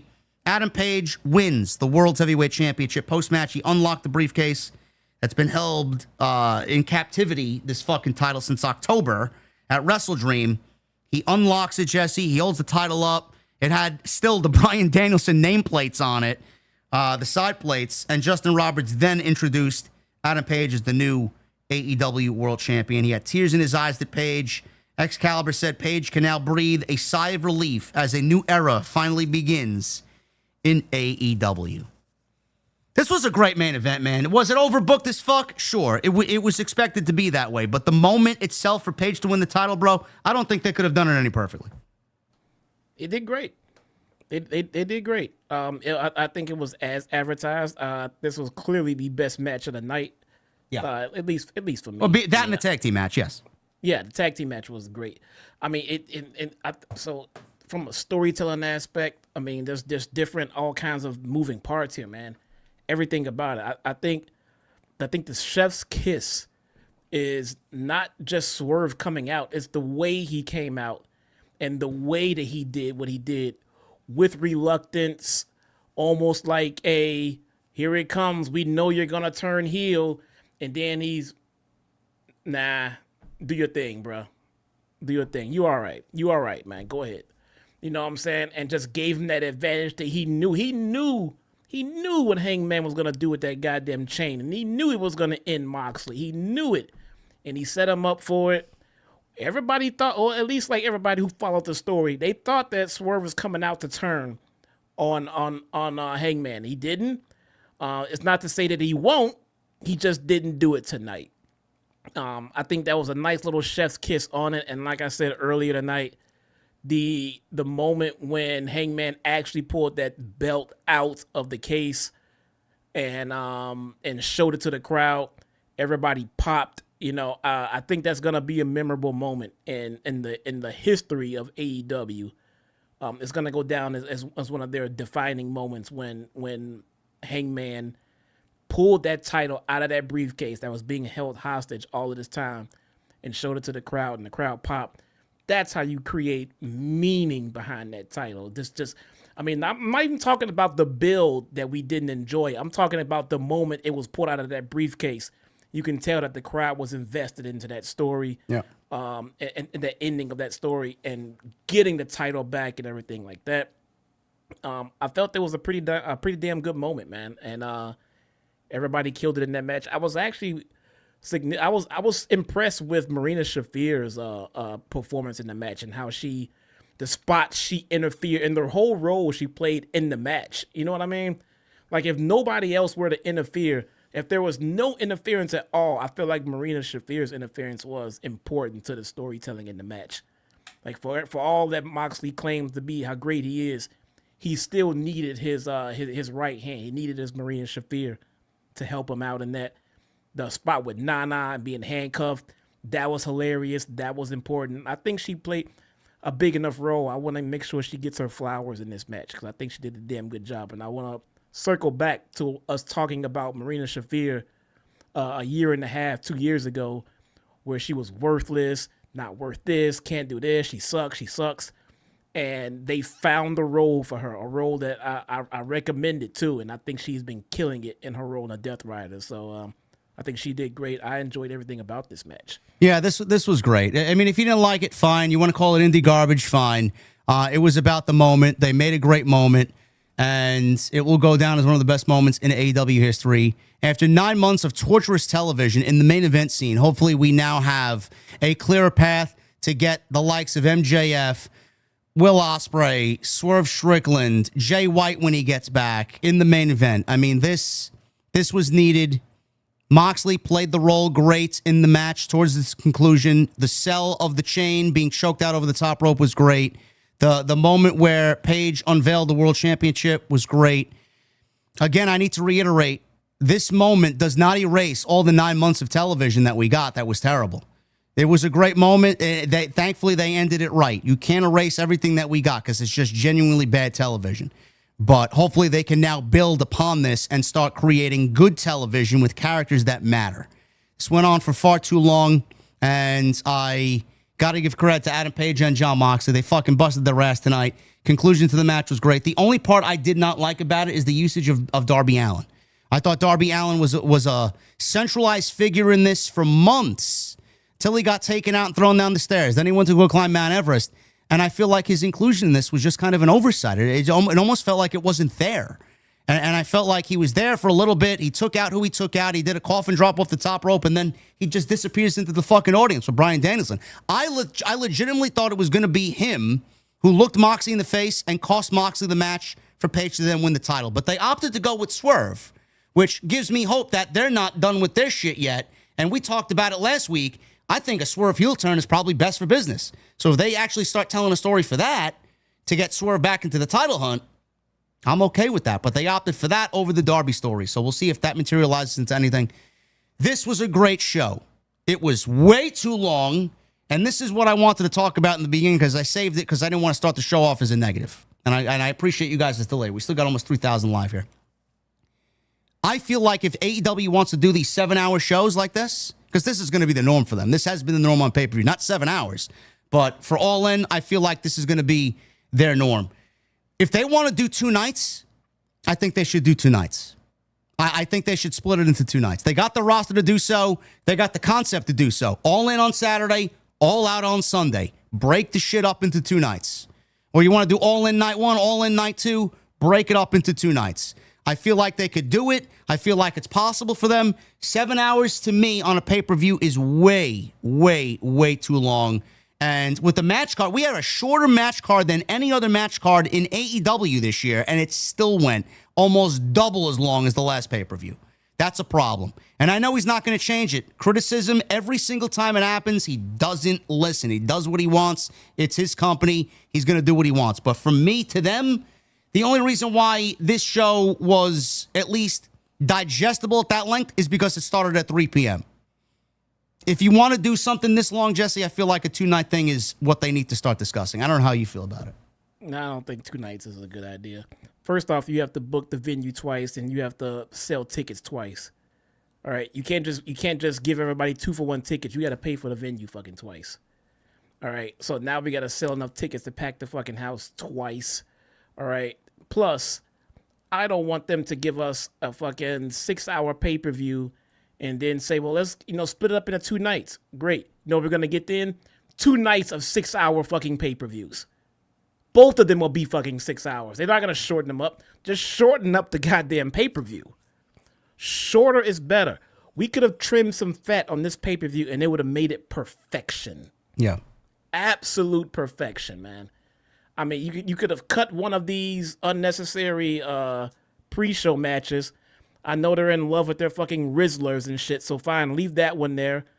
Cut the other ones out. Put one of these matches we had in the main card on the pre-show. Cut out a match entirely. Shrink it down a little bit, and you had a solid show right there. You don't need to make it 2 fucking nights, and then you're gonna task creative with then making the build interesting enough to fill 2 nights. All right. A lot of this show was filler. So now we're just going to make it into 2 nights and add more filler. We need to condense it, not make it longer. Well, that's it.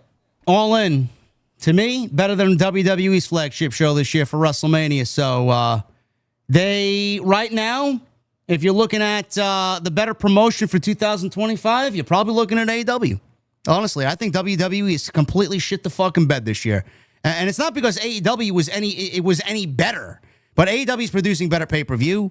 AEW is producing better moments, and WWE is not producing any moments, and they're not producing better PLE. So, I mean, we're left with AEW right now leading WWE in 2025, and they need to get their shit together because right now AEW has basically blown them away with this. Revolution was great. Again, Tony Khan just knows how to produce pay-per-view, man. WWE's got to get on the ball because they're not doing anything right now. We had three. I'm sorry, Jessica. I think you need to enjoy the wrestling of your favorite promotion. All right. I don't think anyone is going to say, oh, well, I'm going to watch more AEW because it's better. You enjoy the company that you watch. Now, for those of us who just enjoy wrestling and just want to watch either show and be a fan, great. Do that. But let's not do this brand is better than this one. No, the brand that you enjoy the most is the best brand to watch, all right? And WWE might not be putting out the best shit right now, but to be honest with you, this is very par for the course for them. After WrestleMania, they tend to hit a lull. Usually it picks up around SummerSlam, but apparently it has not just yet. But Survivor Series coming up after that. I mean, they go through this every year. Every year. WWE has not changed in that regard. Leading up into WrestleMania, it is the best fucking thing on TV. After WrestleMania, it's absolute dog shit. Yeah. It usually gets interesting again around SummerSlam. I guess that's the part that's off right now. But then comes Survivor Series, we're talking about starting the next WrestleMania build already because you already got the Rumble coming up soon after that. So they're in their lull. They'll come back to a point where they'll be putting on fantastic stories again, and we'll repeat this fucking cycle. If both companies are at the top of their fucking game, as fans, that's what we should be striving for right now. And the follow-up is important. Every time AEW has a show like this, they don't follow up on the following night's Dynamite.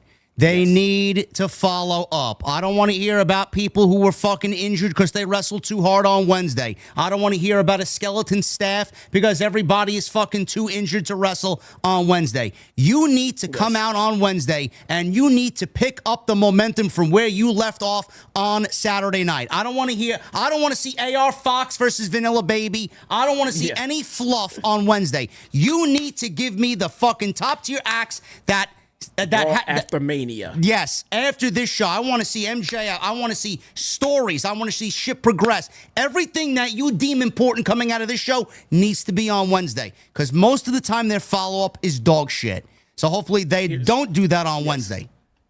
Here's what's important for Wednesday. Establish your next round of storylines and feuds. Kick that shit off right now. Yes. We want to know what's happening next. If you have debuts, if you have returning stars, this is the time to do it. This is your Raw After Mania moment right now. What happens next? What is MJF going to do next? What are our new champions going to do next? I want to see Hangman, Adam Page as the first goddamn thing on my TV come Wednesday. No one else. No one else. That show should start off with nobody but Adam Page. And he should address the fucking audience after the 9 months that we had to sit through. I don't know who you're planning to start the show off with. Scrap it. It needs to be Page. Yep. I don't know. We'll see what happens there. But again, going into Forbidden Door and the All Out show, they got some stories developing. And the show should be a hot one on Wednesday. Ratings are going to be up following the show for Wednesday's show. They need to capitalize. That's all I'm saying. Thank you guys for a great stream. Right now we got a total of 15,000 views on X. We had 3,000, almost 3,100 people in here on a Saturday night for this all-in post show. You guys have absolutely made us no matter how many people hate us and what they don't want to see us succeed, the number one stream in the entire space tonight. Thank you guys very much for all that. Not surprised by the level of support we get because we bring the fire every single time here we are live on Off the Script. Thank you guys very much for joining us here. I'm going to give Jesse the opportunity to either stay or bounce because I know he's had a long day. Bro, if you want to stay for the Super Chat, obviously you're more than welcome. If not, and you want to go relax and make yourself a drink and call it a night after a hard day of work, man, I'll give you the opportunity to go. I appreciate it, man. I am losing steam here. Yeah. I really figured. am losing. Yeah. Well, I've been doing this shit all goddamn day. I'm beat. It's been fun. I actually enjoyed my day of hanging out with everybody who hung out with me in my stream, and that meant the world. Thank you for everybody who came to hang out. I had over 500 goddamn people in a watch along. That's crazy. That's crazy, man. Thank you guys so much. Thank you guys for being here this late with us, man. It was nice. I'm gonna get some rest, brother. Everybody be safe out there. I will see you guys on my stream on Monday. You're not streaming. You're not streaming Evolution reactions tomorrow. Oh, I think I'm gonna spend the day with my family, man. I have not seen them in over a week. All right, there you go. So All right, man. I will Go. see you guys next time. Go, Russ Brown. I'll talk to you tomorrow. Later. Thank you guys very much, man. We are gonna read your super chats. You got me all by yourself now, bro. There you go. We're back. We're back in the venue. Thank you guys very much for all of your support. Appreciate you. In fact, maybe let's see what we could do here. Can we change this? Let's see. Hold on one second. See what I got over here. Desktop. Podcast assets. Let's see. Where's the beer garden? No, we don't got that. Beer garden. Where's the fucking beer garden, bro? Maybe I don't have it here. You know what? Oh, here we go. I got it. It's right in front of me. That's how fucking tired I am, bro. Boom. And then let's get the bar top. Boom. There you go. There you go. Thank you guys for a great stream, man. Again, I appreciate you guys very much. Super chats are open. Get them on in. We will continue to hang out here at the 1:30 a.m. hour. Holy shit. How long did we go? We're nearing 4 hours on this fucking stream. Jesus Christ. Follow me on social media at JD from NY206. Twitter, Instagram, TikTok, and Cameo. Hit that subscribe button down below. Turn on the bell for notifications. Make sure you guys go check out all the other content on the channel. Plenty of it. We were live on Friday for SmackDown. If you guys care at all about that, go check that out. I'll be live with Evolution. No doubt about it after the show's over tomorrow night. What I'm going to do for Saturday night's main event, I don't know. Is it worth watching, chat? Is Saturday night's main event worth watching? Is it worth a stream is a better question. Is it worth a live stream tomorrow afternoon? If not, I'll just do like a 20-minute recap. 20-minute video, boom, get it out. You let me know. Hit that thumbs up. We got 1,300 likes plus. Can we get 1,500 in the chat? 1,500 likes is the goal. No, huh? Not worth a stream. We'll do a video. We'll just do a video. All right. Michelle with a 2. Any bets? MJF wins the belt and then ditches MVP. That could be. I could see that. Using the Hurt Syndicate to get what he wants, only to dump them. I could see that.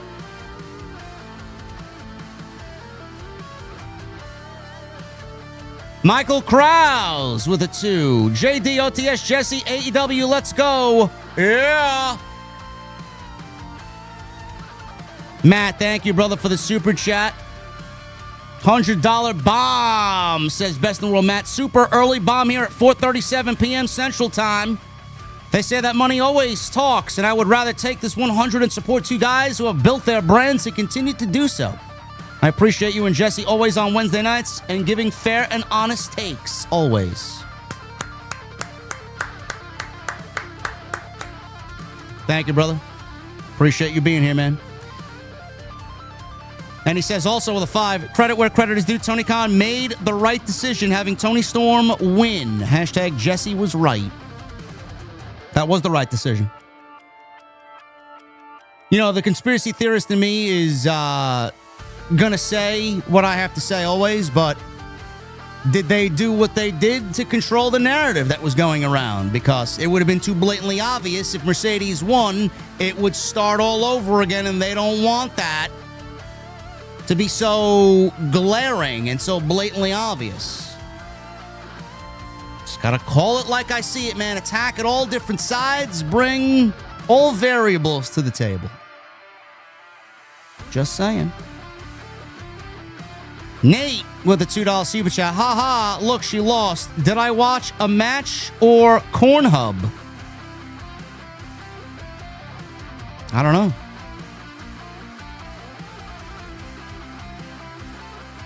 Del Polo Juan with a 7 months. Hi, JD. Thanks for entertaining us with your great reviews. 2 questions. How do you book Hangman as a champion? Which is the next big feud for Punk? I don't know. Now that Rollins is injured, we may go Punk and Gunther for the world title.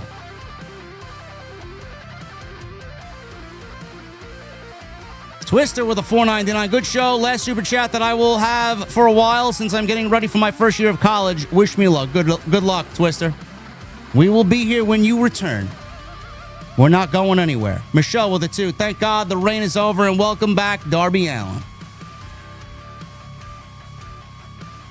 Hollywood Bug Hunter with a 5. All In was good. Tony Khan got all the wins right, in my opinion, but no wrestling show should be 6 or pre-show included 8 hours long. This was longer than WrestleMania 35. Yeah, it's a little too much, bro. It's a little too much. TVP with a $4.99. Seth had to be helped to the back. I hope he's okay. Apparently, WrestleVote said it's a torn ACL. Or it's a legitimate injury. Someone was saying in the chat that it's a torn ACL, possibly. That is a absolutely terrible, terrible time to get injured when WWE is in the midst of this fucking storyline.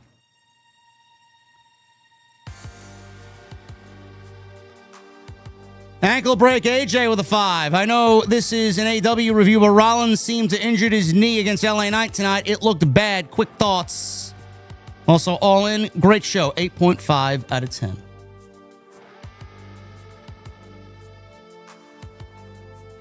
Arrangements with a $4.99. That was the longest wrestling pay-per-view I've ever attended live. I wish they would have cut at least 2 matches. Bro, they don't know what in moderation means.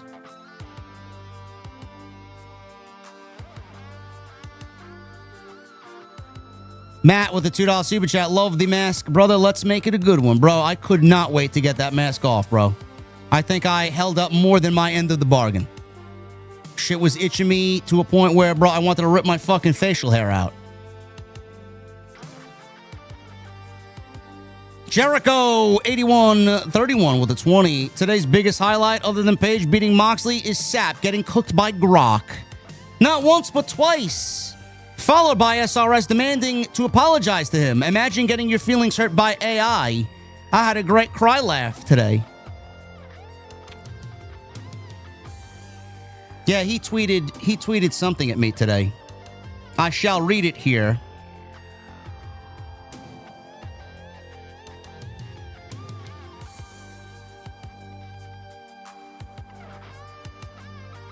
It was too funny not to get in on, you know?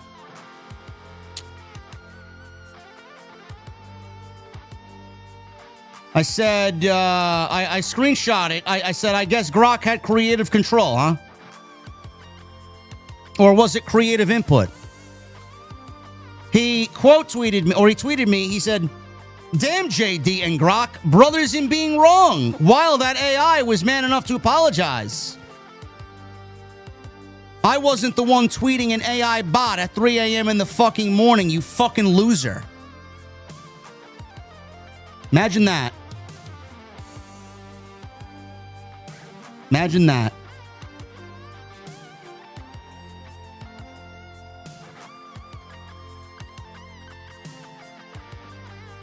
He tweeted me, July 31, say it directly. Hey guys, if I do a meet and greet SummerSlam on July 31st, or if I do a meet and greet on August 2nd at SummerSlam, we'll be right next to the American Dream Mall. If I hold a meet and greet at American Dream at a nice fancy bar in American Dream Mall, and you guys come out, and I invite Sean Ross Sapp to come out so I could tell him he's a fucking loser to his face, how many of you would back me up? Because genuinely, I don't trust him, knowing that content creators have been fucking killed in person for online beef. I'll say it to him. I don't trust that he's got a fucking concealed weapon or something.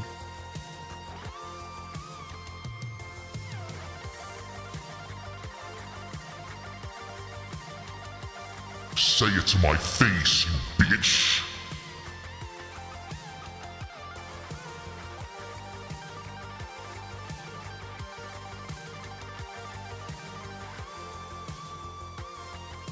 I don't know, man. We're doing something right. We got 3,000. We had at least almost 5,000 people in here between X and YouTube, man, for an AEW show.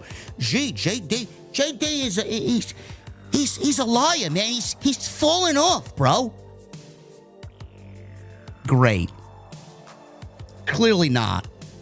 And I don't plan to. What else do we got here, man? Let's get some good tunes on first. Let's see. Yes, Grok owns Sap, yes. Havili with a 100. What's up, JD and Jesse? Shout out from Brisbane, Australia. Saturday, the 13th of July, 2025. Great masks. JD, rest in peace. Death Riders. Where do you rank this between all three all-ins? With Mercedes losing against Toni, does that mean AEW's planning her to break Jade's record? Probably. I absolutely think she will break Jade's record now. Where does this rank for all-ins? I thought last year's all-in was the best. This one was better than the original. Average Foodie with a 40 in Super Chat. Pay-per-view is decent, barring 2 matches. It's an 8 out of 10 pay-per-view.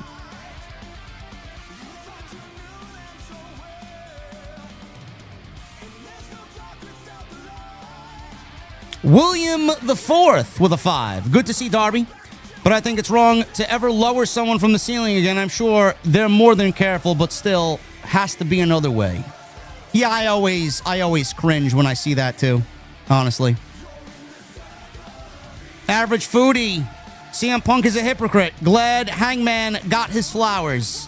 Dustin Rhodes got title after 27 years. It said Vince wasted his talent despite he was loyal and already has talent. Move to AEW was best for Dustin.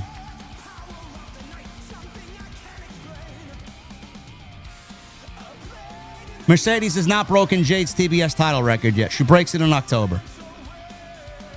Selly261 with a $50 super chat. Hey, JD, TK sir said during the media scrum that since Okada won the match, the new unified championship will be now held under the Continental rules, meaning no outside interference. Since the Continental champion won, keep up the good work, JD and Jesse. That sounds fucking awful. That sounds awful. I don't know why he continues to go with these fucking dumbass rules, bro. Mr. Premium with a $4.99. Thank you, Selly, for the 50 bomb. Mr. Premium with a $4.99. Hey, guys, checking in. Hope you are well. Glad the reign of terror is over. Best wishes to Adam Cole. And if he is legit injured, Seth Rollins. Forces of Randomness with a 43 months. Pretty good show tonight. Better be on at 9 p.m. than 3 a.m. Happy for Dustin and Athena. Love the extended entrances. Made the show feel bigger. 8.5 out of 10. It was a great show. Don Parker. Always wanted to show some support. JD and Jesse, just be yourself. If people don't like you for being yourself, fuck them. With handcuffs on and super glue on their lips. Fuck them. Whereas to live by from the late, great Bernie Mac. Thank you, Don Parker, as always, brother. Thank you for being here. Havili with another 100 bomb. Jesse's favorite ice cream. We'll have to ask him on Wednesday, bro.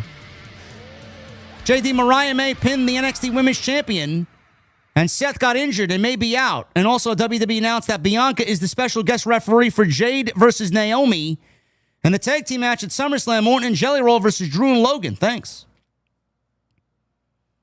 Bianca Belair is the special guest referee tomorrow. Something seems to be going down tomorrow. I don't know what it is, but something seems to be going down. Chris Phoenix, 1993 with 35 months. All In was a good show. Favorite match of the night has to be the tag team title match. The tag title match? No. Might have been yours, wasn't mine. Mostly due to the return of Adam Copeland. Cope and Cage versus FTR. Yeah, I mean, that's something to get excited about, for sure. That will happen in Montreal at All Out, not Forbidden Door. Joshua with a $9.99. The Mask. New subscriber. Enjoy the channel. You guys keep it 100 and always look forward to the live streams. Bro, we always keep it 100, man. No matter what people want to say about us, we are as honest as they come. Always. We are always ourselves. Everything you hear on this show, I would tell you in person. No sugarcoating anything. Keith with 15 months. The mask is El Cheapo, but you're wearing it is life. Bro, the mask is made of terrible quality, bro. I was itching like a fucking madman. Adam JD 519 with 60 months. El Controlador gives off Del Wilkes Patriot vibes. Good review, JD and Jesse. All In, 7 out of 10. OTS for life. Thank you, Adam. Yes. JD Gunther put Oldberg to sleep and Seth injured his knee. LA Knight hit the BFT and pinned Seth 1, 2, 3. Says True Crime Unleashed with a 5. How was the Gunther and Goldberg match? Was it as terrible as I feared, or did Gunther lead him to a respectable match for 3 minutes? Lucha Trooper with a 5. Didn't have to wait to 1 a.m. 8 p.m. start for once in the UK. Did a shot of whiskey for the Hangman. My road to Forbidden Door begins tonight. Rock on. Thank you, brother. It was bad, huh? David said it was surprisingly good. It was good. It was decent. I'll be the judge of that, guys. I see some people giving a lot of mixed reaction. It was a 10-minute match. 10 minutes. 5 with the commercial. Right?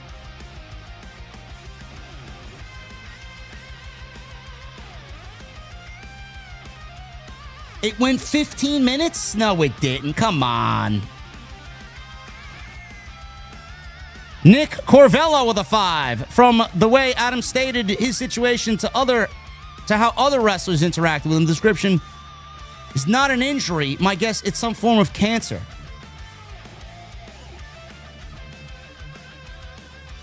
Whatever it is, man, I hope he is back eventually.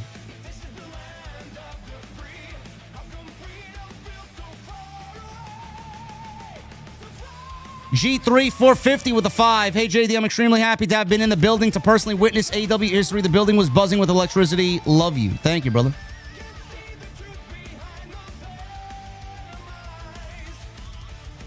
Johnny Boy Vaccaro with a 5. I heard on Ango, AEW re-signed Dustin for a 6-year contract. It's possible the reason giving him the TNT title. Possibly. Could be a thank you.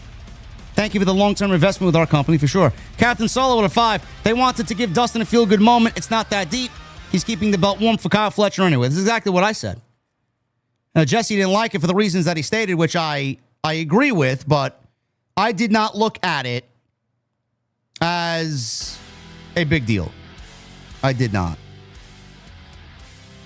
After the somber moment and the sad moment that Adam Cole gave with his statement, I think Toni thought in the way he wanted to send the crowd home or give the crowd a happy moment after that, which is why he gave it to Dustin.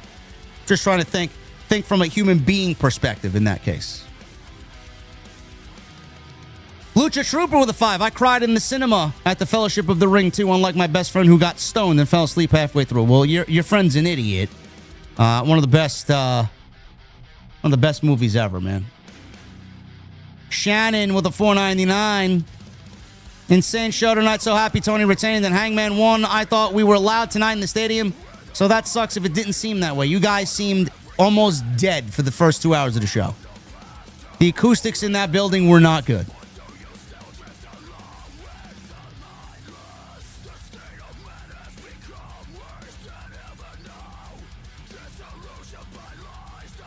Captain Solo with a $5 super chat. Did anybody else immediately think about Owen Hart when Darby was shown coming down from the rafters? Cool stunt, but I was legit concerned. I always get concerned at stuff like that. I was surprised we didn't see Sting tonight. Mr. Grim Boogs with a 10. With Athena winning, could she lose her Ring of Honor title soon? Because this would make sense, because we don't need any more double champions. It's getting stale. Yeah. Yeah, she'd have to lose that title first. Hopefully this is the beginning stages of getting her called up to the real roster. Demeter Bullion Doggy with a $7.99. JD, you like X-Cal when AEW first started. Take off the mask. No one knows who you are. My 16 big boy birthday bash was today, and you didn't come. We play COD. No, Demeter. I did not want to come. And was I a fan of Excalibur? Sure. Now I can't stand him.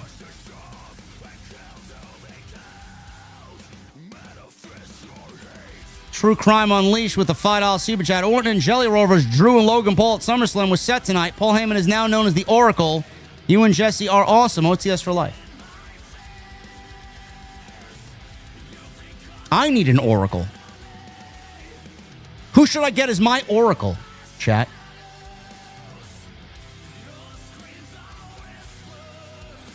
Puro Show with a $1.99. Which New York City pizza spot you recommend for a first-timer? I'm not the right person to ask, Puro Show. I hardly go into Manhattan. It's a fucking shit show.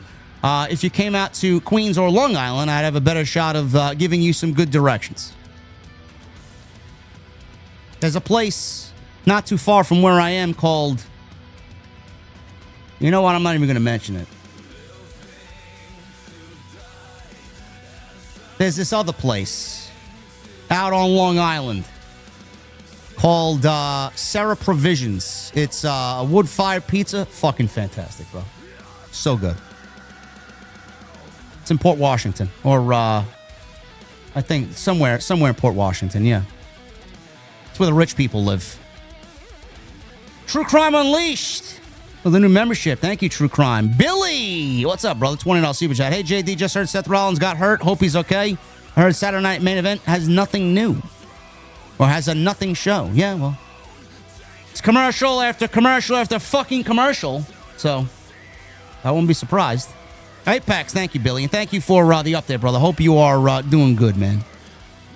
Apex with the $1.99. With Seth hurt, does Punk go back to Cena/Cody? I don't know.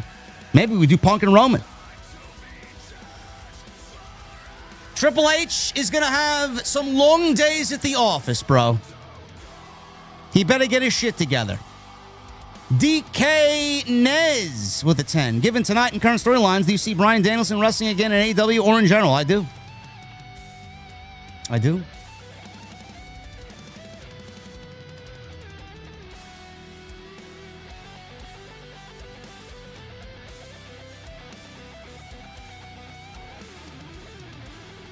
Keith Tunstall with a 21 months. They are telling the truth. Match was about 15-16 minutes. Okay.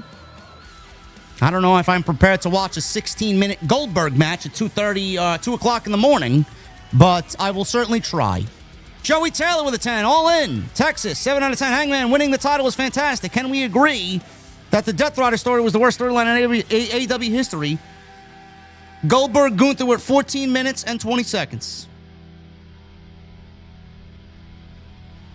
Sure. Was it the worst storyline in AEW history? I don't know, bro. Would I call it one of the worst? Yes. I would call it one of the worst, for sure. I'm Danger with a 5. Do you ever get noticed when you are out doing stuff? Keep up the great work. Yes, I've got noticed at a couple of places. Once at a bar. I got noticed at the Tropicana Casino in Atlantic City. I got noticed at the neighborhood Target. I got noticed, honestly, I got noticed driving the Mustang over the Throgs Neck Bridge one time. These are rare occasions, though. They don't happen all the time, but... I mean, you see a dark horse out there. Who else is driving a dark horse, man? They're like fucking... they're like finding gold in the desert somewhere. And True Crime Unleashed with a $2 Super Chat. WWE cut his retirement speech mid-speech. Because of fucking commercials. That's why. Not today, Jay, with 34 months. Happy 34 months, JD. You've been live for 4 hours. I went to go see that new Superman movie. I get back and you're still live. Grind never stops. Love you. Well, when Sapp and Fightful only go 50 minutes, someone in the community has to do due diligence and give everybody a real review because you're certainly not getting it over there. Anyway, guys, I'm getting out of here. I appreciate every single one of you. This was one of the best post shows we did, maybe in AEW history. You guys got a lot out of this show tonight. You guys got a lot of discussion, and hopefully we delivered for you. Hopefully you liked it. I'll be live tomorrow night for Evolution. It's going to be a long night. Evolution tomorrow night right here live on Off the Script. Follow me on social media at JD from NY206, Twitter, Instagram, TikTok, and Cameo. Hit that subscribe button down below. Turn on the bell for all notifications, and please continue to hit that thumbs up. 1,500 likes is the goal. Let's do it, man. If you guys are in the chat, please do so. And I will see you all tomorrow night for Evolution. Expect something for Saturday night's main event tomorrow in the afternoon. Throw a video up, talk about it. We'll do our thing, and I'll see you tomorrow night for Evolution right here on Off the Script. I'll see you guys later.